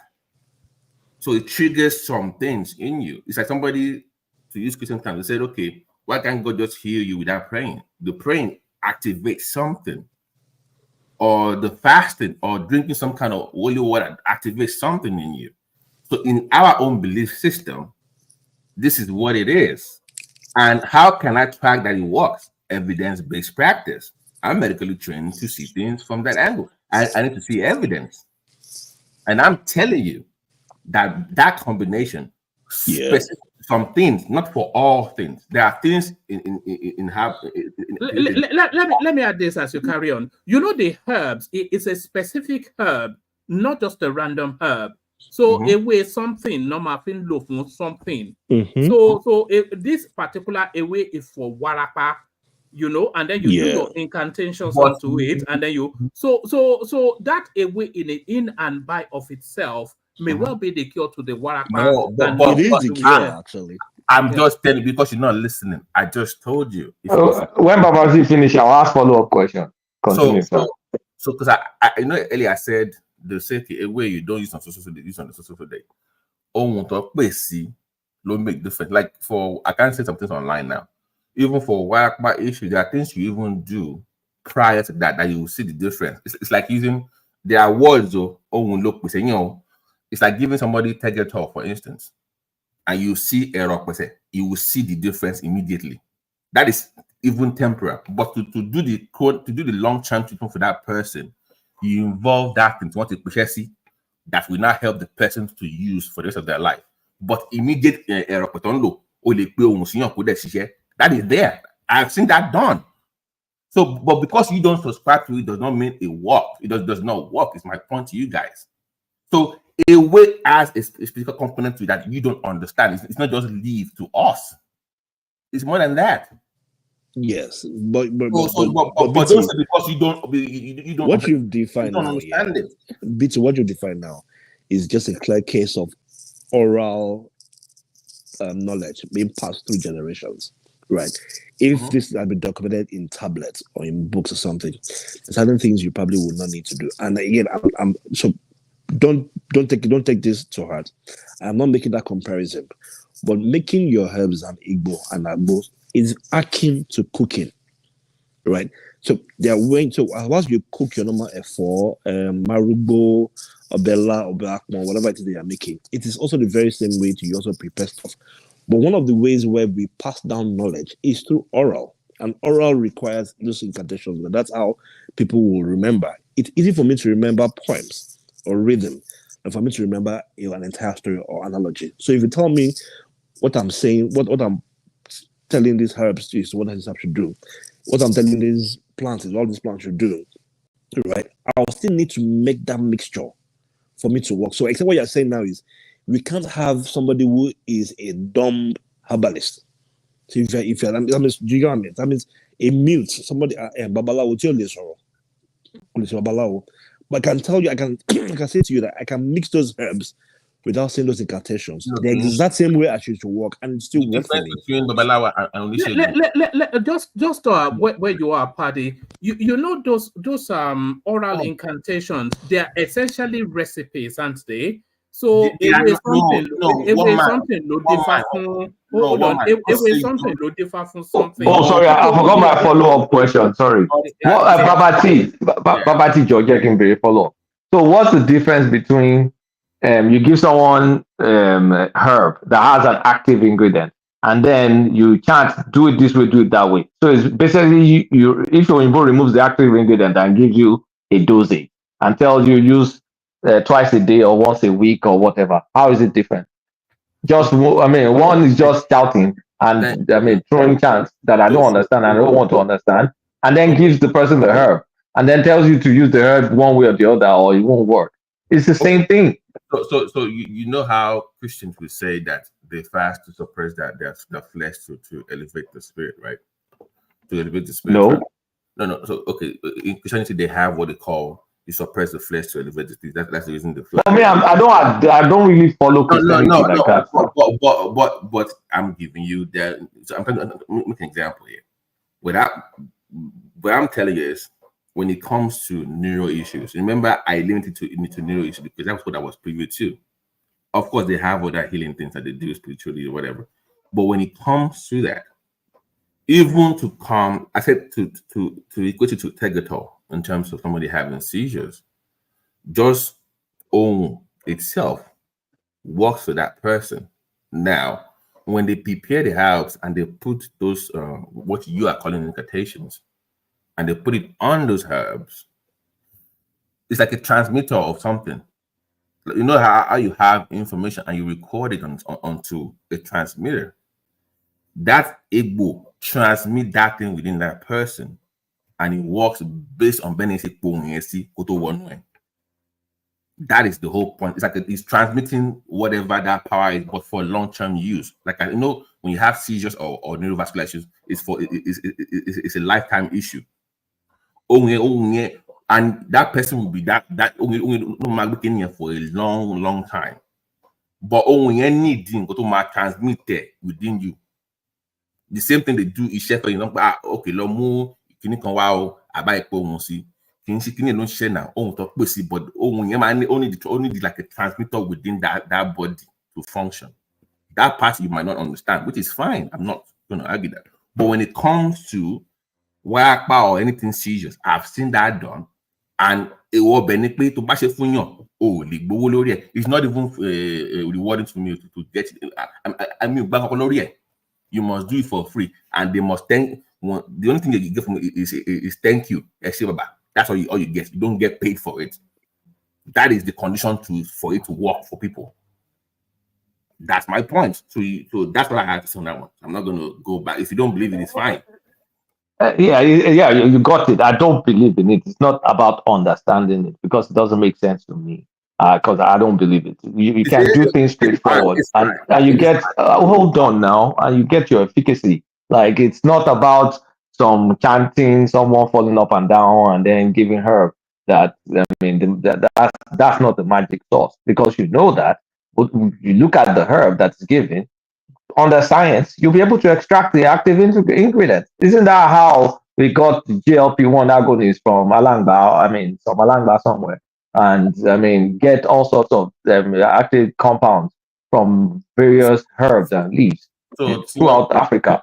So why is it that you have to do some whatever, and Oyinbo will come and extract the thing for you and give it more efficacy and more potency, and it works? Let me respond. We waste our time doing all these shenanigans rather than we basically commercialize what we know and turn us into some pharmaceutical giant. Let me respond to you. So Thomas say Ogunsoye, and it does not enter your body physically, and that it works for that person, and you still want to look at it. You want them to explain it to you with Western, quasi physics or whatever you call it. It's kind of skipping my mind now. Experiment. What I'm saying is, what we should be trying to understand is, how did they come about that using their own methods? Not trying to understand them. Oh yeah, that's legit. That is like so. My own thing with even within that space is, if I ever get enough funds for research, I'm not going to impose the Western way of research on them. I want them to do it the way they do it and make me understand it. That is a better discussion. But when you put my thing, efficacy of that's a Western philosophy of research. No, efficacy is not the Western philosophy. It's the usefulness of. I mean, how does the thing treat what it's supposed to treat? Get that, but let's try. Remember, some of these guys don't even, because like I told you guys before on the platform, the benefit we have now is because their kids are not going to school; they're getting educated. They are the ones even helping us with these old guys. So when we go to them, we try as much as possible not to bring anything Western into this discussion. We want to see what they're doing, to understand it from their own perspective first. Then we can now move to whatever you're discussing, but it has to be from them first. So I always try to refrain from the Western understanding of research in regards to Yoruba culture or spirituality or herbs. I don't want to do that. I refrain from doing that, and that's the reason why. Let's from this first. Then BT. Yeah. BT. Do you know that eggs contain choline? Yes, right. It does. Yes, and then guinea fowl eggs contain very high choline. So sometimes, and I know this I've experienced this, when they want to do ogunsoye for some people, they'll give you guinea fowl eggs mixed with some, and then they'll use it. Those compounds itself can be like brain boosters. I'm just Mukonsanon. So they would use that and give you someone they just solid one once and for all, just once like that, and it has helped to boost brains. So there's some very local things. So here's the thing: don't forget that whilst we have modern medicine and we have modern approaches, we also had people who have over the years, in generations, decades, centuries, built a plethora of organic organic things, herbs and food and lifestyle that will naturally solve certain things. The moment we take those things away and try to overly emphasize and say it's that piece itself, then we are downplaying those. So let me give an example. A pregnant woman goes to maybe a Moshe, goes to a Lewi or more. They will tell you, oh, take pawpaw leaf and take this one, take that, mix it together, cook it, take it in the morning and at night, you feel better. We know today that if you take pawpaw leaves and boil it, it can reduce blood pressure. But back then, they will reach to make those incantations to help you. So those incantations itself are not necessarily working. It is the fact that there are components and compounds into those plants, into the food that will help us. And to Kulata's point, these are things that the Chinese made for years. Chinese too had all those their balms and herbs. And for the most part, I never for one disagree that the leaf itself has a duty or function. Okay, fantastic. Or in most cases are part of what makes it work. What I'm saying is that there are components of healing when it comes to example that I gave, neurology, that involves spirituality. Doesn't mean I'm dismissing the importance of okay, Baba T, for neurology, like Warapa, for example, they use Yerikwe. You guys know what Yerikwe is, right? Yeah. It's not Yerikwe. No, it's not Yerikwe now. Look at this guy. No, it's not Yerikwe. Okay, let's move on. Forget it. Kulata is correct. Look at one man. Colonizer like you. Your boy is poor. Is Yerikwe. You know why Yerikwe works? Because of the thing has a massive amount of dopamine in Yerikwe. And they now use Yerikwe to treat, they use it to treat Warapa. They use it to treat Parkinson's disease. They use it to treat many things. Because Oyinbos figured out that thing has huge amount of dopamine. Putting it on your skin and the thing start biting your skin is the dopamine content in Yerikwe. So when we say, look, I do a lot of research on Ayurvedic, Indian herbs, Chinese herbs, all these different kind of mushrooms that I put in my coffee. And because they've gone past all this, it's magic that makes it work, into looking at, okay, what part of this thing actually makes it work. Let's do away with the magic side of it and look at the efficacy of what we're doing. Like, how can we make it stronger? How can we make it repeatable? Things like that. Your position, did you hear what I said? I said. Yeah, but you're still talking about some chance that sometimes it makes it work. Hold on. I said, yeah, I do believe that strongly. But I said, when it comes to research, we can agree to disagree on the spirituality that you don't agree with, that I do. But when it comes to research part that I'm pushing back to you, if I want to research what you had that for some reason works, and I don't know why it works, I don't come with a Western mindset. I want you to do what you do, and I observe it. Are you not romanticizing somewhat? A bit like Mike. Are you not romanticizing? I am no. Even I sometimes push back against Mike's position. So I'm trying to be objective. So I try to be fair. What I'm saying is, what I've learned is that people tend to open up more if you kind of, if you're more open to what you may not believe in what they believe, but look at what they're doing first. Observe it, study it, involve them in that process. Ask them what they do, their own form of research. Then when you have enough info, then you can bring your Western viewpoint into whatever they're doing. But the way we research African herbs or African whatever we believe cannot be from the Western perspective. Is my pushback to Kulata. So I'm saying it. Let's first start from what they do first. Then we can move on to what you're talking about. And I think we're missing out by downplaying the Western perspective. We're missing out. I don't have it. They do. It's like they are the source of the info, right? Their own kids are even the ones making this thing open. 20 years ago, it was hard to even talk to those, but they bring these guys from the middle of Abule, something from nowhere, on Clubhouse, and you can hear the guy that can barely speaking this, telling you all this info about herbs and stuff and spirituality. Is their kids even doing that are helping us out to bring all this information out? So if they're coming out because of their kids, I cannot then bring that Western idea to them first. That's a very wrong approach. Is my point, Kulata. You must wait it out. You must wait. Let's bring Hassan into the conversation. Hassan, I'm not sure how much of it you caught. We're talking about African mysticism, especially Nigerian mysticism. We're talking about traditional worship, and we're talking about the confluence between spiritualism and science, and how much of spiritualism is just fable, and the instruments of spiritualism are essentially not that dissimilar from medication that you get from a westernized sort of application. So that's just the broad strokes of where we are. Hold on, please, before you go ahead. Do you know? Give me 1 second, please. I have a group, I've said it before, it has about 400 people, doctors, pharmacists, herbal practitioners across the world. I said before. The first meeting we had in Clubhouse, we caused, in fact, it was a huge fight. I didn't know it was going to work because of stuff like this.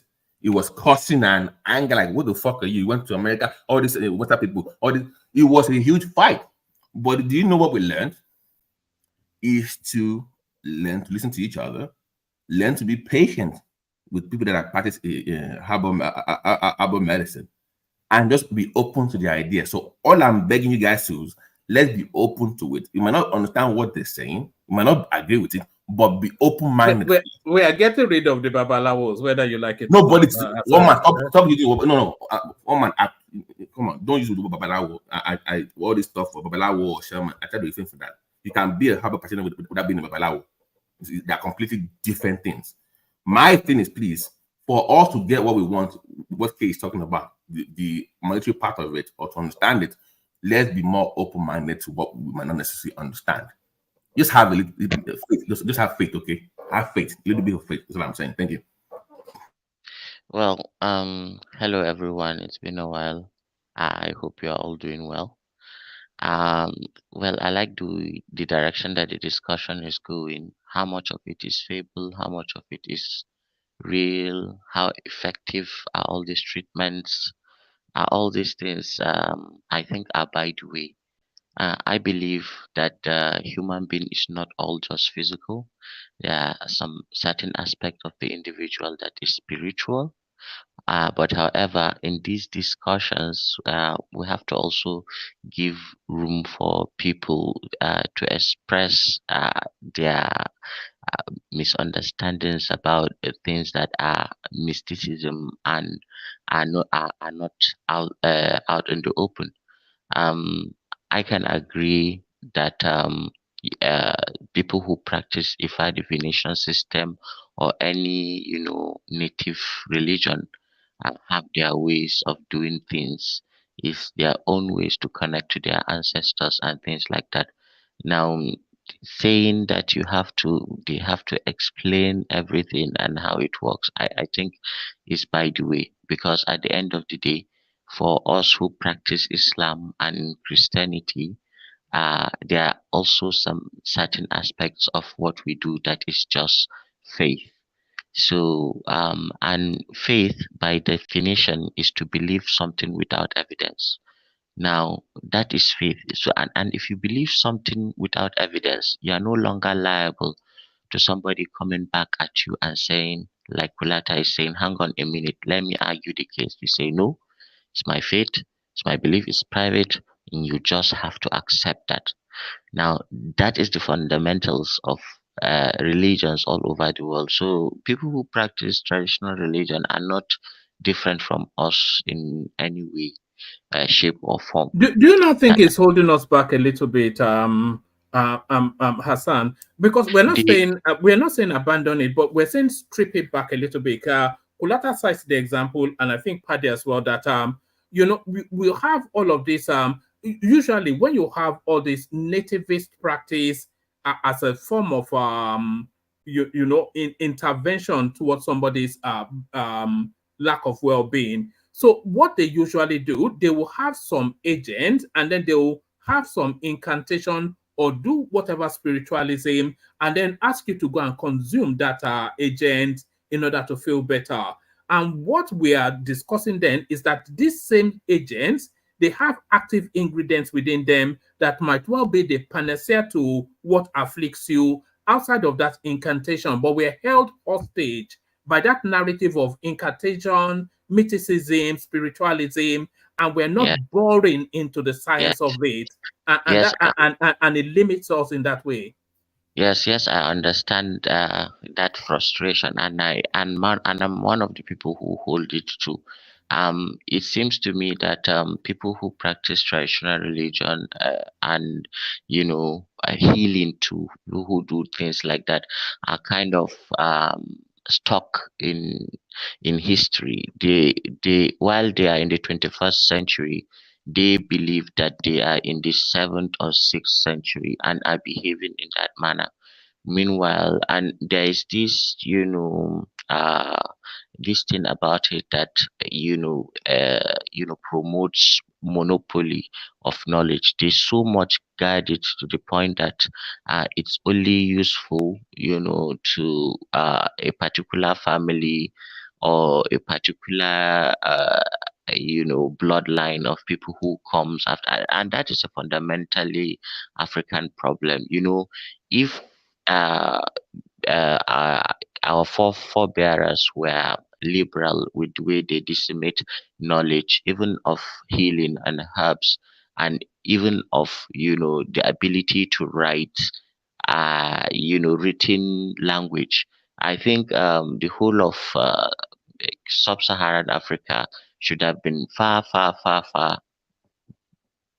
better in terms of having a written language, a sophisticated one, because most of these people, they have knowledge, but they die with their knowledge. The little that they are able to give to their offsprings, that is what survives, because there is this effort to just not allow the knowledge for any other person to get it, which is a fundamentally different approach from the way the Western philosophy and even the Eastern philosophy goes about disseminating knowledge. Because at the end of the day, what our babalaos or our bokas or Mburi or the oracle, all these people, what they know is still knowledge.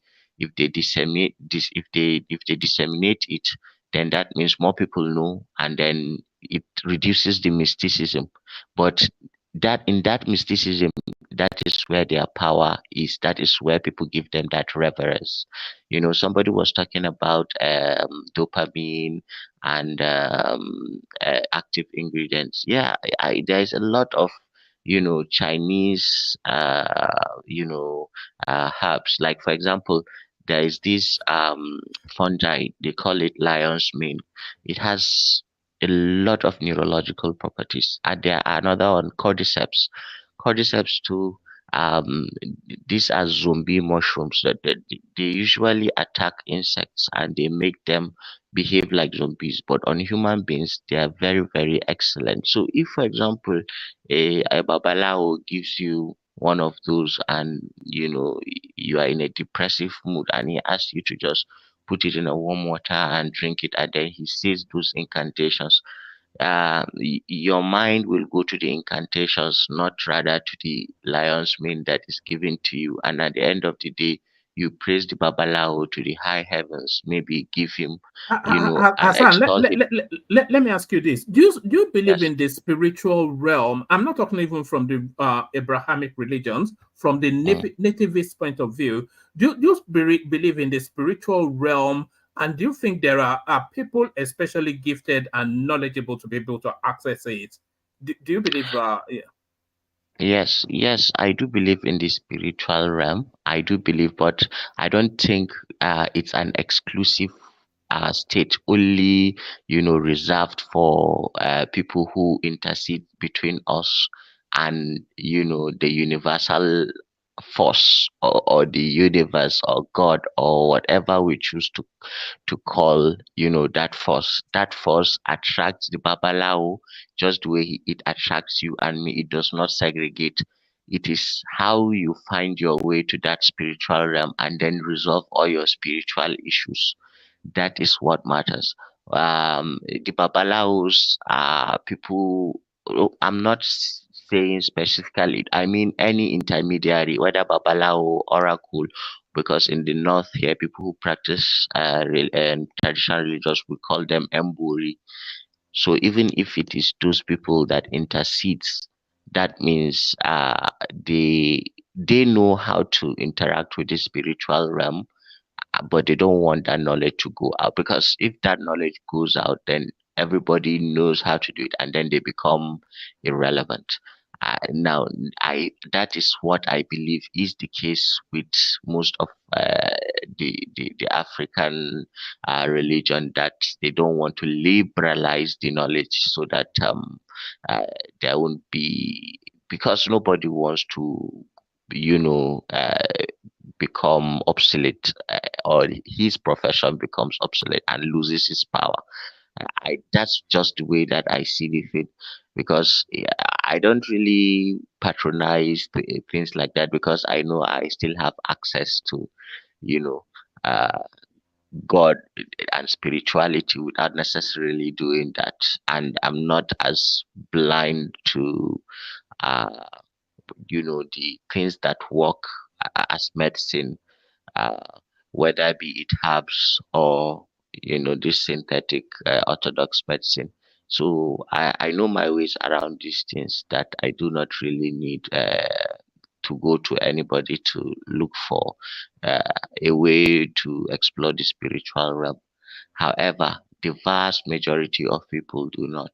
And those are, the prime targets, and then a mass of people, that gives the intermediary his power. They come and do sacrifice, they bring offerings, they bring money and things like that. Now, you have to understand this too, and an aspect that it's also a profession, and that pays very, very well, right from time immemorial. So it's usually the king or the ruler, and then the chief priest, and then the army. This cycle usually control the people. So that mysticism, helps in keeping people in check.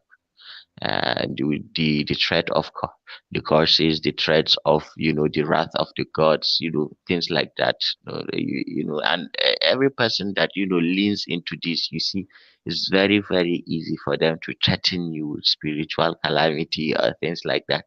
Yeah, especially if you don't know what is going, you be afraid. So it's a tool. It's a tool that has served them quite well, but not that it's not working. It does work to certain extent, but you have to understand it from the prism of raw human power of control, and then how it is applied to. While they solve your problem, they also need your allegiance.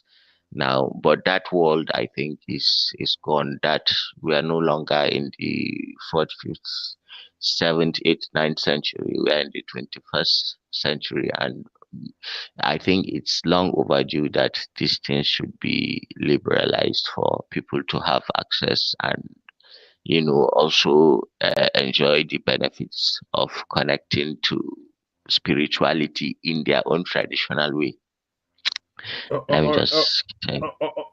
but let's bring rational mind in. I'm not sure how much of it you caught, rational mind. Let's hear from you. Well, man, you people can go on. I'm just, I'm here trying to. You're too intimidated.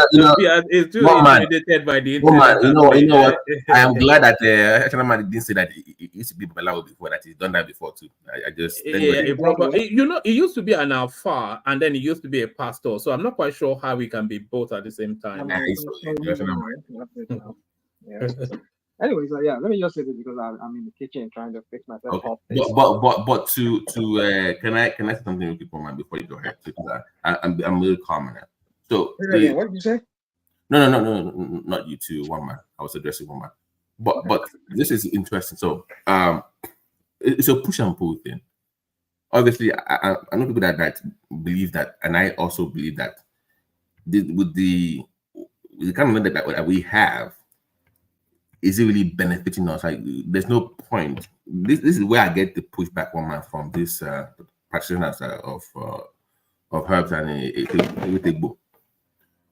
I get angry sometimes when they shy away from revealing things to people that might not necessarily involve spirituality, because they're part that.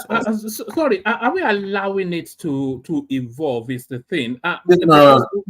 What Hassan just said, and what we have been saying is that people of your specialism, people of your cultish sort of inner sanctum, you hold knowledge to hostage to the detriment of the greater good. That see, even I, to some extent, I raised that point that, like, you know, I've discussed Efirin as being a very powerful STD agent. I said it before. It's almost like you're giving doxycycline or aerocephin. If prepared properly, it can be used for as an STD against like gonorrhea or even a syphilis, or not syphilis, chlamydia. I've made that public because, you know, they do that in Nigeria, so that is all over the place. They use a therapeutic book for that. So I have kind of made the picture about why don't we make things open to people? And I have the kids, some of the kids, bring them up and discuss these things, and they refrain from it because of what Kay brought up earlier.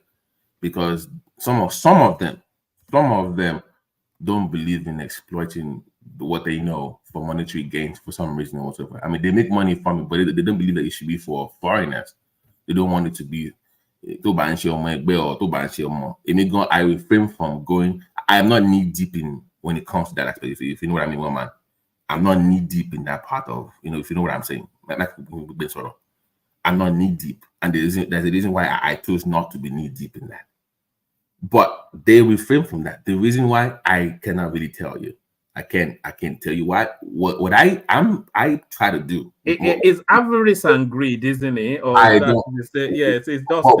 But my own mission is this: I will get as much out of them as I can get. If I have to use their keys to bring them out to public to discuss those things, and we also document. We record it. We document. Finally, our guy from UI finally showed up with his thing from the 70s I told you about. They, you know, because they've done these things in the 70s with all these leaves now that was never published. Now it has all this PDF thing that they brought out. We will do that. We document. So I'm doing my own best to document these things that they tell us, and I document it. We document, the group documents it. We save it. We archive it. That is my own part of the. So you, yeah, go ahead. Yeah, I think there is an association of I don't know, is it tropical something for what we refer to as these babalawos or something? No, they do in Ibadan.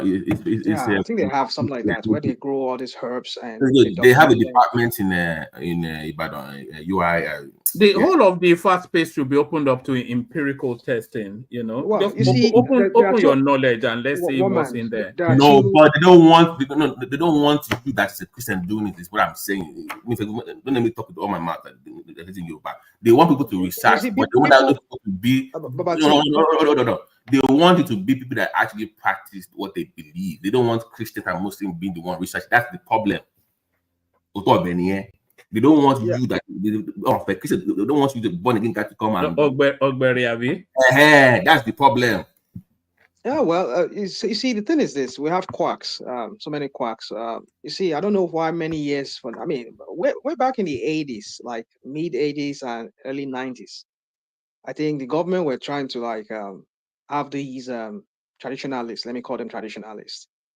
To they were trying to regulate them somewhat, and they were trying to create some kind of like besides an association, but like a school where you go learn that traditional healing kind of thing. But I think because way back in the 80s, I was steep into it a little bit, but then I didn't follow through much. I inherited a book from one of my aunts, my mother's side, maternal aunt. She gave me a book where Mashima Wo Giri, all those kind of things, Mashima Orishishi, those kind of things whereby you can heal something with just some leaves and lives in Yoruba language and all that. Some of them has incantation. But you see, my point is that, you know, the Orients, when I say about the Orients, we're talking about the Oriental medicine, the Chinese, the Japanese, the Indians. They've kind of developed their own kind of you know, mysticism, you call it, or traditional healing method. They modernize it. Like if you go to China, I mean, you see, they come here, they come get rhino, the horn of a rhino, a tusk of an elephant, and they grind these things. They use them as part of their what's it called? Their traditional medicine that they make. So these are some of the things that we also Africans, you know, ori ologbo, ori kinikon, you go grind them, you have to pound it to, you know, and then mix it with all kinds of leaves to create some kind of potent, you know. So I don't want to go into all this, not to drive some of our listeners away by saying some of this. But my point is that, you know, if the Chinese, the Indians could develop theirs, and it's working for them, why not? Because I remember way back in the 80s, it was a huge thing during the military era. They were allowing these people to really practice this medical, or should I call it medical healing practice was so rife in the 80s. But I don't know why they allowed it died, because you see, like I want to go politics now, you know, we don't have visionaries as leaders. You know, if Chinese could develop theirs, I mean, I know it's Tinoble's fault, isn't it? Yeah, you go again. Yeah, you now. Sorry, I couldn't help it. Sorry, my video. You know, one man. You know, I was trying to add the Simba to the group. You know, it's a pediatrician, right? I'm like, they won't allow me to bring in it because it's Muslim. So that happens in that space too. So that's what the pushback I get. So I feel like I don't want for us to research. Let's see what they have first. Show me your cards, and I'll find a way to bring you in. But I need to know what they have first. But my question to you, Babati, yeah, is that doctors allowed to practice that, to offer that as an alternative to? Don't get me wrong. I know. Let me reply you. So my co-founder is a doctor in Brooklyn. It's my motto. So in New York, you know the way you can consult like what's it called again in the hospital, where you call this, like for hospice, when you bring like a spirituality, like a pastor or an alpha to come see. Yeah. Okay. In his own hospital where he works, they also allow for IFA, so he does that too. He also does consultations for people in the hospital, so that is allowed. Oh, okay. But so for some hospitals, they broaden that scope of spirituality beyond just Muslim and Christianity, so they welcome other faiths too. Okay. So, but I think it's mostly for New York now. But where I am, that is not allowed. It's mostly. But if you have your private practice, can you do that? No, like involving. No. What happens is what he told me that he does is people, because if you see Ducky, if you see him, he wears his fast stuff. He's open about it. It's not closed. So when he sees clients or whatever patients, they are the ones that ask. So he mostly gets people to open up to him that are mostly from the Caribbeans that he kind of works with. That's what he told me. So, but for me, it's where I am is mostly white people. So I don't do that to people. I'm not knee deep enough to consult for people, me or or whatever. Okay. But for him, where he is more open about his. To be honest with you, because they allowed the state of New York allows that. It was him. It's him and Mike that even made it comfortable for me to even open up about practicing about online. Ordinarily, I don't tell people. It was I don't share that. I don't make it public. But Mike being comfortable on the platform and him co-founding the group with me on Clubhouse. That's the reason I even talk about these things online. I ordinarily don't do that. So yeah. Well, I don't know of people from here that goes to China and even India to go look for some kind of healing. You know, some people have some peculiar issues, and he does, but the part of booking that is mostly like all this Cubans and stuff that live there. You know, it's Indian mysticism that transmuted into acupuncture I know this. Things, yeah, that's yeah. Yes, but we lock ourselves. We lock it up in Babalawo something. I am not Babalawo. I am not the Babalawo. He's a Babalawo man alone. Even the yoga, meditation, and all of that. It's all part of for your mental well-being. Sometimes it's recommended you do yoga, you do some kind of meditation, and all of that. Those are Oriental trado. What should I call medical? But it's a traditional healing method for people. Because some people, when they have mental issues, when they have some kind of how do I say psychological issues, sometimes just having a quiet time doing yoga and meditation while doing yoga, sometimes it's some people say it works for them. So you see, the thing is this: you see, we Black people, we just don't, especially Nigerians, we just anything our own. We don't carry it and like you're right to say, we don't champion. I think those things died with some of this generation that were before us.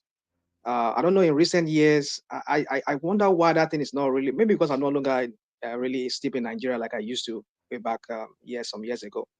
That's why I don't really know what's going on in that space anymore. But I must say, we see a lot of charlatans into in that space. Like you go to, we used to have this you can't put money now. Don't advertise in TV. I mean, he advertises himself. He has outlets almost everywhere in Lagos. You can consult with him. You mean Baba Suraju Elewe? No, not that one.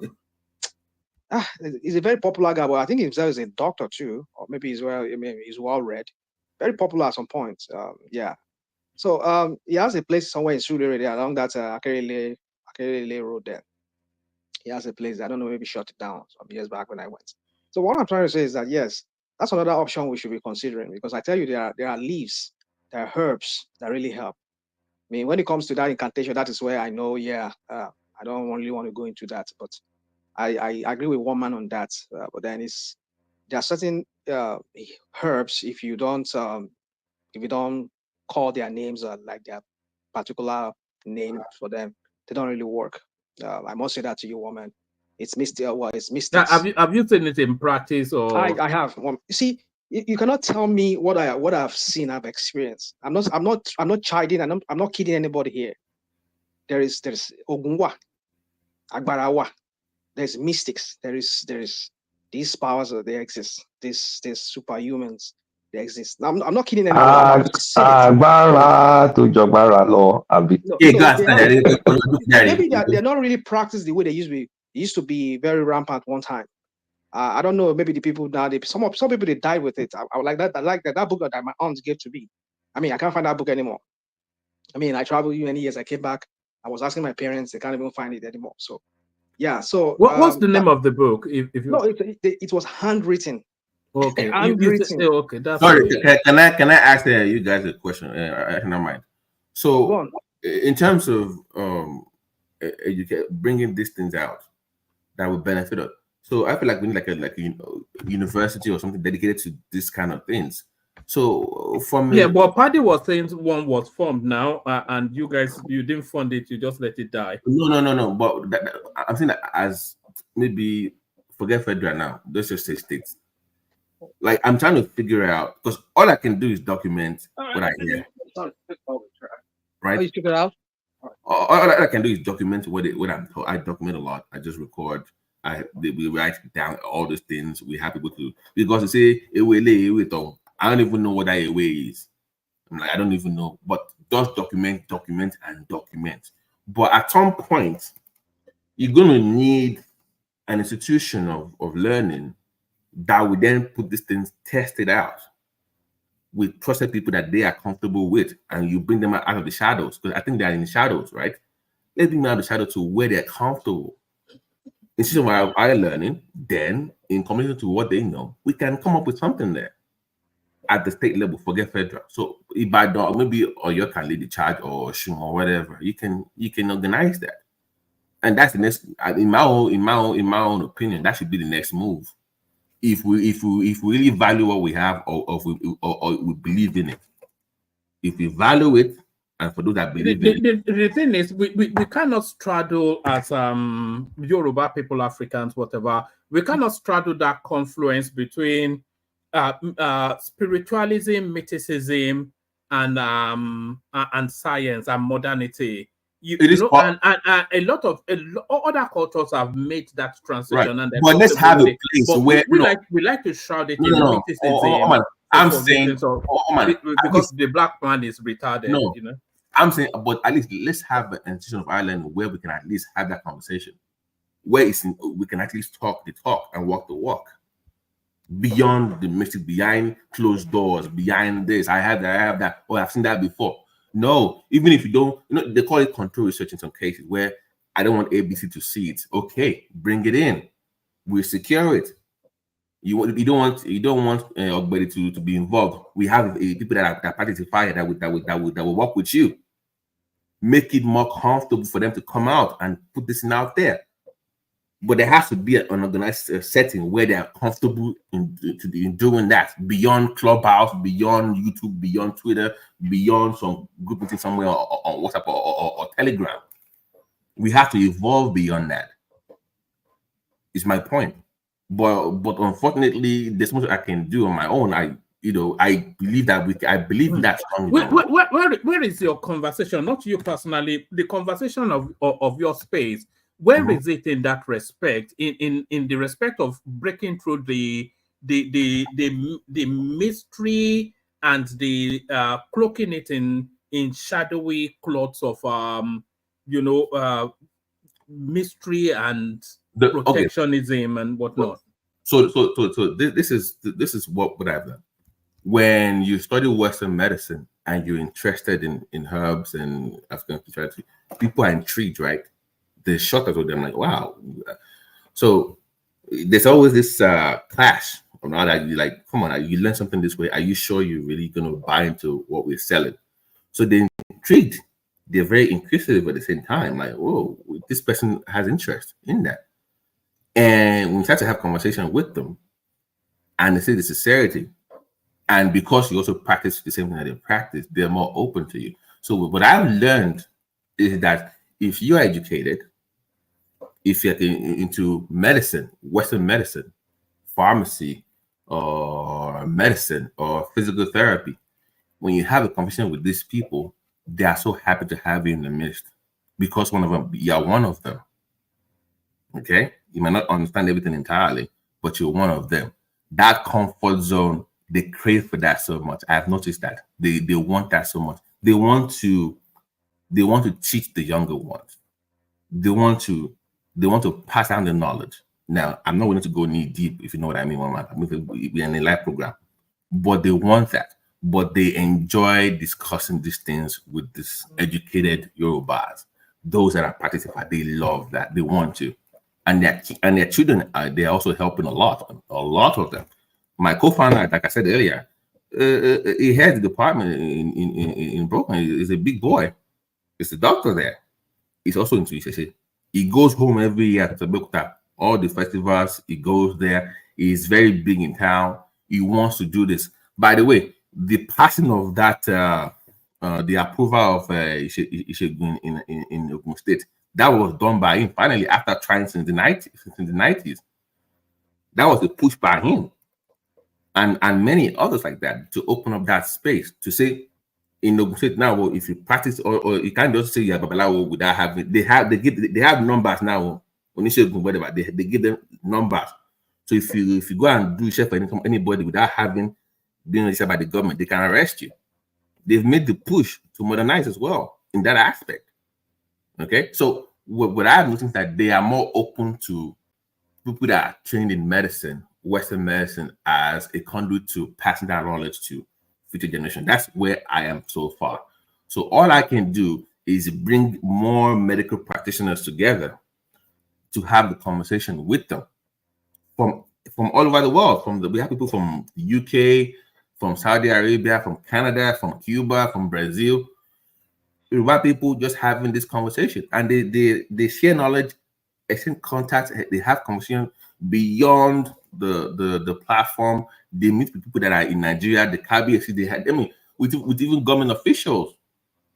So the thing grew beyond what I was even thinking. That is bigger than me now. I just come there and listen for the most part now. That is my own part of this project. I don't know where it's going to lead to, but hopefully it's something better. But at the end of the day, I believe we need an it should really lead to the publication of something that enhances and progresses. Yeah, we have our pharmacists from Ibadan finally showed up after promising us for months with all this PDF thing. We finally showed up. So hopefully all my recordings, all my documentation, all these leads that I don't know their names, it can help us with that. So hopefully it can do that for us. So that would be the next step to accurately document what we've learned. Then when we can get enough information, and if we have enough funding to research, we will also involve these people in that research. They have to be part of the process, one man. I cannot come and say I'm going to bring some lab coats from London, from UK, somewhere to research something better. They also have to be involved in that process. So hopefully, it might be my life's mission. If I'm in my 60s, I might dabble into it, but that's where I am right now, man. So that's my reply. Yeah, that's brilliant. Everybody should actually have a life mission outside of just the subsistence of trying to survive. Yes. Well, for me, I put all those things behind me, woman. I don't understand. Well, don't get me wrong. I will still take Igbo, Atigi, and all those kinds of things. I will take them. But when it comes to having to involve mystics and all of that, and saying incantation, I will not. That's the area I will never want to go into. So yeah, but you see those mushrooms that Hassan was talking about, I take them daily when I'm home. Lion's mane, cordyceps. I want those names, by the way. So if somebody can, cordyceps, oyster mushroom. Which one do I take again? Reishi. Reishi. You mix it with your coffee and your cacao. What does it do for you? Lion's mane is for your brain. Let me teach Kulata Ogusoye.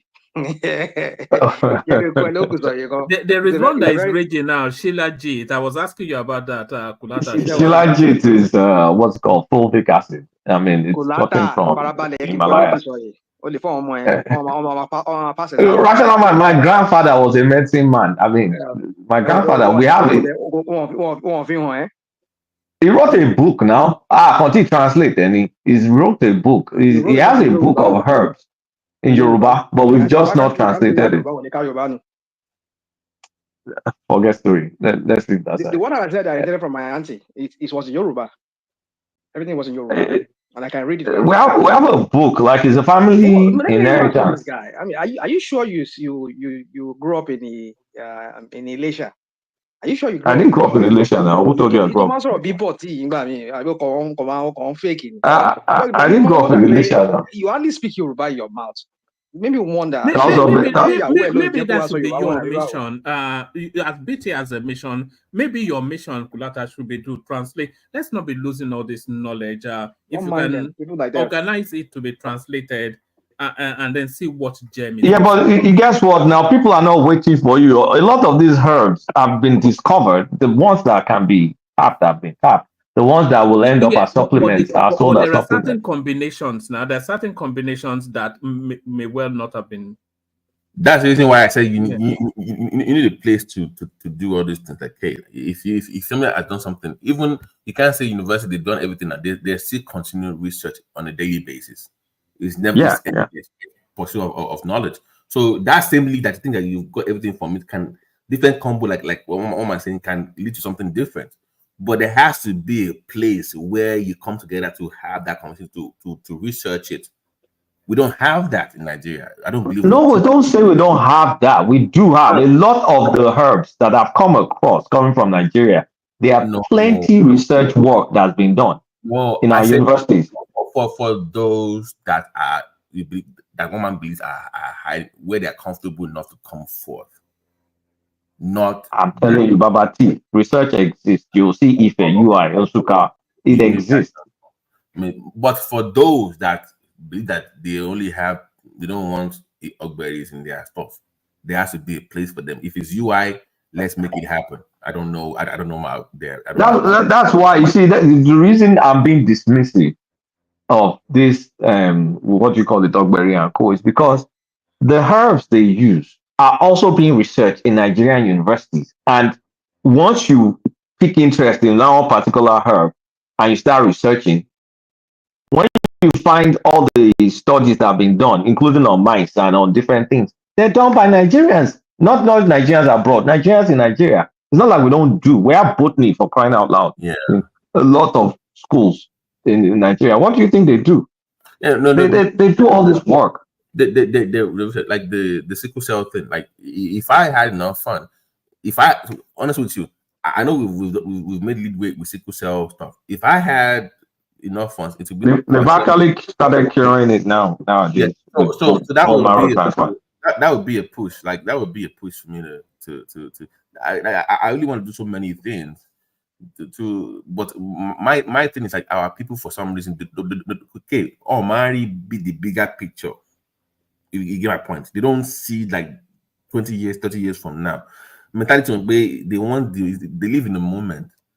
Well, understand the bigger picture of investing in terms of what it will become in the future for their kids or their grandkids or the people around. Yeah, no, our biggest problem is our people are not truthful because okay, there was some Abalaka guy at some point in time said he had the cure for HIV, right? He has some herbs. And then where is he now? I don't know where the guy is. People picked interest. There's no way there is no way that man should have been allowed to leave the country. You fund him, we will fund you. No, they funded him and then they found out it was a hoax. Wow. It was? Wow, I didn't know. Yeah. It was a hoax. That's the thing is people take some of these things serious. Look, Babati, pharmaceutical companies are there to make money. They don't play with all this talk we're talking about. Nigerian research, they pick it up, they do. I mean, how did they discover Wegovy and Ozempic? I mean, some reptile. You know, like they go into remote islands everywhere, picking herbs and testing and finding different components, using that drug. They don't joke with this stuff. They don't. Okay, so I see that part. But do you believe that Nigerians, we understand the need for research done in Nigeria, funded by Nigerians, for Nigeria to benefit Nigerians? Do you see that time coming, or are we forget the foreign companies, forget Pfizer, for those our the biggest gap? Me coming from an academic background, I mean, my parents. The biggest gap is not the research being done. Research is being done, but there's no funding for the result of the research. There's no corporate interest in taking up the research and trying to make it a product. There's no government. Like in America here, you have the likes of NIH, NSF, DOD, the Navy. They fund all sorts of research in multiple universities. And they commercialize the results. But you would think that if it's going to make you money, you will invest in it, right? That would be a logical. Yeah, but we're talking about Nigerians that don't think that far. Okay. Our economy has not matured to the point where we're investing in research to make money. So we do research for academic exercise and then we make nothing out of it. Because for look at now, if I give you one example, Ilaro Polytechnic. When you have time to learn, go online on YouTube and watch video clips of Ilaro Polytechnic. The kind of things that they make, you'll be amazed. For a polytechnic in Nigeria, they make ventilators, they create all kinds of things for agriculture. So if that is locally produced, and I'm a millionaire in Nigeria, I mean, I will want to fund that to make money. If I can supply Nigerians with tractors locally produced. Why would you want to fund it to make money? Why?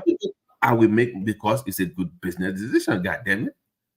It's not a good business decision, it's a patriotic decision. Who told you it's a good business decision? It can be both now. It can work and chew gum at the same time. Well, you can get it cheaper elsewhere. So why would you call it a good business decision? So that's the rule of government, impose taxes imports. Exactly. Our government is not funding all this. I mean, the government is not funding enough. They're not interested in the results of this research. So people do research for writing papers. Oh, but academic qualification. Point of those. So how sometimes I get uncomfortable when somebody says that they're PhD, they research, and nobody uses your research for anything. But so what's the point of the paper you wrote? What's the point? I don't. So you get your paper. You can talk. But that's what usually happens, though. A lot of research only ends up in the archives now. Point in that you law school from. Just to say you have paper, you have PhD. I don't know this kind of environment. Maybe it's not me, boy. When you have to do something. Like when I did my own research, it was the HIV. Okay, let me put my stuff out there. But that was my thing. It was HIV, whatever. But you do something that you write upon that you can impact. That's the point. It's not just going to school and getting PhD and hanging it on the wall. So you don't tear and I don't know. And by the way, just as a little, we're going to be having a gala night on the 2nd of November, which is going to be hosted by Dupsy. It's going to be wrapped around female empowerment. So Dupsy certainly will be the host. Choma will be there as well. Tope O, if we're able to persuade her, and Adama also. So it's going to be a gala night. It's like an ode to Kamala Harris and where she finds herself in politics. Can we move on to are you invited? No. You are invited, but it's going to be a cameras on session, so you get to meet all of these ladies in flesh. So are you saying these girls are going to turn on their cameras? Yes, all of them. Oh, okay. We'll see. No, so you get to fall in love with Chioma all over again. Before I lose my thing, okay, can I only actually? Because I brought up Pilar Poli earlier, and he said research, right? And he said government's role. I said government's role. But if you were a governor, for instance, right? Let's say governor of Ogun State. How would you? What would be your incentives for? Let's say I'm a billionaire, right? That wants to make money. What is the role of government exactly? Because you said government is not doing anything. I'm trying to understand your position. Okay, you answer me. What is that Abiodun's business? No. I don't know. I said you are the governor. You are the governor of Ogun State now. Like, if I'm the governor, honestly speaking, that is not my cup of tea at this point in time. There are basic things to get done. And sorry, that's not part of the priority. No, like in terms of okay. Well, I don't. One man, don't let me give up. We're not, Babati. We've not much. Our economy, our country, is not that mature. That's just the truth. So are we infants? Are we toddlers? Are we? Where are we? Where we are, like. I don't know. I don't know. You see, we know material. I don't know where we are. I don't. I think Shegun Law. He has been beating that Abiodun into shape. He's forcing him to do some work in your state. Well, airport. I don't know. As useless as they come, he makes Adeleke look like a superstar. That Abiodun.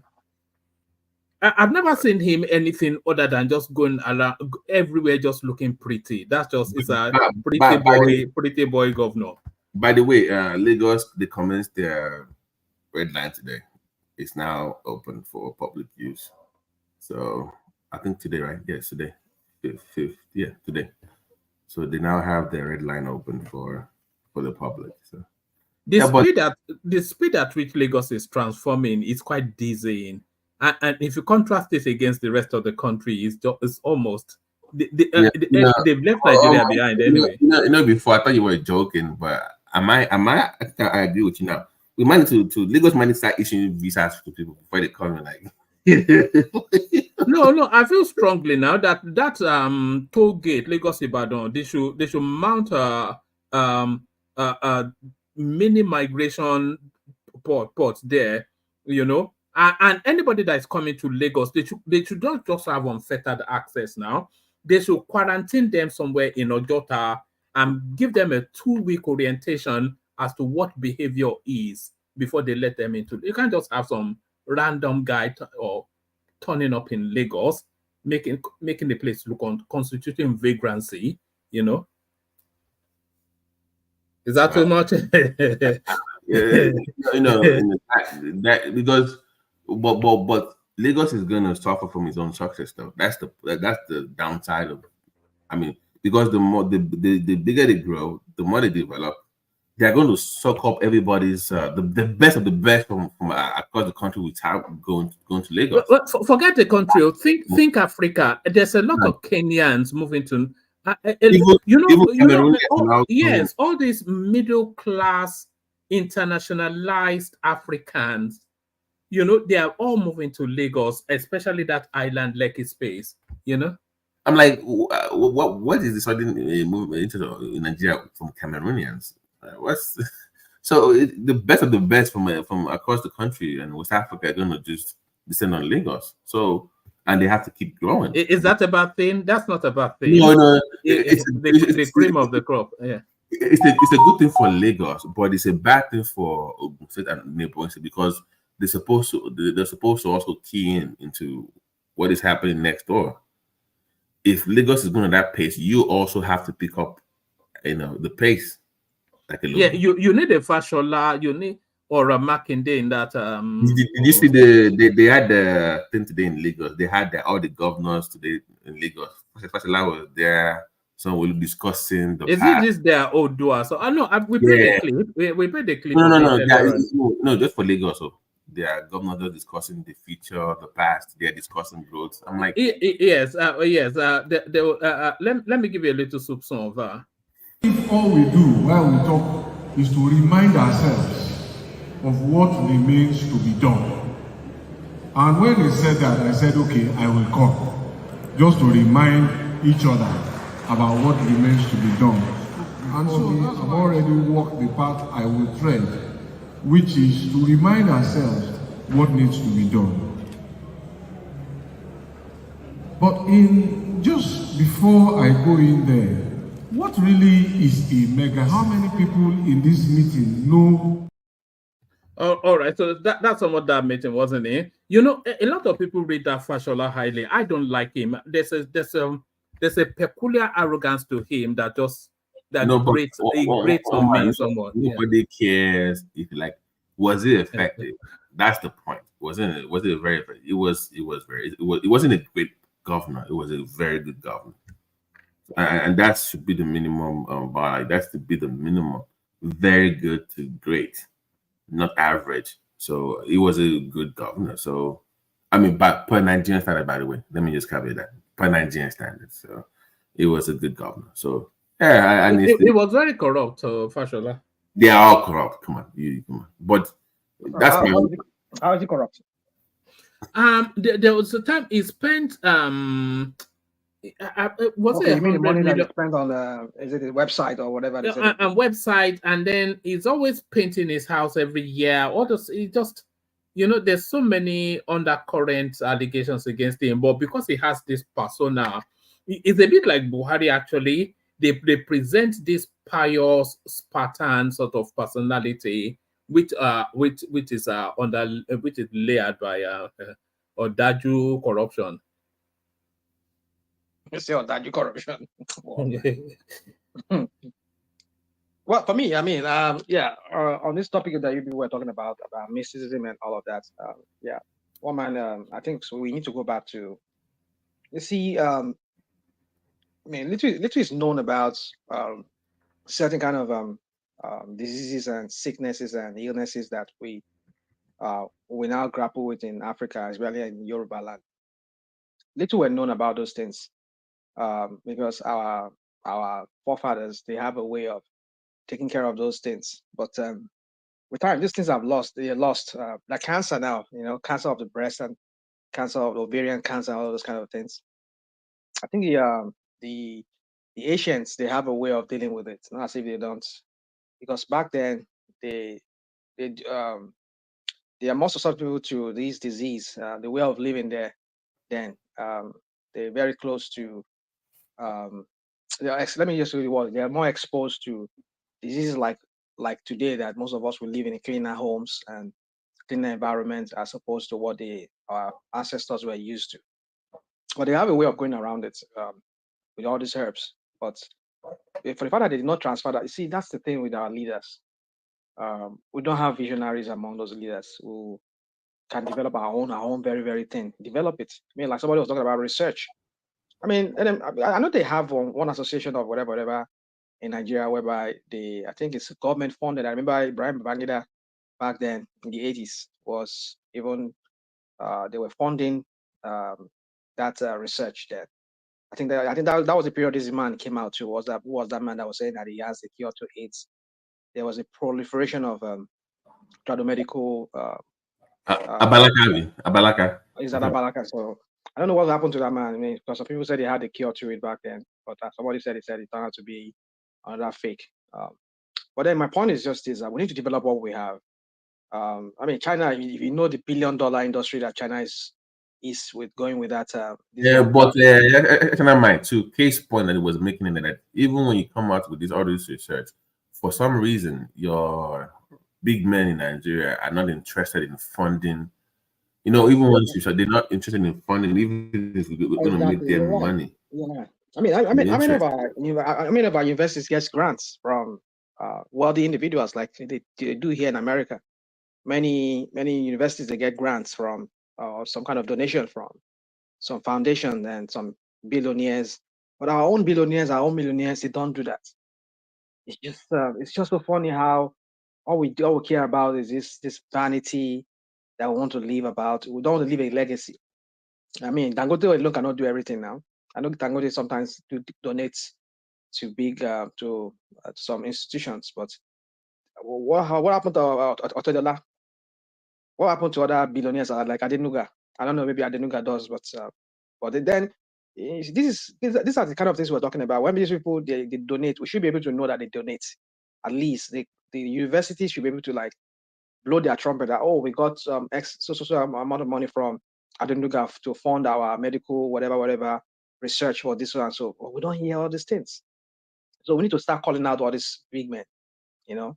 But if it's to go to Dubai and go and buy a house, or go to Qatar, or go to America, or go and buy the latest, you know, it's just this vanity that we do. We champion in that country. To be fair, a lot of them actually do those. I think. So who have you heard?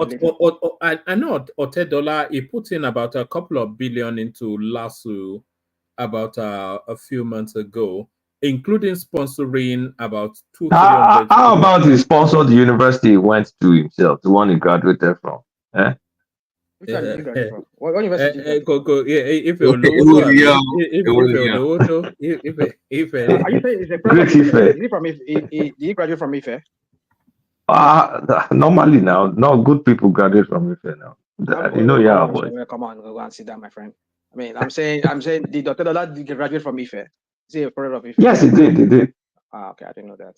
But what she did, okay, because he already kind of that guy aside from my guy with they want interest, they don't have interest in research. Your big boys don't have interest. So but Babati, if I make you look, for example, if I make you, assuming I could make you governor of Ogun State now, right? What interest will you have in research, given the problems you have? So let me. I know agriculture priority, but this is where I tie it together. I said Ilaro Poly earlier, right? Where they're making affordable, they do their own solar thing, right? For irrigation, for instance, they build their own ventilator machines, right? They do ventilator machines. They have so many. I can't even. It's a lot of things that they do. So what I would do is, for state-run like agricultural plants or farms, I will fund those projects for them to mass produce for government to use on their own farms. And I will also work. Do you remember that during that COVID, I think they said one Nigerian university did a ventilation machine. It was Poly of Ilarun, and I was doing the event. So why was it not mass That produced? because if you buy from there, you can't steal money, so you have to do import now, so they can inflate. See, Nigeria is just that country. I don't know. It's just. That's what I'm saying. So if you have them producing vents, for instance, Kulata, and you can say you bring from okay, let's bring the what? Okay, is it up to standard? If they say they give it a go, then okay, mass produced for the whole entire state-run hospitals in the state. Local government in my state mass produce for them. I will pay you for it to mass produce. I will that way it benefits me and it benefits them. When they can mass produce for the state, then private will say, for Ogunseto, they look at them buying these machines for their hospital. Where are you going to mass produce it? The what now? Where are you going to mass produce it? Where? They're making it in Nigeria, right? Didn't they make it in Nigeria? They made it in Nigeria. Of course, they have to import some things. I'm not going to do that. So you're going to go mass produce it in China. Well, that one we can bring the technology down to our country. We can set up a. You don't have to. What's the point? Design it in Nigeria, take it to China, produce it, bring it in. See, this is what you see. Here we go again with this designing. What happened? It's cheaper to make stuff in China. Stop wasting your time, you guys. Okay, wait now. How do you create jobs that way for your own local economy? Because the use of what you produce will create jobs. You say what? Okay, it's like you saying California. How do we create jobs in California? Because California doesn't produce anything. But the intellectual capacity is in California, and then they send. It's not what about. It's the way. That's how the world works. You cannot compare California to Nigeria. This is the reason. It applies. Okay, who has the competitive advantage in producing things? You cannot do that comparison. That's what I'm saying. It's wrong. Okay. You cannot do that. No problem. You see, even if America ships certain jobs out to China, outsource it outside, America will still be America. And this is the reason. There are some companies here, like Lockheed Martins, like the states where I am currently right now. I mean, they have about five different $1 trillion. I mean, when I mean five, I mean there are these five companies that are blue chips that are $1 trillion. What value? You're talking about Microsoft. You're talking about even Facebook is coming down to Washington State. What's his name? Amazon is here. Lockheed Martin is here. We have so many. I mean, Boeing is here. I'm not far from Boeing here. So what are we talking about? These are $1 trillion economy. So if they say, okay, call center, what to associate to India, they can do that. People say, okay, they're going to manufacture because they have these companies. These tech giants are here. So you see, but what does Nigeria have to leverage against certain things that they can outsource out? That's what we're saying. You cannot be thinking like this. I mean, saying let us associate. We might have the brain power, but what are other things that we could say we are holding on to that, okay, even though we don't have this, we have this. So those little things are the things we need to set up. If Dakwabiodun or whoever go and get a $500 loan and set up really, I mean, he monitors it, nobody stealing any money. He can set up a factory in Nigeria where they can be mass producing that ventilation machine. And that's big money. Rational mind. See, this is where we shouldn't be stubborn, right? China and Southeast Asia, they have the competitive advantage in manufacturing things for cheap. We have the competitive advantage in maybe some agricultural produce, palm oil, cotton, groundnut, one thing or the other, gas, petroleum, and so on and so forth. You will, if you force yourself to start manufacturing those things, it will be too expensive for you to actually get any correct benefit. Why is it expensive? Because we don't have all the necessary inputs to manufacture for cheap. We don't have the labor, number one. We don't have all the infrastructure it will take us to scale up the way those people can scale up. And we don't have the capital to even maintain it or the energy infrastructure or power to make it affordable. So why are we stressing ourselves? We can come up with a localized design, like adapt it to Nigeria, and then send it to a cheap manufacturer, and then we now use it for services of whatever service we want to provide in Nigeria. Why struggle? We can as well focus on getting our palm oil refineries. I agree. You have a point. It's not about this. That's what we have things we can focus on. Like we shouldn't be abandoning cocoa. We shouldn't be abandoning palm oil. We shouldn't be abandoning other areas that we have natural advantages of doing. But then you know that the cocoa market is already saturated already. It's not. Actually, the prices is good. The prices are shooting up daily. Cocoa is at the highest price. Can we do this way? I agree with you that we need to develop our agriculture, but then at the same time, I believe this tech too. We need to start developing our tech. But I agree with you that we don't have infrastructure. You know, there's an elephant in the room that we're not all addressing. In all of this, the black man is not equipped to govern himself. That's just what it is. Let's not do that today. I know, Woman. Okay. I have an idea. If I'm a governor of Ogun State, I will start from here. I will bring people like Kane and all the smarty pants around. Tell me all the areas where we have competitive advantage, where if we invest in, we can be top 10 in the world, at least be competitive. You're talking. Price points, everything. Tell me where. Once you give me top 10 or top 50, I as a governor will then be actually as a governor of the state, I should be the #1 marketing officer of my state. But when I go out there to market my state, I have evidence. Come to my state. I have these 10 things that if you do, let's even start with this. Babati, do you know we can be making more money with palm oil than crude oil? Do you know that? I know. I'm from Ogun. I know this in the 80s. But I get upset. I know. No. Are you going to let that fly, BT? What you just said? That we could be making more money from palm oil than crude oil. I have that in there. It's not a no. It's a no. We can be making significant money, but not no. One man in the realms. Woman. If you think I'm joking, check Indonesia and Malaysia. Yeah, no, it contributes. Look at what they're doing with palm oil. It contributes about 3-5 billion to their economy. It's not. Okay, let me research. Let me do the research. Oil. You know, you can think about what happened in the late 80s, for instance. The local manufacturers, people that were making soap in their backyard, it was from palm oil. Now you make soap from it. There are things that you can make from palm, not just selling outside the country, but how it helps your local industry. Okay, so look beyond just the sale of the palm oil itself. Look at what it does to your local economy. That is also an economic stimulus. So, okay, to my point, top 10 things from my state.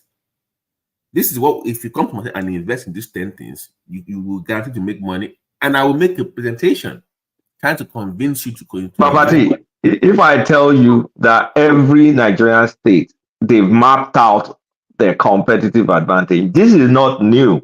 So why are they not marketing it now? You have to make a push now. You can't just say I have it. Make a push for it. Who is going to make the push? You are the governor of the state now. You have all these things there. You be the one. Why would governor make a push when the governor will collect what's it called, allocation at the end of the month? He don't push it. I don't know because you are asking me if I'm a governor. That's my selling point. Like this, I have this here. Come on. I have bitumen somewhere in Ijebu somewhere. Since when have we known Ondo State has bitumen? Shebi now by Popsy and his friend that collect merit awards that went to, did a massive highlight on it in the early 80s. What has been done since then? Nothing. You know how much gas Ondo has? You know how much oil Ondo has? How much are we tapping?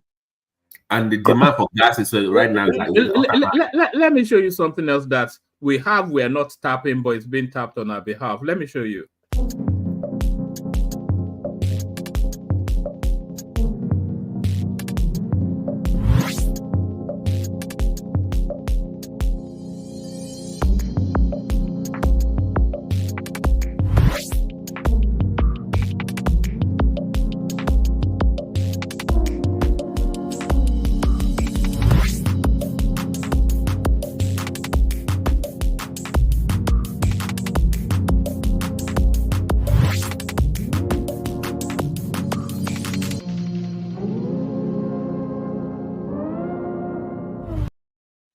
apparently the yam heads in your state in Ibadan, they just have apparently there's an abundance of lithium in Oyo State, Ibadan, and they're just harvesting it and selling it. They are selling it on TikTok and Facebook to the Chinese. That lithium in Oyo State, you said? That's the clip now. That's what I just in played. Oyo State or somewhere in the north? In Oyo State. Woman, where is let me give you a quick statistics. Indonesia makes 1.75 billion from crude oil. Guess how much they make from palm oil? $22.67 billion in 2023 from palm oil exports.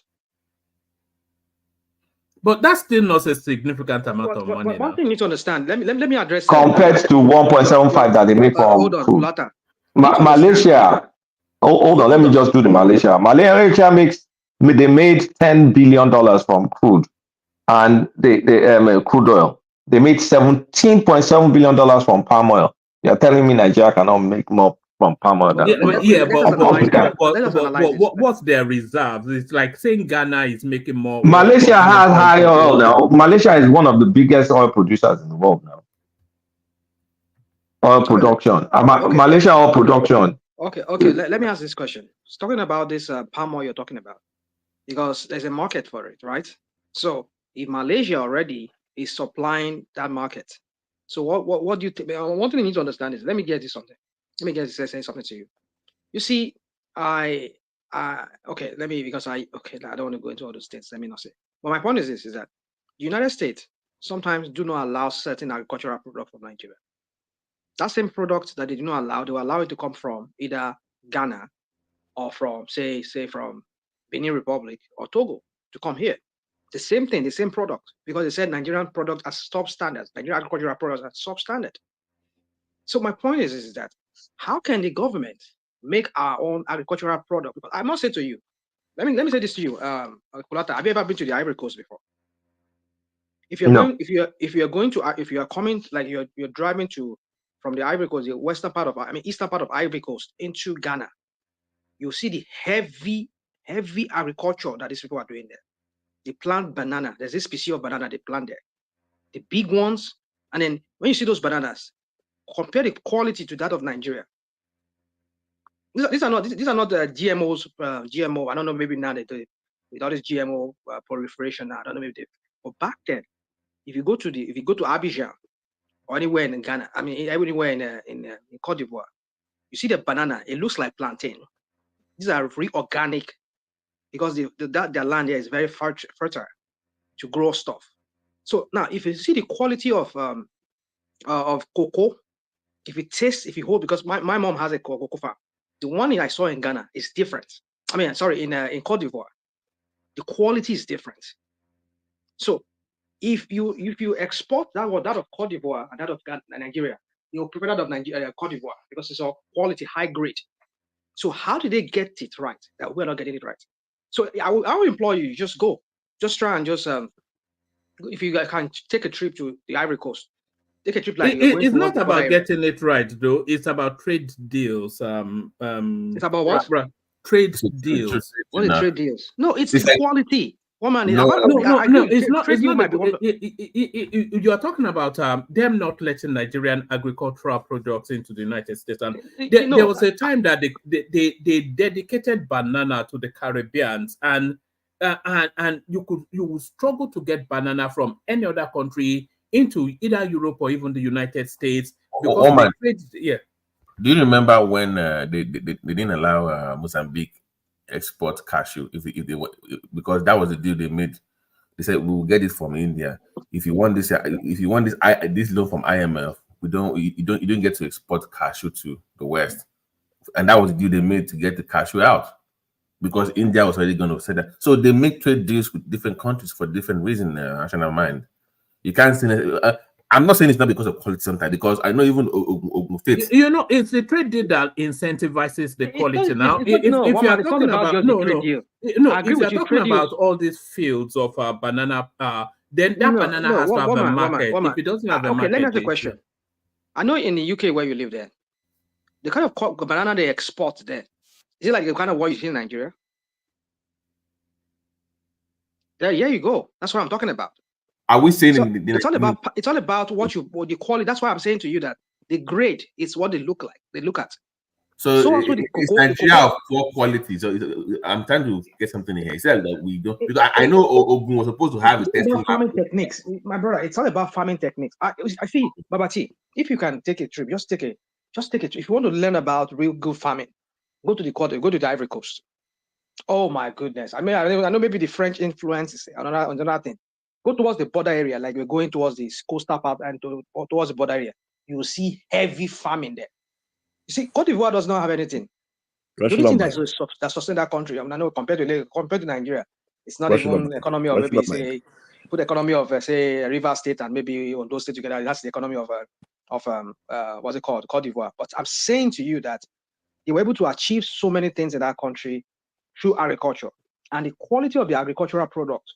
I mean, I've lived there. I saw it. The cocoa. If you carry a cocoa pod made in the Ivory Coast, carry the one from Nigeria, you see the difference. So how do you are still missing the point, rational mind. So I mean, the point rational mind is trying to make is, so obviously there are always soil textures. There are, like you rightly said, you could maybe doing the style of agriculture. But what one man is trying to say, like when you have trade deals with people to buy something for you, there's not intentionality for you to keep enhancing that particular crop that you're planting. Okay. So what you're talking about the plantain and maybe cocoa in Ivory Coast, we have that in all palm. So if you go to Imo State, you go to some part of Ogun State, and you see the kind of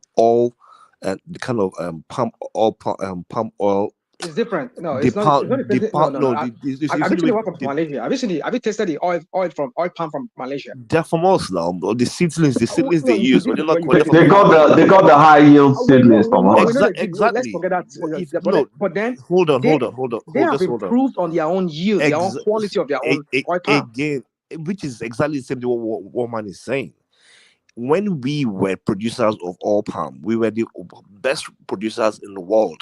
British was buying from us. In fact, our oil palm was fantastic for machinery. They almost did not even need to do too much of refinement for machines. That means that their engine oils, before engine oil became engine oils, Nigerian oil palm was ready for machine. In fact, as of today, I'm sure there was a period where people were buying our oil palm and putting it directly into engines of machine like a camera without having to do too much of refinement. And that's our own oil palm. You can't try with some other people's oil palm because those ones will clog easily. So the point I'm trying to make to you is that the way you plant them, because you have a market, you begin to improve. You have your research, you do your R&Ds, and it helps you to further grow that commercial base. But because we have channeled all our energy on our crude, people call our crude sweet crude. The crude they get from Nigeria, they don't get it almost anywhere else. So each land have their own topologies that will enhance the agriculture, but also too, once you have a deliberate market, you begin to put effort to growing that particular product. So if Nigeria starts to export, say maybe yam, the yams in Nigeria is better than the yams in Ghana in terms of size, right? But to export the yam in Ghana makes more sense than to export the yams in Nigeria, because the export in Nigeria, so let's say Nigerian yams are very big. You can put like 7 in a box, but if you take it to Ghana, you can put 17 in that same size of box. So which one will pay them more to export? I'm just using that as a very lame example. My friend, you never even. I agree with you that it's all about trade, like you said. Yeah, if you have trade deals, you have to improve on it. I agree with you on that. But why is it that you see? Let me give you this. I remember way back in the late 70s and 80s. I mean, early 80s, up to even up to the end of 80s. That was the last time I saw those kind of yams. There used to be this quality of yam. I mean, somebody said recently that they still exist. But I'll give you many of them. I remember way back in the 80s, when my mom goes to the farm, she go cook this F4 euro. The taste of F4 euro that I used to eat back then is different from the F4 euro. I mean, the taste of F4 that I ate in Nigeria whenever I go to Nigeria. The taste of yams that I eat way back then, there used to be this yam, yellow yam. When you pound them, with the yellow like this on top plate like this. The texture of that yam way back in the 70s, it's like the 70s, early 80s. It's different from the yam what they eat from Nigeria. Okay, So what has gone wrong is the land curse that our youth are not really that quality. That is why the United States. United States. They refuse from coming to the United States. That's what I'm saying. Listen, let's do it this way. Can you tell us the ones that we can improve on, the ones we are doing well in, and the one we're terrible at? Because I don't know, because it's like you're saying all crops in Nigeria are bad. You're asking the wrong guy, because I won't lie to you. No, let's know the ones that we're actually doing well in, Abi, and the ones who are terrible. I cannot tell you because it's not my line anymore. It's not it's not the line I'm into, so I can't tell you. But my So point is this. Okay, so we need to go back to where it all went wrong with our youth. So when you said not of good quality. Hold on now. If you say we are producing poor quality, I'm assuming you think that everything we produce is of poor quality or poor standard. That's what I'm taking from what you're saying. And if that is not true, and we are producing some things that are very good, then tell me what it is. And tell me the terrible ones or the ones that we can improve on in the short term. I don't know, because in my mind, I think you heard the word farming techniques, right? About it. So it's all bad. Farming techniques. Sorry. Sorry, rational mind. Let me bail out. Carry on the conversation amongst yourself. Thomas is there. Mike will come in and shut it down when you're done. So thank you, everyone. See you tomorrow. The super chatter was 4. So thank you for yeah. Let me bail out. Thank you, everyone. See you. Babati, the thing I'm trying to what I'm describing here is this: is that I'm describing here that there's a debt here. There is a problem here. Why get that point. Our youth in Nigeria, it's not meeting that international standard. I just give an example of the bananas. You are reacting to that point when rational mind. We need to. So what I'm saying is that you've reacted to that point again, and you called it Terenchi. Now we're trying to address where do you think is going wrong. So you've said, okay, the crops we are bringing in Nigeria is poor. The question now is why. Are you narrowing down to the soil? Are you narrowing down solely to the technique, or when it is getting wrong? So if I go to you, those times when you can relate to food textures being good, was when we were intentional about our production. Again, because we were exporting largely. Okay. So so our agriculture was a bit more deliberate. But now that we agriculture is almost less than we used to do back then. We are no longer as intentional.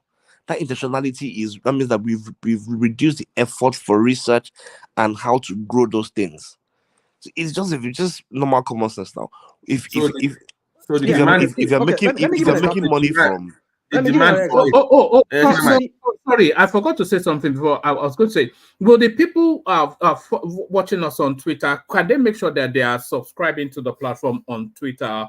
Where that space is somewhat growing, so your followership encourages other followership as well. So if you're joining us on Twitter, make sure you're subscribed. I think Paddy is actually subscribed to us on Twitter. Sorry, Carrie. Yeah. So I mean, what I'm saying is this. There was something I wanted to say a while ago. I forgot. But then I'm just trying to say is that I agree with you, Paddy. That you see, I think what we just do these days is just want to grow just to make money. You see, that's the thing about we Nigerians. Farming is about making money, right? I get it, but we don't want to do things in the right way anymore. Where did we get it wrong? You see, I remember way back in the 70s when we used to have people from this Western region, what they call them, farming. They will come and teach farmers how to apply what quantity of fertilizers they can apply to the soil. But I don't think they do that anymore. There's a technique, there's an art. You see, farming is an art. I mean, it's an act. I mean, art, right? Not act, art, as in A-R-T. There's a technique to it. And if you want to get a good yield, like if you go to Israel, the quality of their grapes is different from the quality of grapes that you see maybe maybe here in the United States. If you go to like France, the quality of the grapes that will give you a very good wine, very good. I mean, real good wine. From the quality of grapes that maybe you will see somewhere in the valley of, say, California here. I mean, in California. So what I'm trying to say is that there's a technique to it. Who told you the French one is better than California one? It's just packaging. It's not packaging. No, you see, here you go. That is what you don't know. I mean, let me tell you. Google this film. This black guy that did this film. Somebody can remind me in the comment section. There's this film, a black guy was, because it's always a white dominated, what do they call this guy? This guy's is it connoisseur? No, not connoisseur. I mean, yeah, I think it's connoisseur. I mean, that's what they call them in French. People that knows good wine. They serve you good wine. There's a black guy who was trying to break into the midst of those white dominated field. And then he had to go to France. I mean, his parents had to sell, whatever, just to be able to send him to the school. There's an art to it. That is what we need to learn. Nigeria just do anyhow. We see, the point is this, you see, that's why we will never meet the standard of international standard that they require of us. You're talking about Malaysia sent, of course, I agree, they get the palm from our country, but they develop, I mean, they improve on the yield, the quality of the yield over time. Maybe the texture of the soil or something they did. Why can't we learn it? We used to learn it. We used to know way back in the, when my mom was heavy, before she passed away, way back then, the quality of the yield. I mean, I used to test the F4, the yams and everything. It's different from the yams that I eat today. Everything tastes so bland now. So what was it that they were doing then? Because they had these people that used to send from local authority, then they'll come and teach them on how to improve their yields, because they know that they have to export this thing. That's how they make money. So what happened? Everybody just focus on oil. Even the oil, they didn't even design.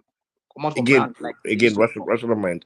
The ones we export today. So those things you're talking about, the oil palm, the granules, the cashew, we still the dates, we still export those things. And the ones we export still retain those standards. The ones we consume locally are probably the ones that you can emphasize and say the ones that we're locally consuming don't have that same taste. That's number one. Number two, they're all from Ghana. Have you eaten yam from Ghana before? That's what we buy in America now. That's what everybody buys in America. But I still prefer the Nigerian yam over the Ghanaian yam. Oh well, that's it. If they pound Ghanaian yam for you, for Ghana, in Ghana itself, if you eat that, you will not say you eat yam. It's different from Nigerian yam. But there's no single Nigerian yam. We have several types of yam in Nigeria. I get it. But the question is, even now, Southwest, we have different kind of yams. How much more with that Southeast join? But my point is, I'm still talking about the quality. That is why we are not allowed internationally. Nigeria has to export. I think we have about 7 or 8 University of Agricultures that do quality R&D for our exports. What you keep hammering on are the locally consumed ones that are different from the ones we export. The ones we export still retain those quality. Otherwise, we will stop exporting.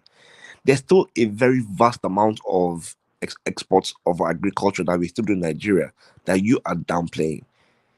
And I think so because they're exported, we are not consuming them. We see how people who buy yam from us, but maybe not America. We see how people who buy cassava from us, maybe not the ones that Brazil. No, not Brazil. I know we still export cassava. We still export all palm and I was giving you an example of the all palm farm in Imo. If you look at that, the aerial view of that all palm, you see the way it was intentionally planted. We also have another one again owned by University of UNAB or UNAD, University of Agriculture in Abeokuta. If you see that all palm field and the way it was intentionally planted, you understand, okay, fine, these things were done deliberately, but the produce there are all exported. We don't consume them locally. So local consumption is different from exports. So like almost as though they're like an agricultural cartel. Hold on. So I know around the airport they're trying to be like a echo for this kind of plants for quality improvement for export, where they would for testing, lab testing for this produce. So the question is, how do we improve the quality to meet up with international standards beyond just farming? Farming practice is one aspect of it. How you preserve it is a different aspect. How you process it, how you store it, there's many components just beyond farming techniques. So if they are exporting, I agree that farming techniques is a part of how it comes out. But beyond that, there also has to be investment in some part of that value chain before you export out. You get my point? So okay, that's why how do you improve that? Okay, BT, should I even give you a shocker? Right. And this is a very unpopular. Do you know that even us as a people, the affordability for us to even buy locally made produce are even more expensive than the ones we import? In fact, many of the foods that we consume, that what rational man is is complaining about, vast majority of them are actually the imported ones. Right. Locally made Gary is even more expensive than the Garys that we import. Same thing with our rice, same thing with our yam, same thing with our all palm. The same all palm that we have in mass production here, the local ones are more expensive than the ones that we import. So when I imagine Nigeria importing Gary from China as of today, so how will you eat that same eba and tell me it's going to give you the same taste that the ones you get from Ijebu or Abakaliki? So our consumption as a people, we can no longer even afford to enjoy the locally made ones that we used to enjoy back then. Of course, population is one of those things. There's the what's it called, the massive desire of Nigerians to want to eat something imported. It's another thing. All the rice that we sell that we consume in Nigeria now are all imported, but the Nigerian rice will probably give a far better, richer taste, less starch, much more fiber than the ones that we're consuming. So to that regard, then what would the argument be? So that's what I'm saying to you. We still have people who invest in R&D, who are still improving those things, but that market is no longer a locally consumed market because I export it. I'm not saying this because it's a good point, because I know one or two people who are exporting some of our locally made produces, and they're making huge money from those things. I think I mentioned it before in one of my few appraisals on the show, that people are actually exporting, and the quality is top notch. Because obviously, when you're moving into another country, they have requirements, and the requirements that they're getting from us, and it's not the same requirement, it's not the same standard that we are consuming with them. So, Paddy, you're not buying the quality thing, the narrative of national mind, like overall. You said what? I'm sorry. I'm saying that because it's not. I don't think it's buying your, because you said it's more expensive. Yeah, because they're more expensive, and people can no longer afford that. They're gonna pay more of it, obviously, if you're gonna do more improved, bigger size and more. Okay, I get your point. The other day we saw trucks that were moving grains from the north, rather than them coming to south for us to consume. They were moving straight to the borders. And those were crops that were literally made and harvested in Nigeria. Even our tomatoes that were made and harvested in Nigeria. By the time those tomatoes come from the north down to the south, they're already dead. Half of them, they are already like Esha or something. So we are left with the very little. So we are left with the unripe ones. Of course, bad roads is also there. So imagine you're bringing food from the north.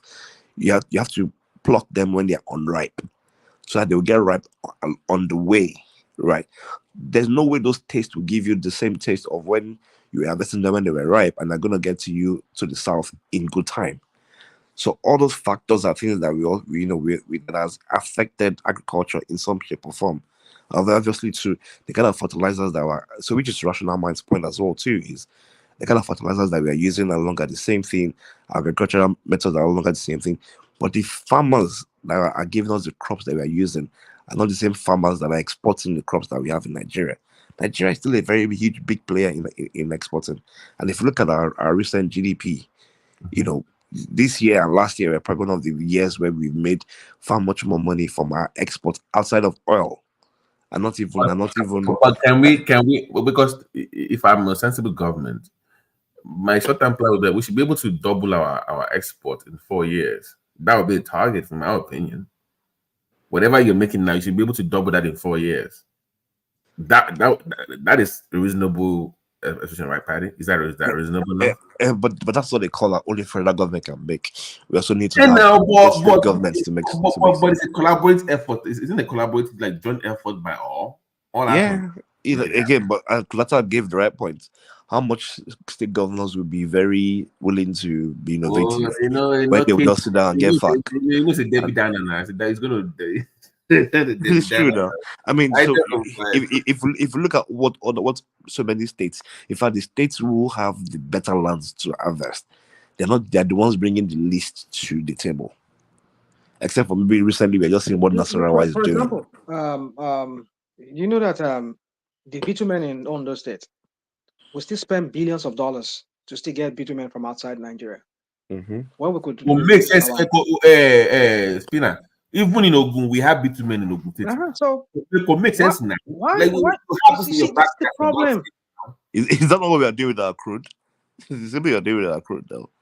There's almost You know what, Paddy? Thank God we even have it the way it is. Because even if we have it, they will have been using it for swapping. They will have been swapping bitumen for crude or whatever they do it. So can the benefit? Oh, I don't know. We have bitumen in my we have gas. When you ask them, they say they don't have the technology to drill. Why can't you bring in the technology? Bring the people expert. Let them train up. You see, but when I say we don't have those leaders or Nigeria man assuming by me, you have something underneath you. Do you know how many roads we could construct with those our bitumen that we have? It's rational mind. Cherry point to make here, it's usually easier said than done. But when we look at places like Bayelsa, and look at places like the Niger Delta, you understand the intricacies of harvesting natural mineral resources. You're going to start having locales. You're going to start having what's happening in the north, happening in those areas. So you have bitumen. Why are people like that? That's the question. Why are people? It's not because of the injustice around. Because people have preferences to their native land. No, By the time you start extracting bitumen, we know that. But look at the demand, global demand for gas in the last. And so the demand sounds good to you economic wise, but you're taking people's land, ancestral land.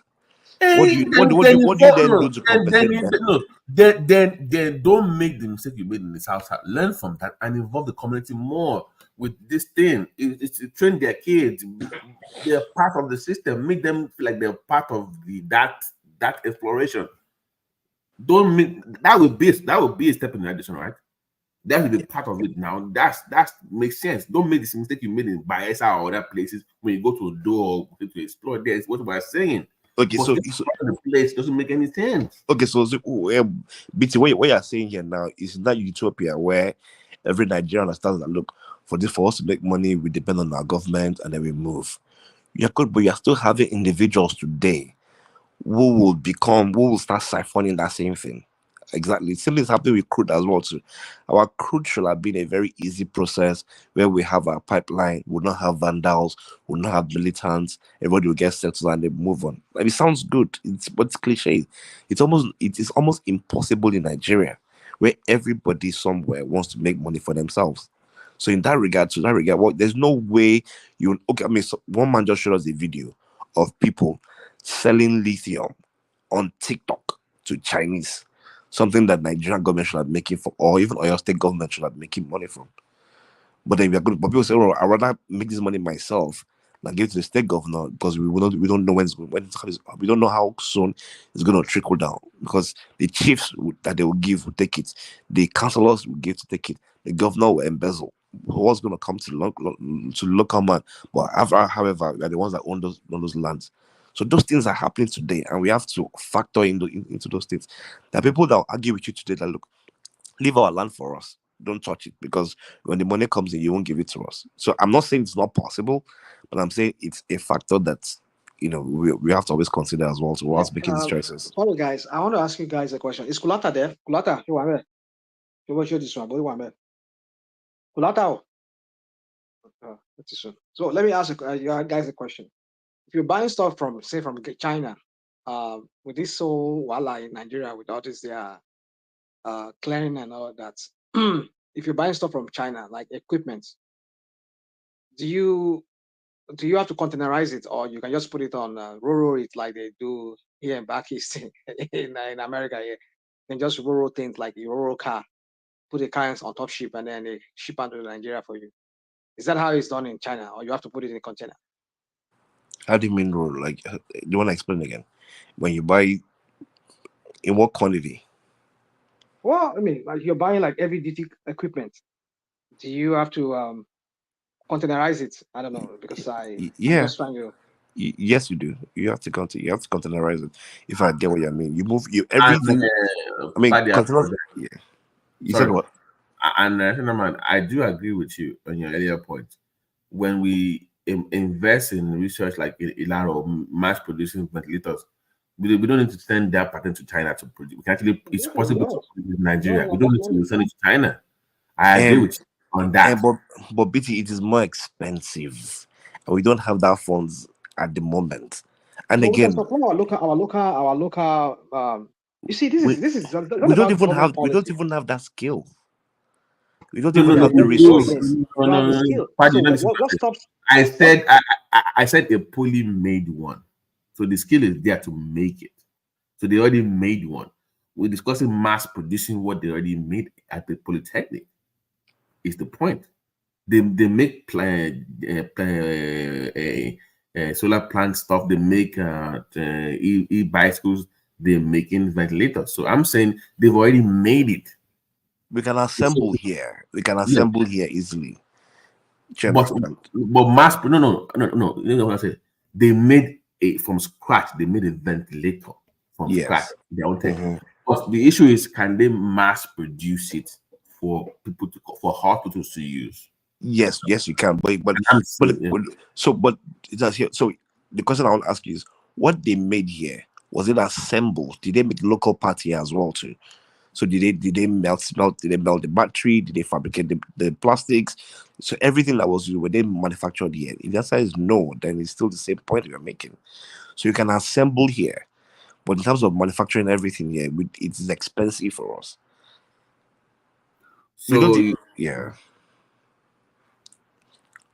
So you think that just the patent to China, make it over there and bring it back. But that defeats the whole point. That in my opinion, I don't. So what's the point? No, so again, I think because you think that that's the only route to go, is why you think that it defeats the point. It is not the only route to go. So I'm saying, China, like for a country, eventually we have to get to a point where we can mass produce things with the supply, with the parts from our own. So what we need to do as a country is to prioritize the things that we can mass produce. So someone like maybe South Korea will say, want to focus on chips, and chips is what they will focus on. I think even Tinubu during this campaign said that maybe people in Edo State or so they can focus on making chips. So if there is one component, Are you believe him? No, I'm just using that as an example. Of course, leave Tinubu alone.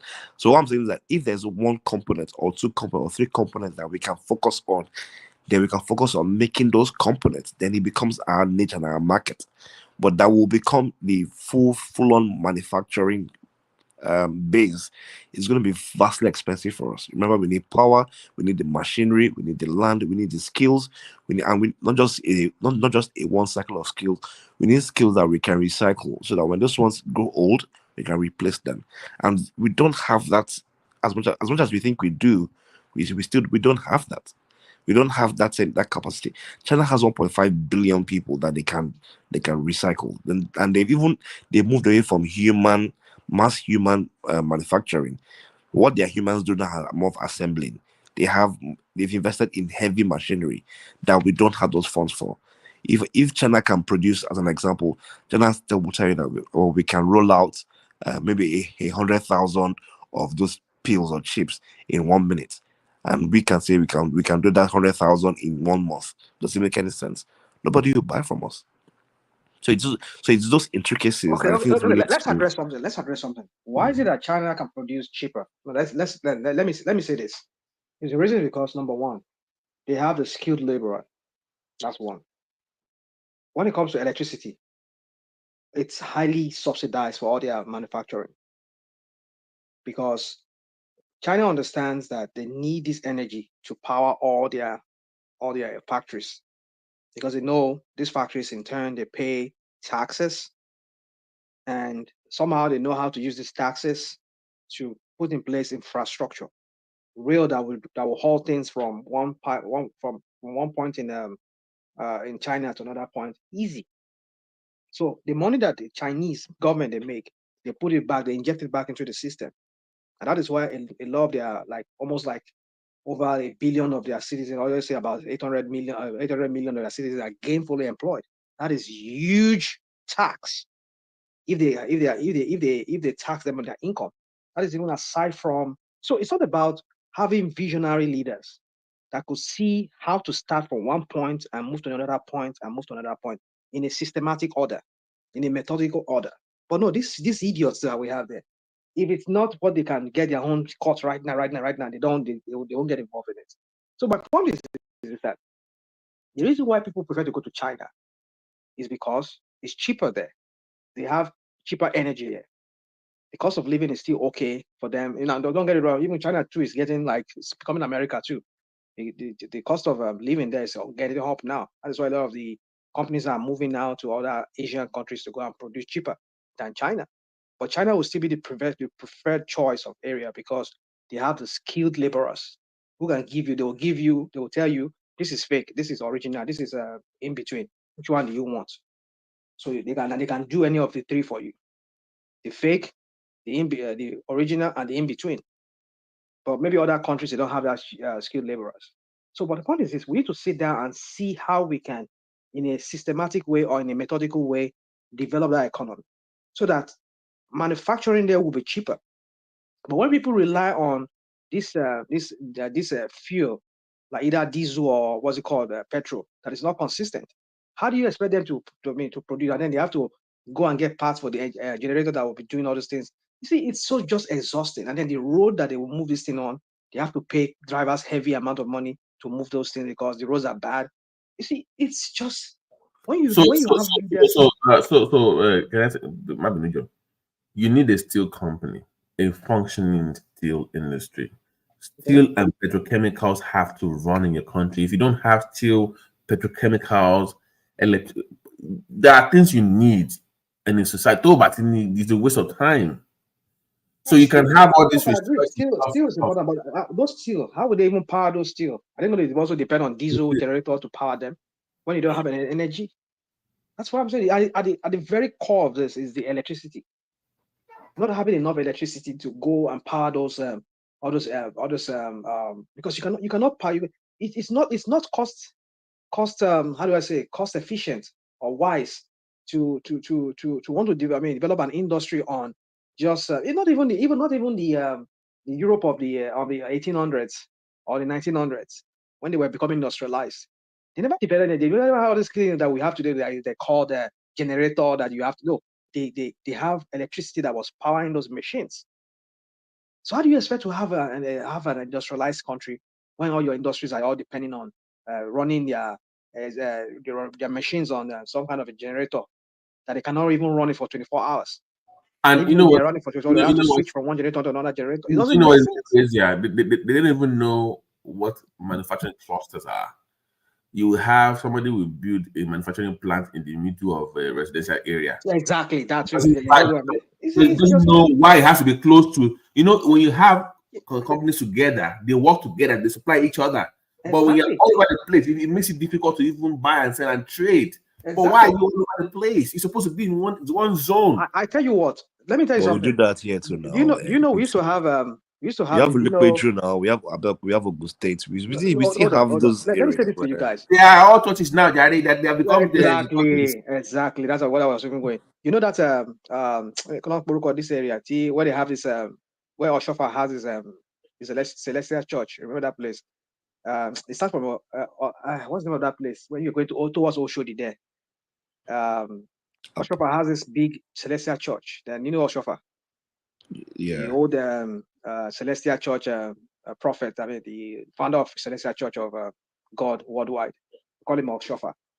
So that area, those Coca area there, before you come to Rilegon, towards Alaba, we used to have Eleganza now.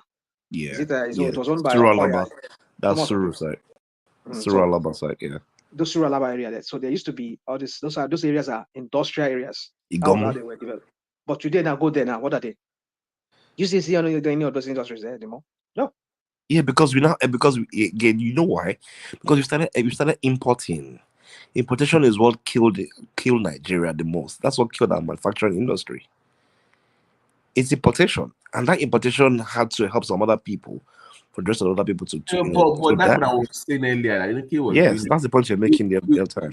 You're supposed to focus on your area of your strength. But we did. We're competitive. Beyond oil, beyond gas. Where are other areas where if we can be competitive, even if you put taxes on imports, we still struggle in some areas because we just cannot do it. But there are areas where we can focus on where we'll be competitive regardless of who is exporting what. Like what? On those cassava. The only other thing that we have that is the largest in the world is cassava, aside of oil. And our cassava, we consume it. We don't even export. We do, but we don't export it so much. Commodified cassava being. Yeah.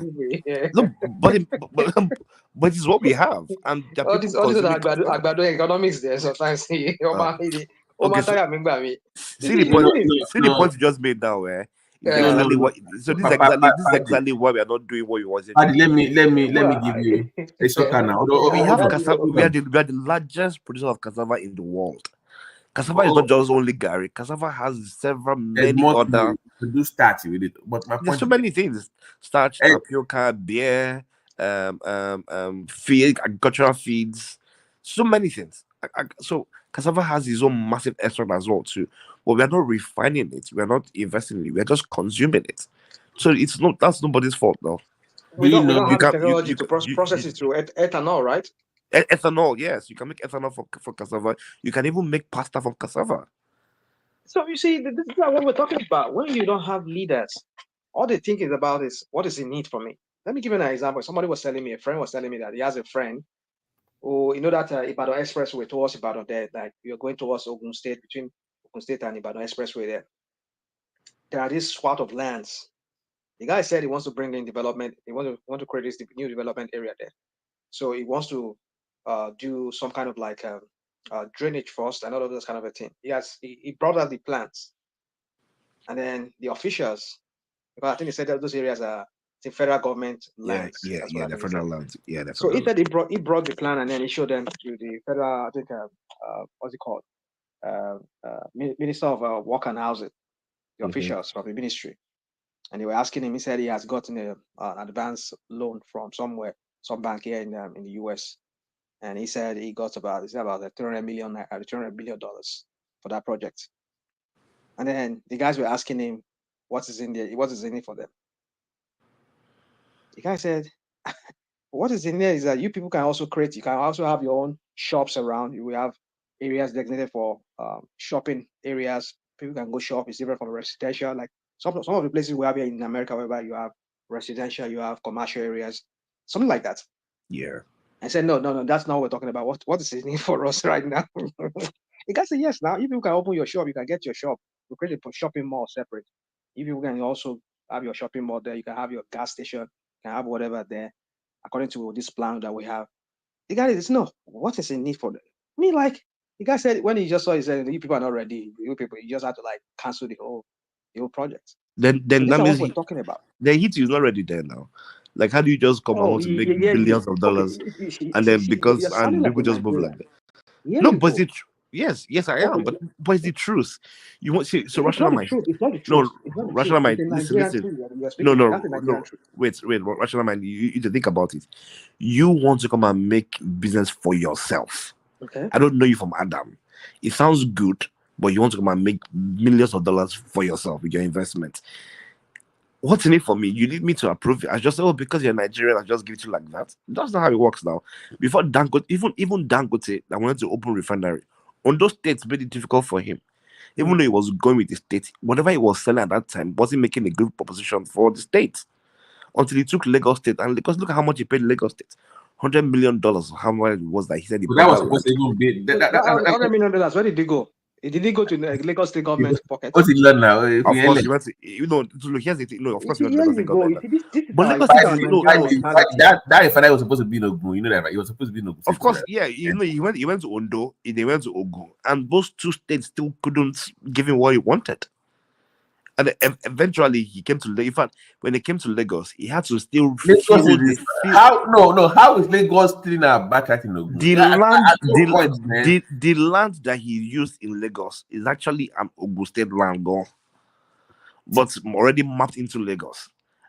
It wasn't even a hard land. He had to first fill the land first, because it was the landborn part. First fill it into actual land. First started building his refinery. And even at that, they still paid $100 million. Let me be honest with you. We might give up on Nigeria at this point. I don't want to even go ahead, man. I don't. Look, see, if you're coming to make money that will change your generation, you must drop. See, once you understand, and this is what when people say people don't want to bribe. If you're going to come and better yourself, once you understand your market, you've already solved half of your problem. This is the way my market works. Hold on. You see, this is okay. Let me give you an example. Let me give you another example. A friend of mine, I don't want to start giving you all this example. I'll just say it in a generic way, in a more general way. You're asking a bank, you're getting some kind of like, say, $1 million here from America to come do a project in Nigeria. Maybe, I don't know how, maybe you, through your kind of credit or whatever credit worthiness you got that. And you're telling your bank, this is what I want to do. You know that these banks, they will do their own cost estimation too, just to see that project you're talking about is going to work. And so if you are now taking that $1 million to Nigeria to go and do that business, and some people are asking you for like 20% of that money, at the end of the day, what are you going to do remaining balance of that money when it's not even enough for you to you factor them into your cost? You're going to factor it in. How come the Lebanese how did Alledgely got into a problem? The Lebanese, because he didn't do it well, and that bribe was heavy. The Lebanese come and that's the thing you're complaining about. Got into a problem. See, of course, do you remember the Alledgely case? We all know now. So that's what I'm saying, because this is a society that they will do their due diligence when they're giving you money to go and do a foreign project. But I'm saying to you now, bribing anybody. The Lebanese come here. That's what you're complaining about. Lebanese are doing it. Chinese are doing it. How? Indians, that same bribe thing. So how do they get their money? Is it from a country like where you and I will live here in America? Come again. Or they're coming from another country whereby they have their own corruption.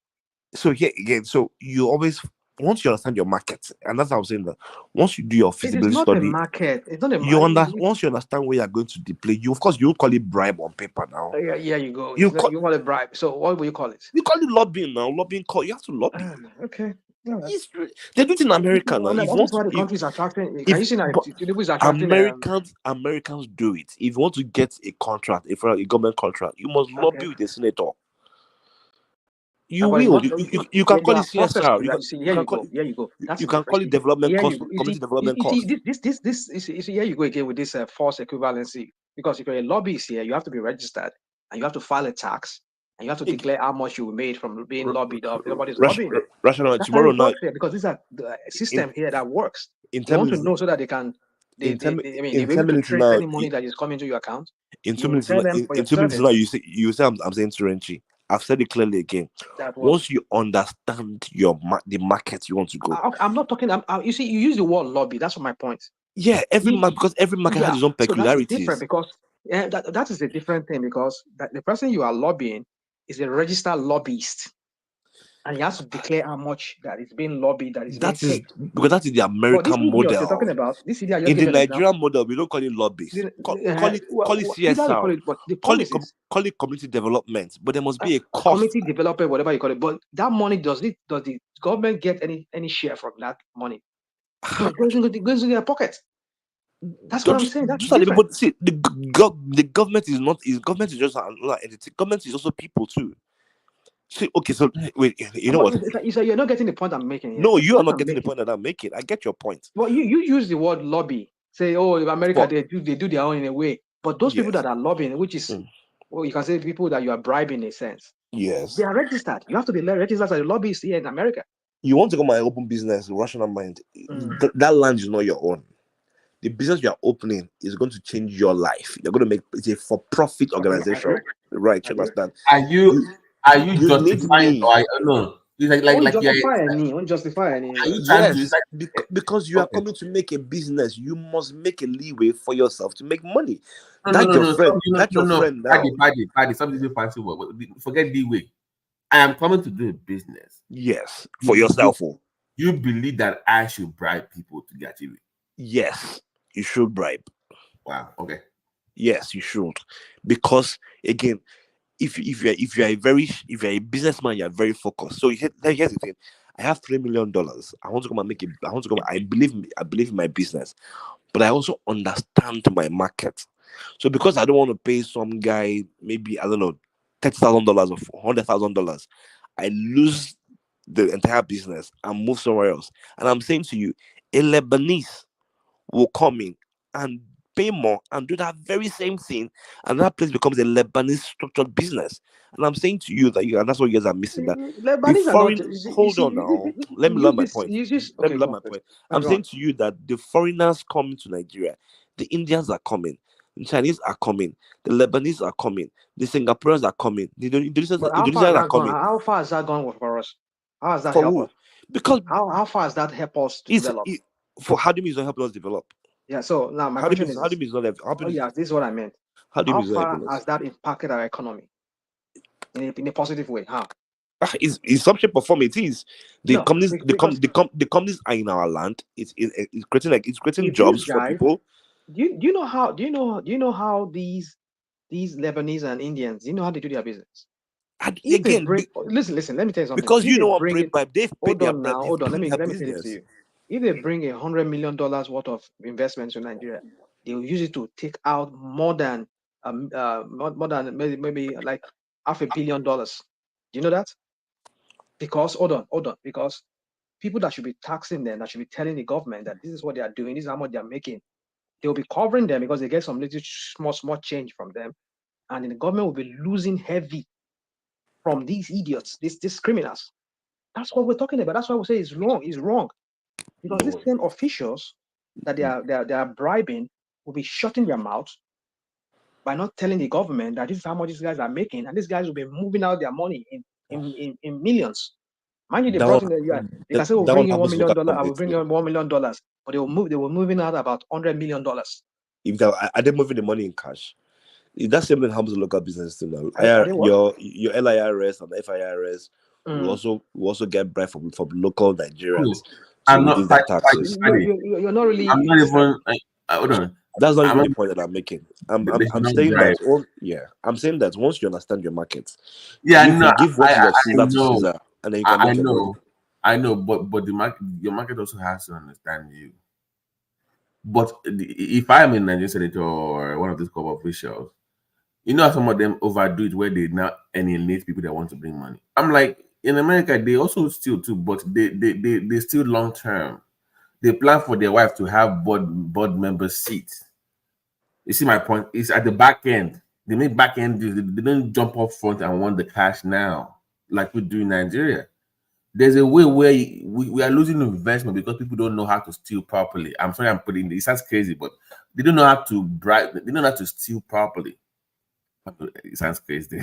You don't know what happened to this our guy for Epis.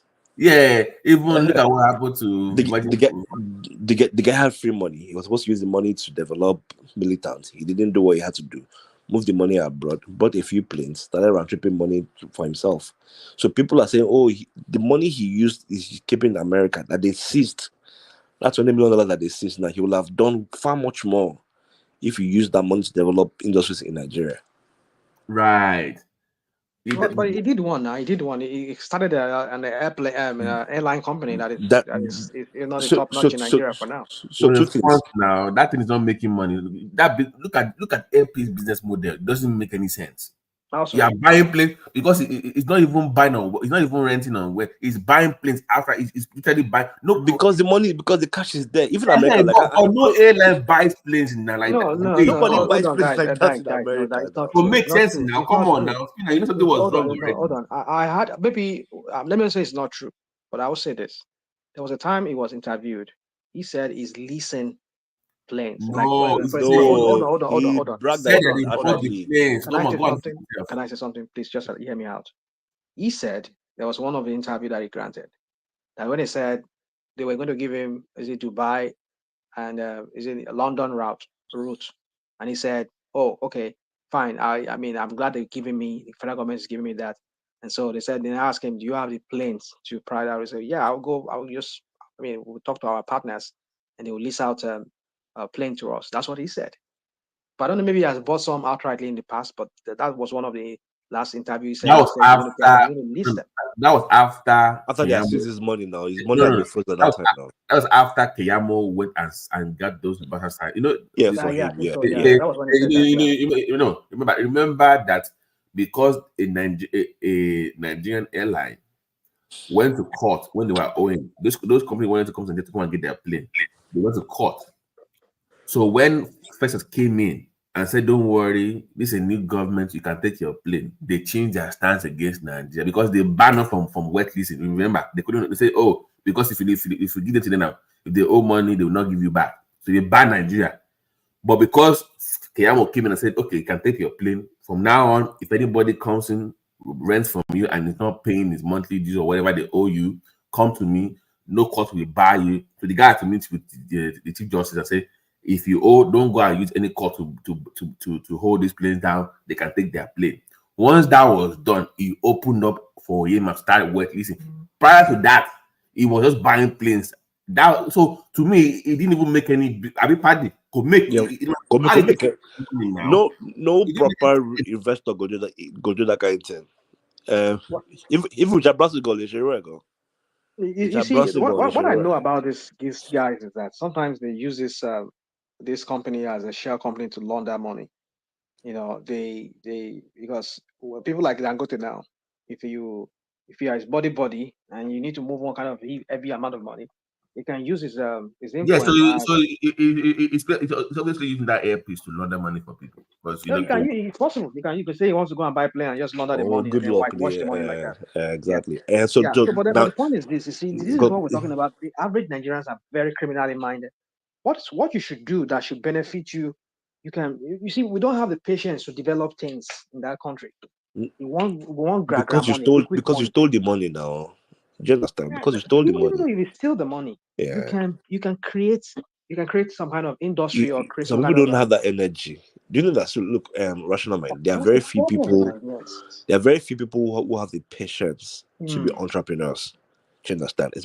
And once you move government money, you don't want those eyes on you. You rather just move the money abroad, leave it there, and spend it from there. Because in your mind, it's crazy. This is not sorry. What's this guy there now? This guy from Kogi State. That paid his children's school fees. Speaking away, you get paid a child that has not even gone to secondary school, paid the school fees ahead. And that's the average mindset of somebody who steals. So when we say these people are not elite, they're just thieves. Let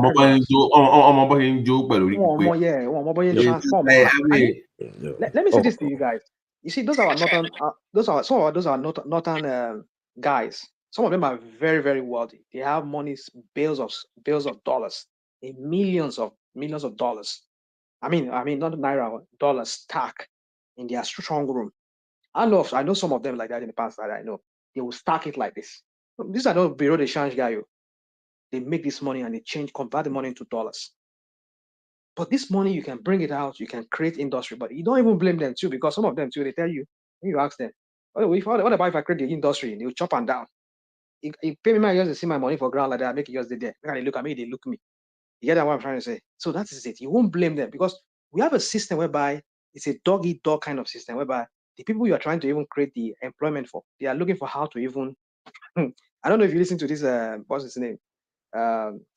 This guy, former Ekiti State governor, his brother. Fire's younger brother. Yeah. He said he started an Amala joint. Yeah. but employ people. Look what they did to him. Yeah. Do you know what you're saying there? I even know one man. I keep forgetting his name. I was going to say Akpabio, but it's not Akpabio, so I once called it. I mean, if you remember, I won't mention it.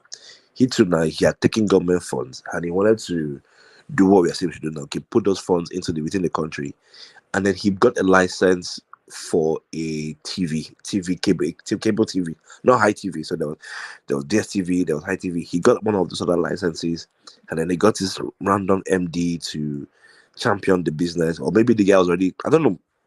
He funded the business. They got buildings in Magodo. They had employees, people subscribing, and then this MD just lavished his funds ridiculously, to the point where they couldn't make. In fact, the man just ran away to maybe Europe with the funds.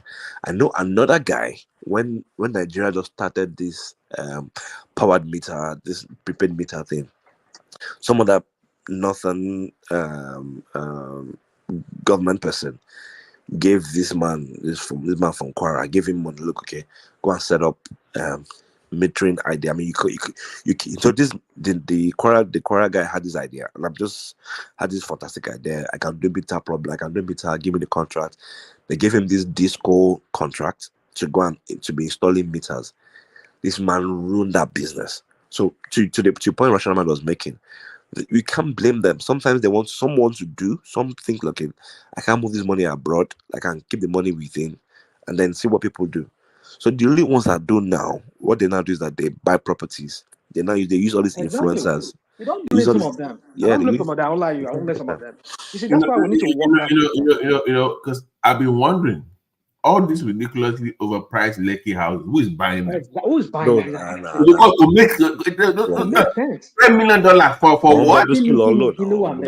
So if I, they have a playground, yeah, not as if they have some kind of and they use all these small boys, the drainage. influencers. On Atlantic Ocean, you have a very good view. You're looking at that crooked ridiculous, road that ridiculous they call houses, yeah. And you are paying 20 million. What is it you are paying? You will buy a house here, real nice $1 million house here. You'll be facing the skyline of San Diego or the skyline of what's it called, Seattle, and then you know that you're paying for something. But what are they paying for? And even the quality of the house, you look at it's trash. No compounds. You can live like 4 cars there. No green. Just squeeze on swimming pool, like jacuzzi size swimming pool there. No green. No green. No green. Yeah, no green. They have pool. They have pool close to the fence. I said they put like jacuzzi size pool, and those houses will be 200 million, 300 million, 400 million, and they are you buying wonder, Kilonta, what is all? I mean, I just don't wonder. I just like, what is all these things? I mean, who are people buying this house for that amount? Oh, not in London, and because of EFCC, they now use all these young boys, don't she, influencers. So you just hear one guy talk on she, maybe small skit that nobody's even watching. He has about maybe 100,000 followers. Before you know, he don't buy beds, he don't buy house. So it's their own commission from that deal that they used to buy the Benz. But then the house itself, is being, so you buy the house in your name, but before you buy the house in your name, you'll have already willed it or trusted it into the actual owner. So the house doesn't belong to you. So on BOBRISKI and Co, and that's what they do. In fact, even before those skip makers, they used to use artists, so the likes of Davido, Whiskey, Burna Boy, and the likes. But John Yeti fancy, so they now use all these young guys that they can easily handle. But they don't own those houses. Because I'm like, who's evaluating this house? Who's putting our round tripping money? Those are the money from round tripping. This is our FX round tripping. In fact, there's a building coming up in Eco Atlantic called La Definition. You're going to see it very soon. It's about 27-story building. It has shopping malls, very huge complex. Before without even building it, not a single block. They already mobilized. They're already doing the foundation. They've already bought the whole thing. Guess who bought it? Everybody working for oil companies and in government is already bought it. They will do their money. So all the governments are already sold for ridiculously overpriced amounts. I'm like, so you lost no money from NNPC, whatever. Everybody's already bought the apartment. It's relatively money now. It's not FX money now. The people who do transactions of $3 million, $4 million every day before 10 a.m. You must have sold the money, and the people that are buying those money at cheap rates. So when those Chinese people are coming, they don't come with bulk the funds. They wire to them. So they can meet a random banker in a bank to say, I want to be able to move $1 million. Can you do it for me? You just see a random staff in the bank put low, and there are people giving them $1 million to sell. So there's so much dollars that they are spreading around. Do you know the average FX to keep banks matter in the month or so, in a day? It's about, in a month, maybe they can get a allocation of $100 million each bank, as an example. The one that is available to customers to buy is up to $500,000. The remaining wants a barrier from the top to bottom. Yeah, in fact, most bank branches that have dollars don't sell to you. Once you go to bank and say, I want to buy dollar, they'll say, okay, wait. They'll go and call their bookie to come and sell dollar to you. Right there and there, the cashier and the branch manager, they've made money on your head. So people are making ridiculous money from, and that's how Nigeria is operating. And I think that until we have people who are willing to break that system, reduce the amount of fraud that goes on, the heavy fraud in FX subsidy, power subsidy, oil subsidy, we will not grow as a country. And that's how I feel like it begins to trickle up all the way. But you just said that you support people bribing to open business. How now against bribery now? No, so again, I'm speaking to business development, right? Nigeria, we need so much investors to come in, right? And then if as a Nigerian who is coming to Nigeria, and I'm coming to say I want to set up a business in Nigeria, but I'm coming with quote unquote the morality grounds. Oh, it's already in here because you understand the market. It's almost like when you want to buy land in Ikorodu, you say you don't want to pay money there, you won't build your house. So once you understand the market, the most you can do is negotiate. Okay, I can't pay this amount here, because this is my people I'm paying, but this is what I can do. But you get what you want, and you're going to make your money. But if you're trying to now form bureaucracy, that business venture, you've lost it to another foreign company to come and make. And that's the point that I'm making. I mean, the amount of money Indonesia is making from Nigeria on Indomie alone. I doubt they're making it even Well, in I think country. a Nigerian has bought over the Indomie company. I think they said the Malaysian or the Indonesian Asian guy that people company they've given it up.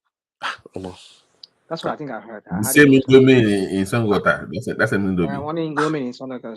Yeah, I think it's a fully owned Nigerian company. That's what I heard. Yeah, so what they now did, what I know they did is what MTN did is because of issues with the federal government. Okay, you can no longer retain that your foreign company identity. You need to become a fully owned Nigerian company, and that's one of the policies that came from, I think, maybe during Buhari and which kind of the Oshibajo's piece, which I think makes sense, is all those foreign companies that we have that are moving funds and depleting our FXs become local made companies. So MTN is an example. Up until recently, MTN was a sole South African company. But now they're now called MTN Nigeria. They will put a Nigerian CEO, but we all know say the board of directors are still foreigners. So that Indomie will put a Nigerian CEO there for the sake of it, but the board of directors are still Indonesia. You still move your profits in some shape or form abroad in some way. So that's what they did to very much. That's why Diageo left Nigerian breweries. So you sell your shares and give it to Nigerian companies because you can't have that. So all those, when we say, oh, these companies were leaving, the companies were staying. They're just selling their foreign ownership to Nigerian businesses. So you just are now policies where our federal government is trying to retain the authenticity of our businesses. Of course, to protect consumers, to ensure that people are not moving their FXs. It just little here and there, which kind of makes sense. But of course, but they pay what's the law already. Well, God help your country. I hope this guy there figures it out, because if Tinubu cannot fix the damn problem, I don't know who else can. It's the last car. I know Spinner is not a big fan of it, but I'm saying from the Yorubas will say only a thief knows the part of a thief. He knows how the game is played. He's one of them. He's also a crook. So if a cook that knows the way of the cook is not going to fix the problem, I don't know who else can.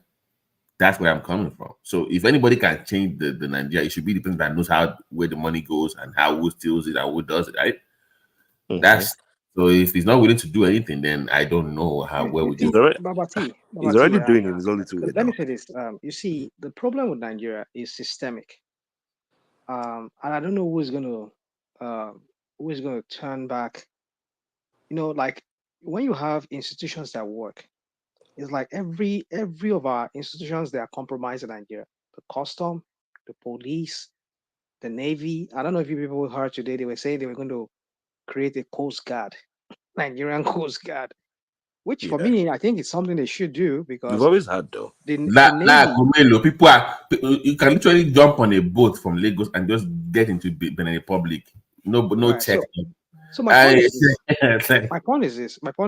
But they check. You see, the reason why they keep making all these new why do we have civil defense when we have police?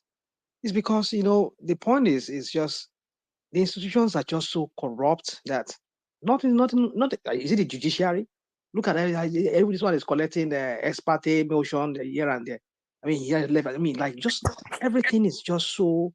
It's so okay. I don't know if you guys recently there was a deal they did against Access Bank. Access Bank lost millions of dollars, millions of naira rather, to some guys who defrauded Access Bank, and the judge also took cut from that until somebody blew up the lead. Judges are now corrupt, that they help these Yahoo boys, all these scammer boys, to help them to defraud banks. If you hear some cases like this, you start wondering, how can we run a system like this and let it sustain itself? And you wonder why everything is just upside down. People can launder money through, like Paddy was saying, through house, and then that way they inflate homes, houses that are not even worth up to like 5 million naira. They inflate it to like 200 million naira.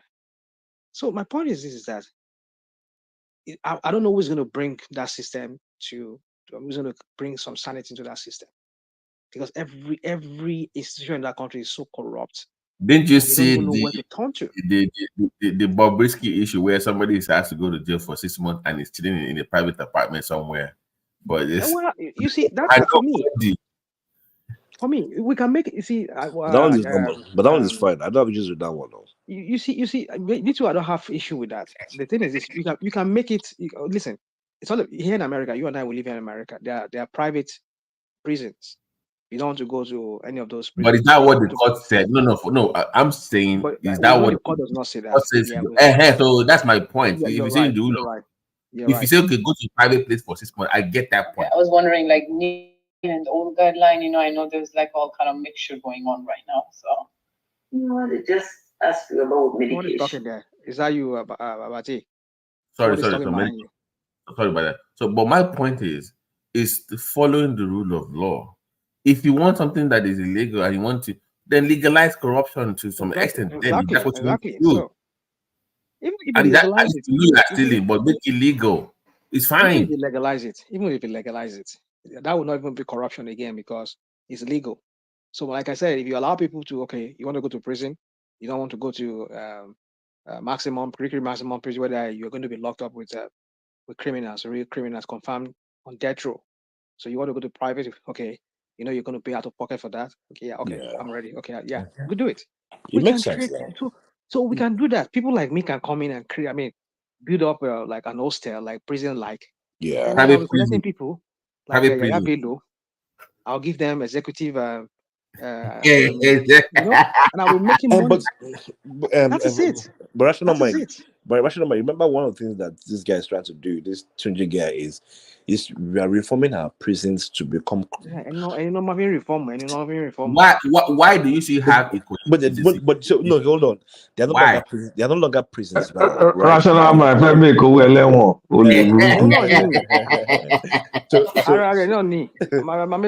make that money now, right? So now we don't get prisons anymore. What we want to now do is to have correctional centers, right? In the case of BOBRISKI, if the judge says he should go in 6 months detention and not necessarily going to prison, detention, house arrest is the detention. So as long as you have 6 months where you are isolated, detention or prison, he says you should go. This one you're wording it the way you're wording it now. No, again. So sometimes the judgment should be 6 months in detention, and you can be detained anywhere. Say Super Eagles were detained at the airport recently now for 20 hours. All right, no. Why are Nigerians like this now? So borrow that's my mind. But Europe, I don't understand. What is the airport? Come on now. Why are you like? No. So here's again. I'm saying this is as long as our prison has been reformed to correctional centers, what's the offense that he committed is supposed to be a correctional offense. Yeah, exactly. Correction. It's not like something that should be punitive. So it doesn't matter. We should put I'm with you on that. So I'm like, so let him be isolated. He's learned his lessons, and we move on and we keep it pushing. Exactly. The only thing is that because the BOBRISKI wanted to scam some people and borrow some money and do some deals. I think people said he was actually in prison. Not as if he was in prison. That's what people said. I don't know how true that is. But I don't know. They put people in. Listen now. They said they have VIP now. Yeah, they have VIP. They have house arrest. The people that they get jailed in their own homes. They do it in America too. Now. They just put that machine on your leg, and then you're jailed in your home. So I was just wondering, like, maybe because of the way Christian, you know, you go warrant prison. go Just warrant let him do prison, community service Lambe or Kulajen, fine him heavily. You know. if it's That that one, way, they should go and arrest everybody from Ijebu. Exactly. Now you see the job. You see, this is what we're talking about. They'll be chasing shadows instead of chase the main thing. Reform this whole thing. This reform that these people are doing. You see, one would say which people should not vote in people that are sick like Tinubu, that are not informed. Because I expect a real agile president to be everywhere, talking every time. You know, like you want to see things moving. Not this talking like, I mean, we need somebody who is agile, a young man, even though you're not a young person, but at least you are very I healthy. recall the music, rational mind. No, you see the kind of, we need somebody who is action. Action, you make everybody sit up. I fire you if you don't do your work. But that comes from having the people's mandate. Okay, that comes from having the people's mandate. You know what I mean? Of course, yeah. If you let's say let's say you run for office and you had more than 90 people of the people that voted for you against the establishment just came in there. You don't owe anybody any appointment. Yeah. Totally. You don't have to do any favors for any special interest. You see my point? If you have the people's mandate, you don't need people to connect to anybody. You will get the best of the best in there, and nobody will question you, and they know what it is. But what happens in Nigeria, because people have to then put some people's interest, they won't put the best there. Because you remember how Tinubu got the ticket? It was because of the people now. So it was Babaji Lawa that bought his form for him. Remember? You remember that it was Babaji Lawa that bought Tinubu's so he owes him a seat somewhere. So that's why he doesn't have the people's money necessarily. See what I'm saying now? So you see, this is what it is. Even when Bubu that said he doesn't have money to buy form, who bought his form for him? That's the question. So you see, these are the things we're saying, and those forms then they were selling for, about 100 million naira. Was not what they were selling their form then. You just imagine. You see, the point is, you see, there's a whole thing wrong with our country. So we need somebody who that has craze in his head. I mean, craze, a real craze that will bring sanity into that system. That will make everybody sit up. I have a name for you, Showere. I know you don't like Showere, but this is one thing I'm annoyed about Showere. You see, we don't need people like Tinubu. If it goes up there, people are going to prison. Can we at least agree on that one? So where which presidency? Maybe this guy talk about question now for your former head of state. The guy said, he said, if you win now, all of us will run away. You see, jokes apart, guys. Jokes apart. We really need somebody that will come and bring sanity into that system. Nigeria is so corrupt that every institution is corrupt. But how do you expect people to come in, to want to come and do business? We're not talking about somebody now who stays in diaspora. I mean, I can give you my own example. But at least this Fayoshe, some brother who makes money and then he brought it home. Okay, let me employ people. Let me create an amala joint. Let me create a farming for my farming that I can employ people. Let me do this. I bought properties. I put people there to live in there. They had to go and get a court order restraining me from collecting money from. Imagine you get tenants. Court injunction that they can live in your house for like 2-3 years and they don't go pay one money, they go pay rent. They are doing it in Nigeria. They are doing it. I have a friend. He inherited a house from his mom, and that house, there's one Igbo. Sorry, let me not say. There's this guy. I mean, with his girlfriend, they were living in that house. They were living for that house for about 6 years. So they went to go and get some kind of court injunction that restrained him because he was saying that, oh, it was your mom that has the house. So it was like, I don't know how they did that thing. The guy was not paying rent for more than 6 years. Somewhere very close to Eric Moto there in Surrey, Longbe. You can imagine. So you see, we need to reform the system.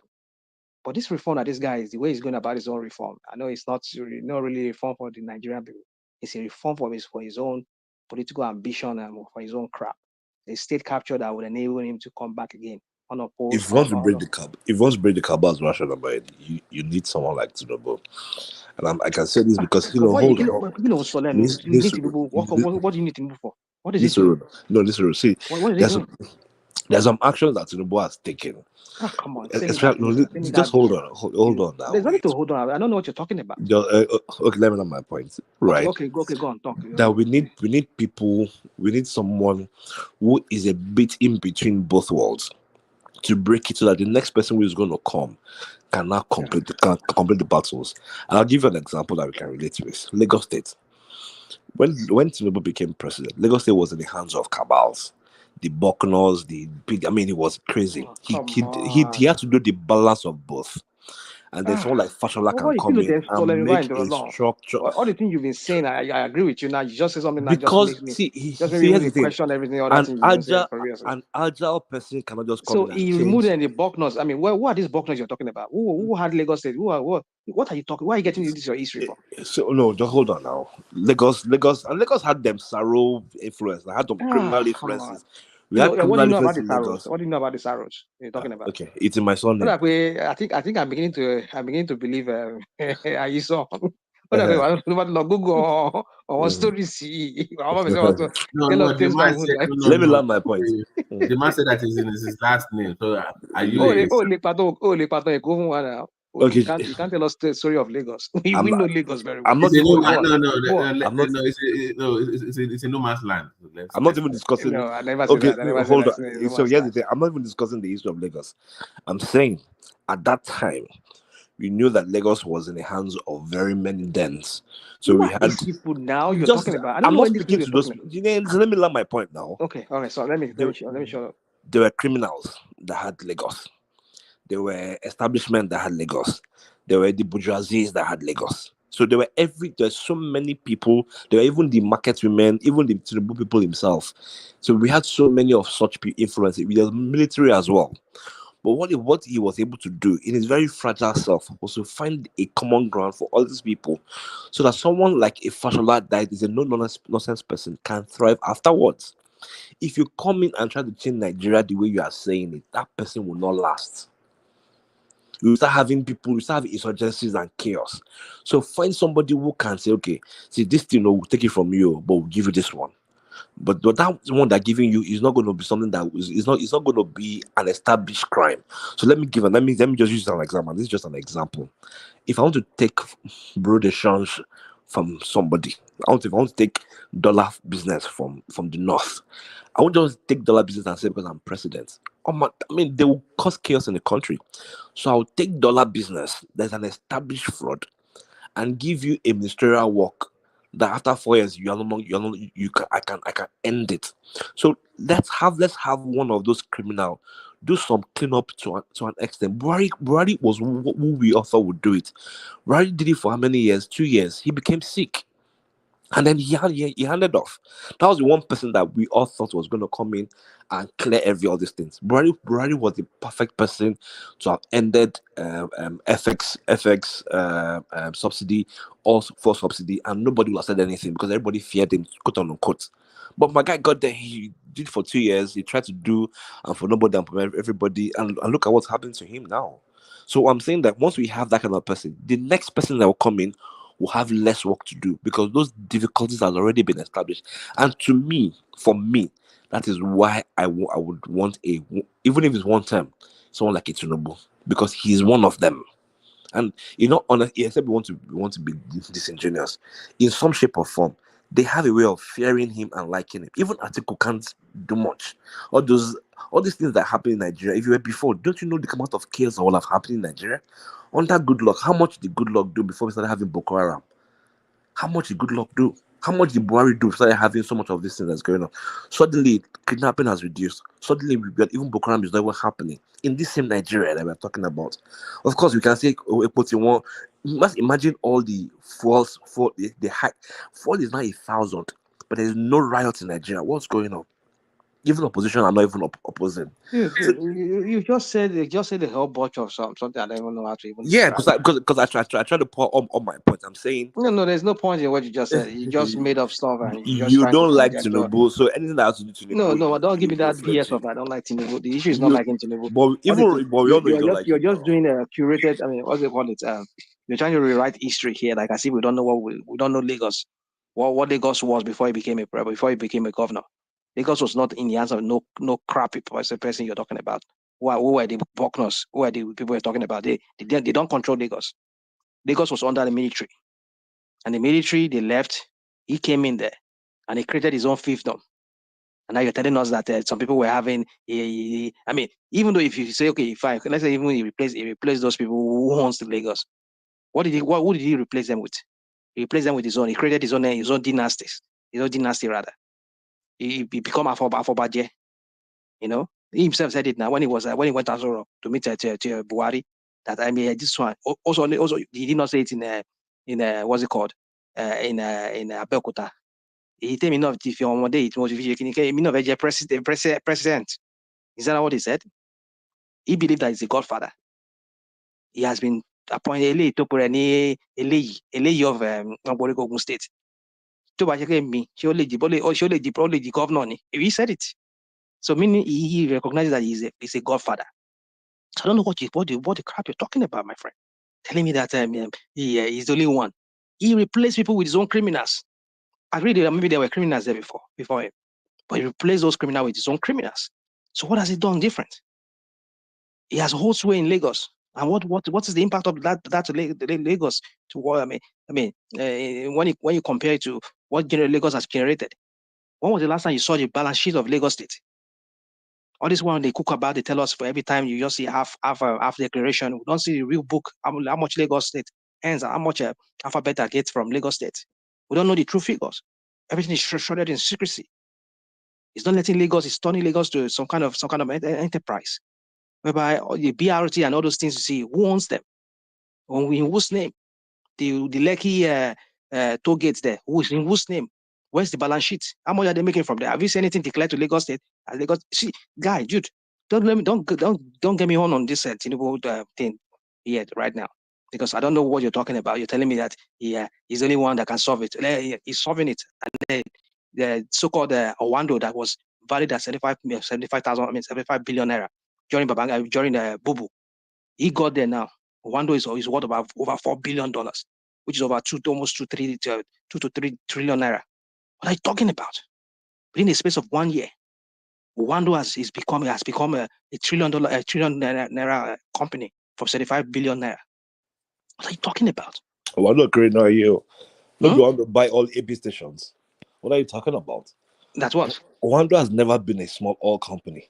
Oh, come on. I just gave you a figure. $75 billion naira as at 2013, early 2013. Before Tinubu got there. Tinubu got there now. The last valuation I saw a few weeks ago was about $4 billion. It's not 3 point something or $4 billion now. And now if you translate that into dollars, into naira, that's about over 3 trillion naira. What are you talking about? My friend, let's not do this. Tinubu is the only man that can solve it. No, he's a criminal. He's a criminal. Fine, he's a criminal, even though you can't prove that he's a criminal. You can't prove that he's a criminal. Yeah, I cannot prove it now, but I'm giving you figures now. Telling me I cannot prove it. Whose family name owns Owando? What do you mean his family name? So it's about family names now, Abi. Is that just how it works? Look, is Mofe Boyo in Tinubu? But the law. Is Mofe Boyo in Tinubu?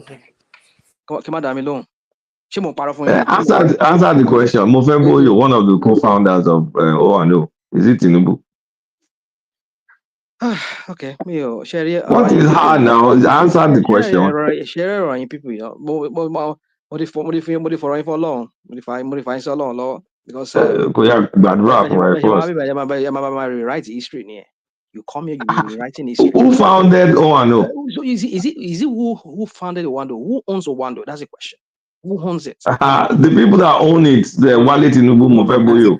So Wale Tinubu, so So and then it publicly owns them. That's true. Who's you can speak to me. Tinubu's nephew now. Tinubu's nephew. So do you know his pedigree? I know. I need to know his pedigree, right? Do you know his pedigree? He thinks in your last one.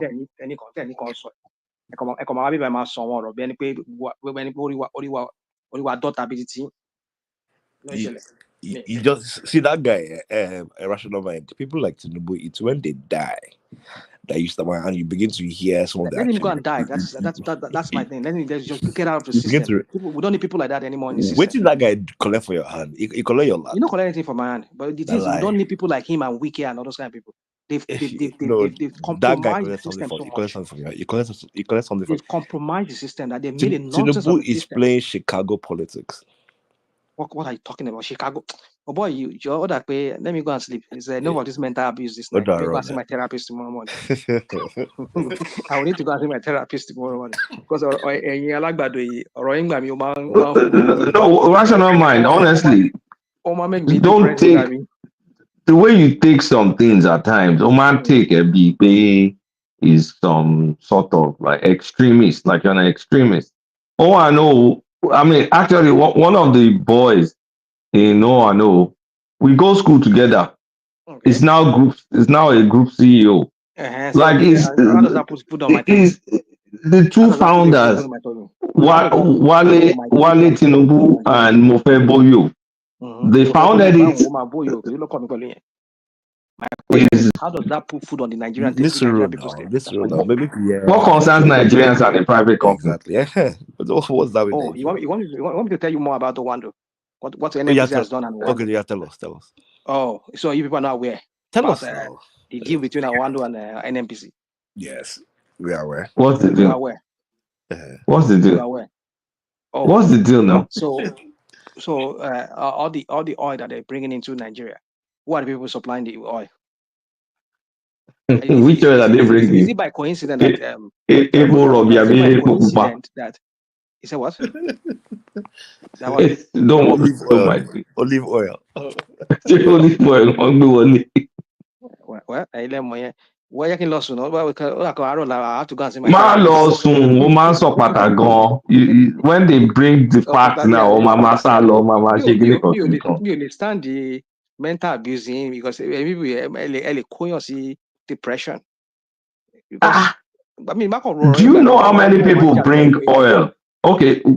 So, are you going to call a company like Seplat? Do you know that they are buying a refinery in Barbados or what? I mean, Trinidad and Tobago.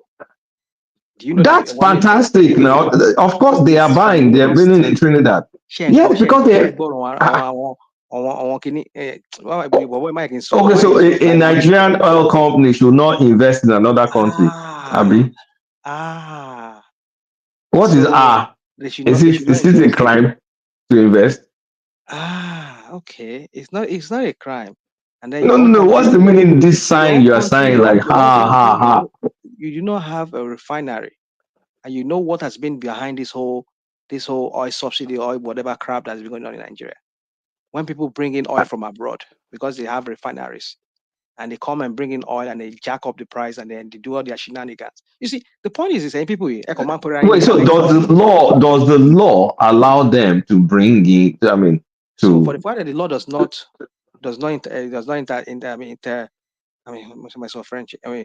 stop it, does not go against it. Is it advantageous to Nigerian people? What do you live by? Advantageous to Nigerian people. No, rational mind. You're a going concern. You're a business, right? You're not a charity. What do you go by? What is legal or what is right for your shareholders? But have you heard about what they call conflict of interest? What's the conflict of interest there? The Tinubu and his own cousin. Have you heard about his that? Cousin has owned his company over 20 years before Tinubu became president. His nephew, cousin, whatever you call it, has owned the company over 20 years before Tinubu became president. So where's the conflict? What's the value now? Within 1 year that Tinubu has got there, what's the value? Okay, have you seen the value? Let me. They didn't give him. They've owned that OPL since. Wait. What? No, I was on a I was in a meeting. Actually, I was in a meeting. What's the value of CEPLAT since for over 1 year? Have you looked at the value of CEPLAT? I'm not going to be doing this here. What about? It's not about what about. Rational mind, stop behaving like beer parlor. Look, a lot of local oil companies are buying up onshore assets, and this is now they are, passing the deals. And of course, what does that mean? They're going to be making money in the future. So if you were smart, you could have invested in these companies. I'm regretting not. I don't invest in Nigeria anyway, so I'm not regretting shit. But people that who have invested in all these oil companies, they'll be making a killing. You are here lamenting. People that are smart have seen. Do you know if I have investment in an oil company? I have investment. I have stocks. Okay, good for you then. So why are you complaining? No. I'm complaining because my people, Nigerians, are suffering because of this. Like Agbonojo, 1980s suffering, late 70s suffering, mid 70s suffering. When are Nigerians not suffered? It's okay. So Nigerians are suffering, but club will close. Nigerians are suffering. Party cool. If you see the kind of parties they are throwing in Lagos and the kind of enjoying people are enjoying, Nigerians are suffering. Let me go and sleep. Don't sleep. We're telling you the cocoa of the matter. When you go on the street, you don't see anybody going to beg or anything. You don't even see anybody that has lost weight. That's true now. It's true.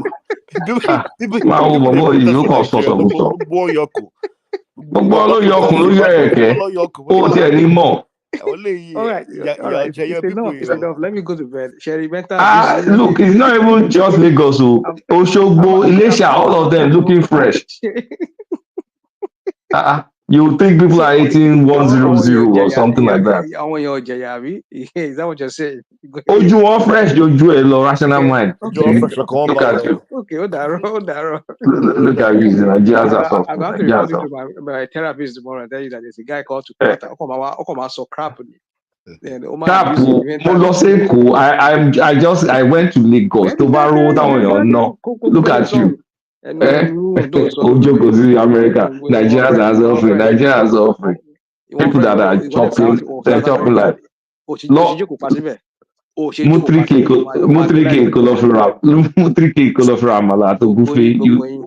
you'll find your life again. What do you mean? Nigerians are suffering.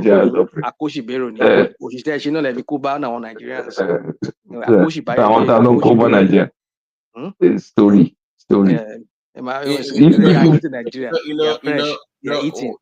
Everywhere. There's party everywhere. Someday, Spina will tell us what Tinubu really did to him.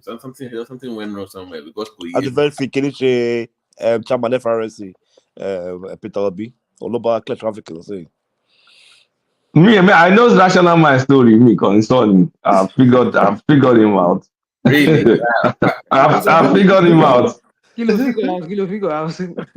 I understand why he feels this way. If I was him, I don't take things that personal now, but I can understand. I can relate.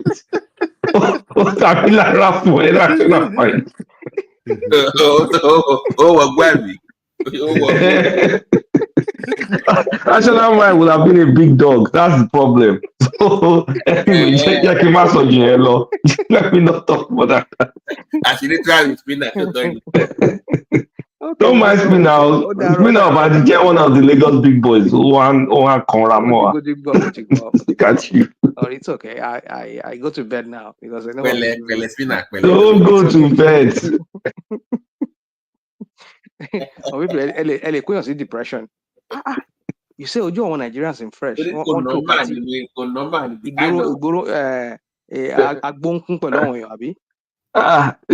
normal get any bad bills, but normal now. No, it's in the happen. You see, you are beyond you are beyond redemption. I'm beyond redemption. I know. I'm going to hell. I know. Come here and can tell everybody that Nigerians are enjoying. Okay, do you want me to lie? When I went there, I did not see anybody begging for food. You went there. And I've gone twice this year. Twice. Yeah, you went twice. And Nigerians are happy. Oh, happy or no happy, that's relative. He locks. I even went to my hometown. That is the whole of Nigeria, right? I went to my hometown twice. Your own hometown. Yes. And people my hometown. I don't go and talk myself in Lagos in some island hotel or something. Yeah, I do that too. But I still went around. And I did not see anybody on the street begging for food. Ah, really? Yes. All right. Chikolata, let me go and sleep. Is it shocking? It's just because when I say I want to go and sleep, I can't I mean, maybe I just don't want you getting away with this your crap. When you go to a joint that they're selling amala for 5K, you see people there. When you go to the one selling for 15K, you see people there. Did you what Tinubu said? I'm not the one. What's my business? What you people do? You people say you like to do something. You'll be saying crap, and your person you are supporting will be saying another crap. What am I supporting? I support Nigeria. Hold on. He says there's no free beer parlor again. Is that not what you said? He said there's no free beer parlor again. Is that also? But actually, there's some truth. We've lived a subsidized life for too long, and they pulled it out. They pulled the exactly. That's the same point. Pina, before you go, one more thing. What's the power general go? Are you for all the power general for a paying Yes, no. You know they want them paying the income tax now. Is it about is it 30% or 20%? I'm not sure the figure. 10% VAT or something like that. No. They want them to actually pay income tax about a quarter of their income. Nigeria. If you make about 10 million a month in Nigeria, start paying about a quarter of your income a month. For real? Yeah. I thought one man covered that at the beginning of the show. Is that a new tax? Yeah, income tax. So they want you to have what is called TIN in Nigeria. TIN tax tax number. So everybody must have. So the same way they implemented the BVN now. So every Nigerian must have a TIN number. On number 13 country now, why are they using TIN again? They should just use one of those. We have a tax, everybody. Why can't why should we not be taxed? We have a tax, everybody. Why should you pay tax? Don't you pay where you are? You pay tax. You see, these people are funny. When they increase the price of electricity, you can see the people that are paying. People that are paying for electricity, they are getting the electricity. So when you start paying tax, you get good service. You stay abroad. You pay tax through your nose.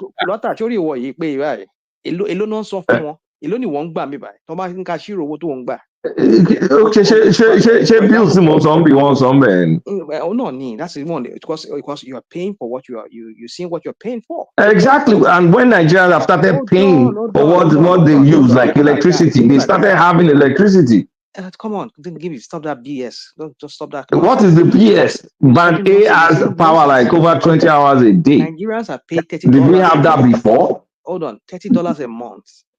And that's the minimum wage. Why don't you compare yourself to $11 or $9 an hour in America?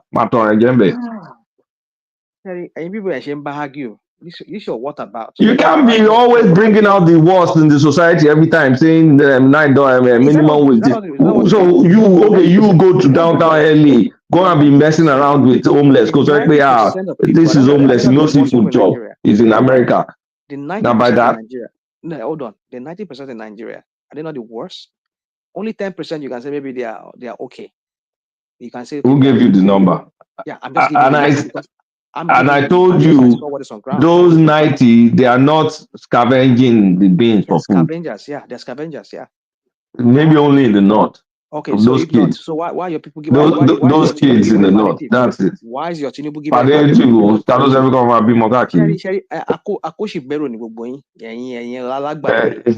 Obi ọmọ 55. O fa se make government fún wọn ló ń jẹ. Kó blow fún wa. Kó blow fún oko ẹ. Sorry, for my vulgarity. So when Nigerians are in your You people want everything for free, and you come abroad. You know we pay for everything for things to work. We pay, you don't want your country to be good. The money you make is commensurate to what you are going to pay at the end of the day. That is it. Well, almost all the money you make is taken out of your pocket.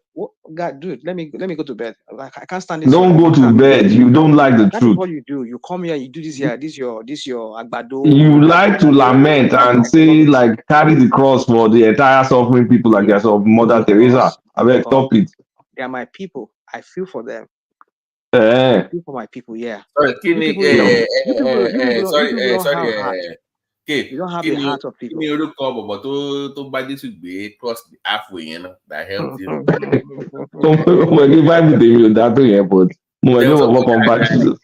Halfway to, you know the name of that guy, Paddy. Halfway to the cross, he helps Jesus Christ carry the cross. Black Simon Peter also. No, somebody else. Let me Google it because I don't read Bible like that. Halfway, Simeon of Syrian. When Simeon, Spinner is Simon Peter. Not Simon Peter. Someone. Oh, Simon of Cyrene or something like that. That is Simon something. And that's Spinner for you. Man, back believe halfway. All of them will come here and be lamenting. We carry the Nigerian poverty on top head. This, that. So that Tinubu Ali reign supreme. No, run roughshod over everybody there in that country. Aaron, tell me what is wrong for Nigerians that are earning a certain amount to pay taxes. You see, I have work to do tomorrow. Answer this question. I've done a little bit of research before I go to work tomorrow. But answer this question before you go. This one. They're not taxing the poor. Why should Nigerians not pay taxes? Upper middle class, no tax. Upper middle class, not tax. Low income. I'm not saying they should not pay tax. Hold on. You see, this guy. Obviously, this guy does not know what he's doing. You see, a while ago we were talking about our Nigerian leaders and the business guys. They are very desperate to make money or steal money real quick. And even when they steal it, they don't even know how to do it in a coded way whereby they will make it look like, okay, I'm doing something with it. And then at the same time, they're still stealing, still making money behind. But they want to just steal the whole thing. My point is this. Tinubu could have go about this whole thing in a different way. But because he wants to, he's so a greedy man, he wants just, maybe he feels maybe he's not going to make second time, maybe, I don't know, whatever he's thinking, but let me just go there. My point is that this whole thing that he just did once and brought this hardship on Nigerians. He could have done it in a systematic way. He could have do it gradually. Not just leave the whole thing that I just lift on Nigerians like that. Look at how it backfired. This same Kulata that is talking crap here, he was here some few weeks ago. I mean, so like a week or two ago. Oh, this guy has failed. I don't see any way out of what this crap is doing. He has a mouth down and we're talking now. You see, on people like Kulata. So my point is this: I'm not saying Nigerians should not be taxed. Don't get me. I'm for tax. That's how, hold on. Let me answer your question, please, Babati. That's how you're able to fund government projects. But you see, these idiots are not funding anything. They are funding their own lifestyle. You're telling Nigerians to do baby step of pain. To when a woman wants to give birth, he has to go through pain. But you are not going through pain. You're living like an Arab prince, an Arab king. You're jumping from one continent to another continent. You're buying a new He's jet always for yourself. traveled now. Hold on. I'm asking you that question. Hold on, dude. Just give me some time. But jet now. No, he bought a jet. He didn't. He did not buy. So what did you do? So what did you do? He didn't buy anything. Come on.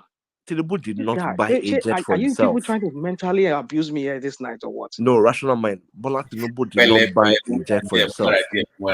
Nigerian presidency brought a presidency jet. Come on. We have to now. Nigerian it doesn't belong to him. Whose money was it? Whose money was it used? Nigeria's money. Nigerian Airways money. What happened to the previous ones? What's the budget now?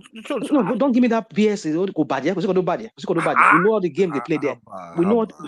Dude, don't mentally abuse me here this night. You and our jet was already packed. No, even Shetima couldn't travel to US. There was nothing wrong with it. There was nothing wrong with it. Jet that couldn't even move from. Hold on, they bought a yacht. Korayat now. Come on. That's the Nigerian Navy. Korayat. Come It on. did You see, not this buy. What's wrong with you now? It's Nigerian Navy now. It's Nigerian Navy. Korayat. It is only called presidential yachts. All of my George Buboy. Wait. Trivialize Rational mind. No, people in Shani government. Rational mind. This. See, here's the thing there. You know, it's easy for every one of us to agree with you, right? Okay, sorry, plug it. It's easy for us to agree with you as long as you are speaking to the genuineness of the fact. The president of Nigeria. Dude, don't try to rewrite this thing. I understand what you're talking about. No, you but might he want did to not whitewash it. Oh, he did not buy for himself. He did not. I understand what you. If he leaves tomorrow now, if they impeach him tomorrow now, they have to receive the money. Let me give you this. You don't need to tell me anything. I know what you're about. I know what you're just talking about. Yes. The Argentine president, he knew what the crap the country was before he became president. Look at what the guy did. Go and learn. What did he do? No, I'm not going to tell you. Go and learn what he did. That is how. I'm familiar with what he did. So you tell us. But your idiotic president, president, a proliferate, as a president, just spend no loud. What the hell? Be he's an Arab prince. So the fact that he has given Anambra now 3 times the allocation now all of the Nigeria. Don't give me that BS because he gave Anambra. Look up Anambra. Don't go Anambra. It's the only Anambra. But your state to rational mind, he gave those states a lot of money now. And so 1.5 more. She factor to increase any problem, man. And guys, I like the question going. I mean, I'm not to be. I'm not attacking anybody. I'm just being. Of course, we know now. We know. Yeah. But you see, the thing is this. I'm just so baffled, like the way people call me and argue. But the points you've raised are not genuine. I am for taxing people. Yes. But not at this time. When? Nigeria, no. It could be done in a methodical way. You're making 100 million a month. I don't understand. Do things that you're supposed to do first. Like what? Cut down on cost of your own governance. What's the cost of governance to among Nigerian needs? The cost of governance. Do you know that this time we did? Do you know how many efforts? How does that stop you from taxing people? Do you know how many efforts have gone to it? This just parking the plane alone in London. Come again. Do you know how much it's going to pay for just parking a plane in London? That money, that money also Davido can pay it. It's not it. That money doesn't change the lives of Nigerians. Order. Okay, good. Why are you cowarding out like this? I don't know. Out. Eh? I think he says propaganda stuff and then they debunk it and then he gets upset. Very funny guy. The cost of governance to the amount that Nigeria needs is not up to 10% of our budget. See, let's assume that the National Assembly don't buy those SUVs. How much is that cost of government party? How does that stop you from taxing the it does. How much is the jet? How much are the cars for SUV? It doesn't change anything.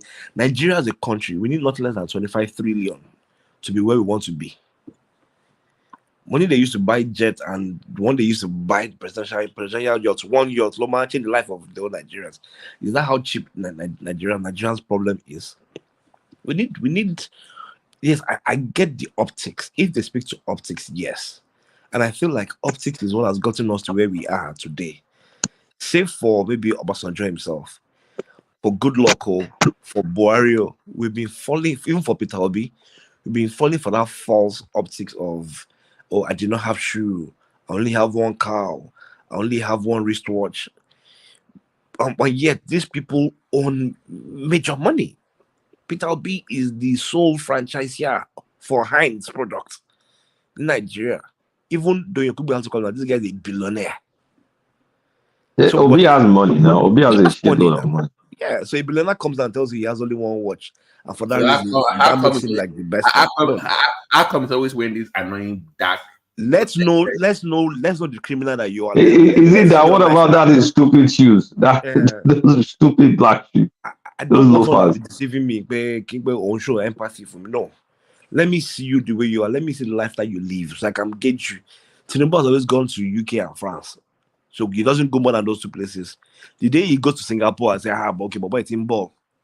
He doesn't go more than, so we know where he lives. When every picture we've seen of him, of his UK, during election, post-election, pre-election, he's always on that his chair, when there is Barbariga. So we know his lifestyle.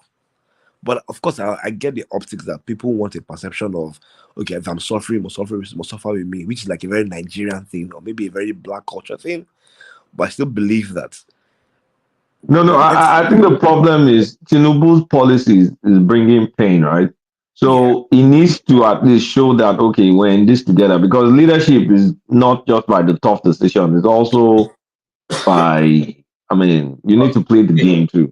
See, there was this conference that they had today with Cardoso, and he had one of his friends from was the IMF. Yeah. 15 more years of this. They're like, yo, possible. The guy won't kill Nigeria. Power down. People revolt, but truthfully, we need that. We need that amount of. He said, I'm not sure what the reaction is. Maybe are you for what I just said, or are you? I'm like, what the hell do you think they're saying? 15 more years of this shit? Nah. 15 years. He got a very, very cold reception. Yeah, but people. But and the reason becoming that Nigeria, we've been used to this soft life, everything subsidized, and those subsidy is not allowing us grow. Even at the 1,000, which is ridiculous though, but the 1,000 it's still the cheapest that we will find around in all the countries around Nigeria. So, but if you've been buying it all before now, imagine if the dollar falls to say 600, it will be buying now maybe 450 or something. So it's just the FX rate. The FX rate goes come out of bullshit. So there are lots of people who have run. I mean, first off, we don't even have that money.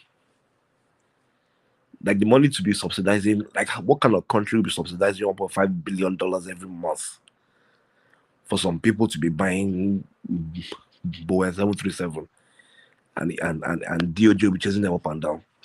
Could make sense now. We've exhausted that free lifestyle. I mean, it's done. Since the 80s, Latin bar flex like 80s, 70s. Imagine 70s. I thought it was even Buhari implemented a subsidy for FX in there.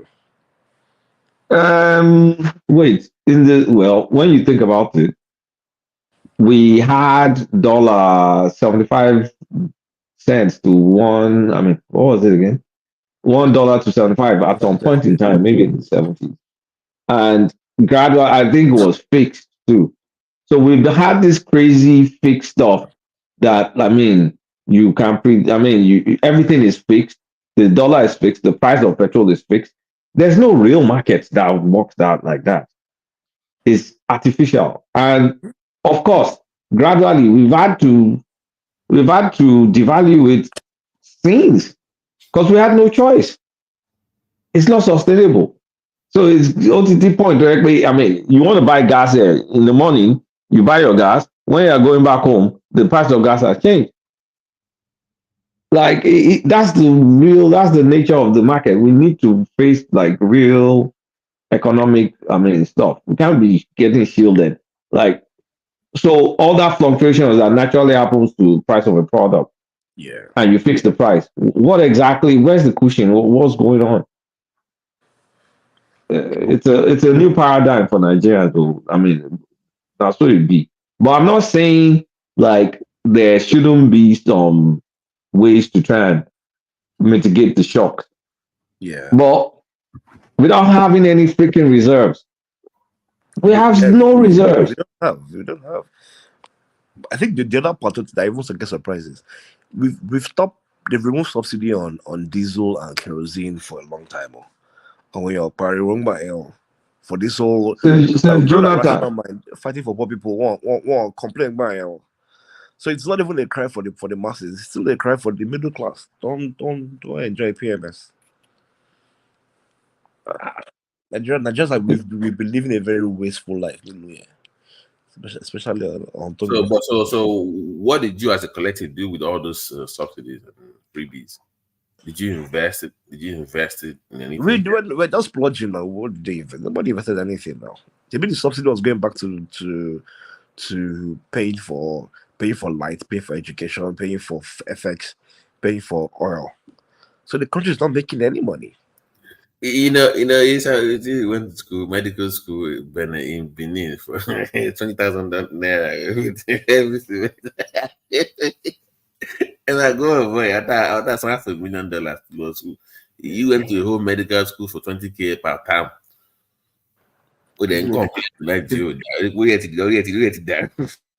People graduate from lag with like all your tuition throughout your entire work was on 5K.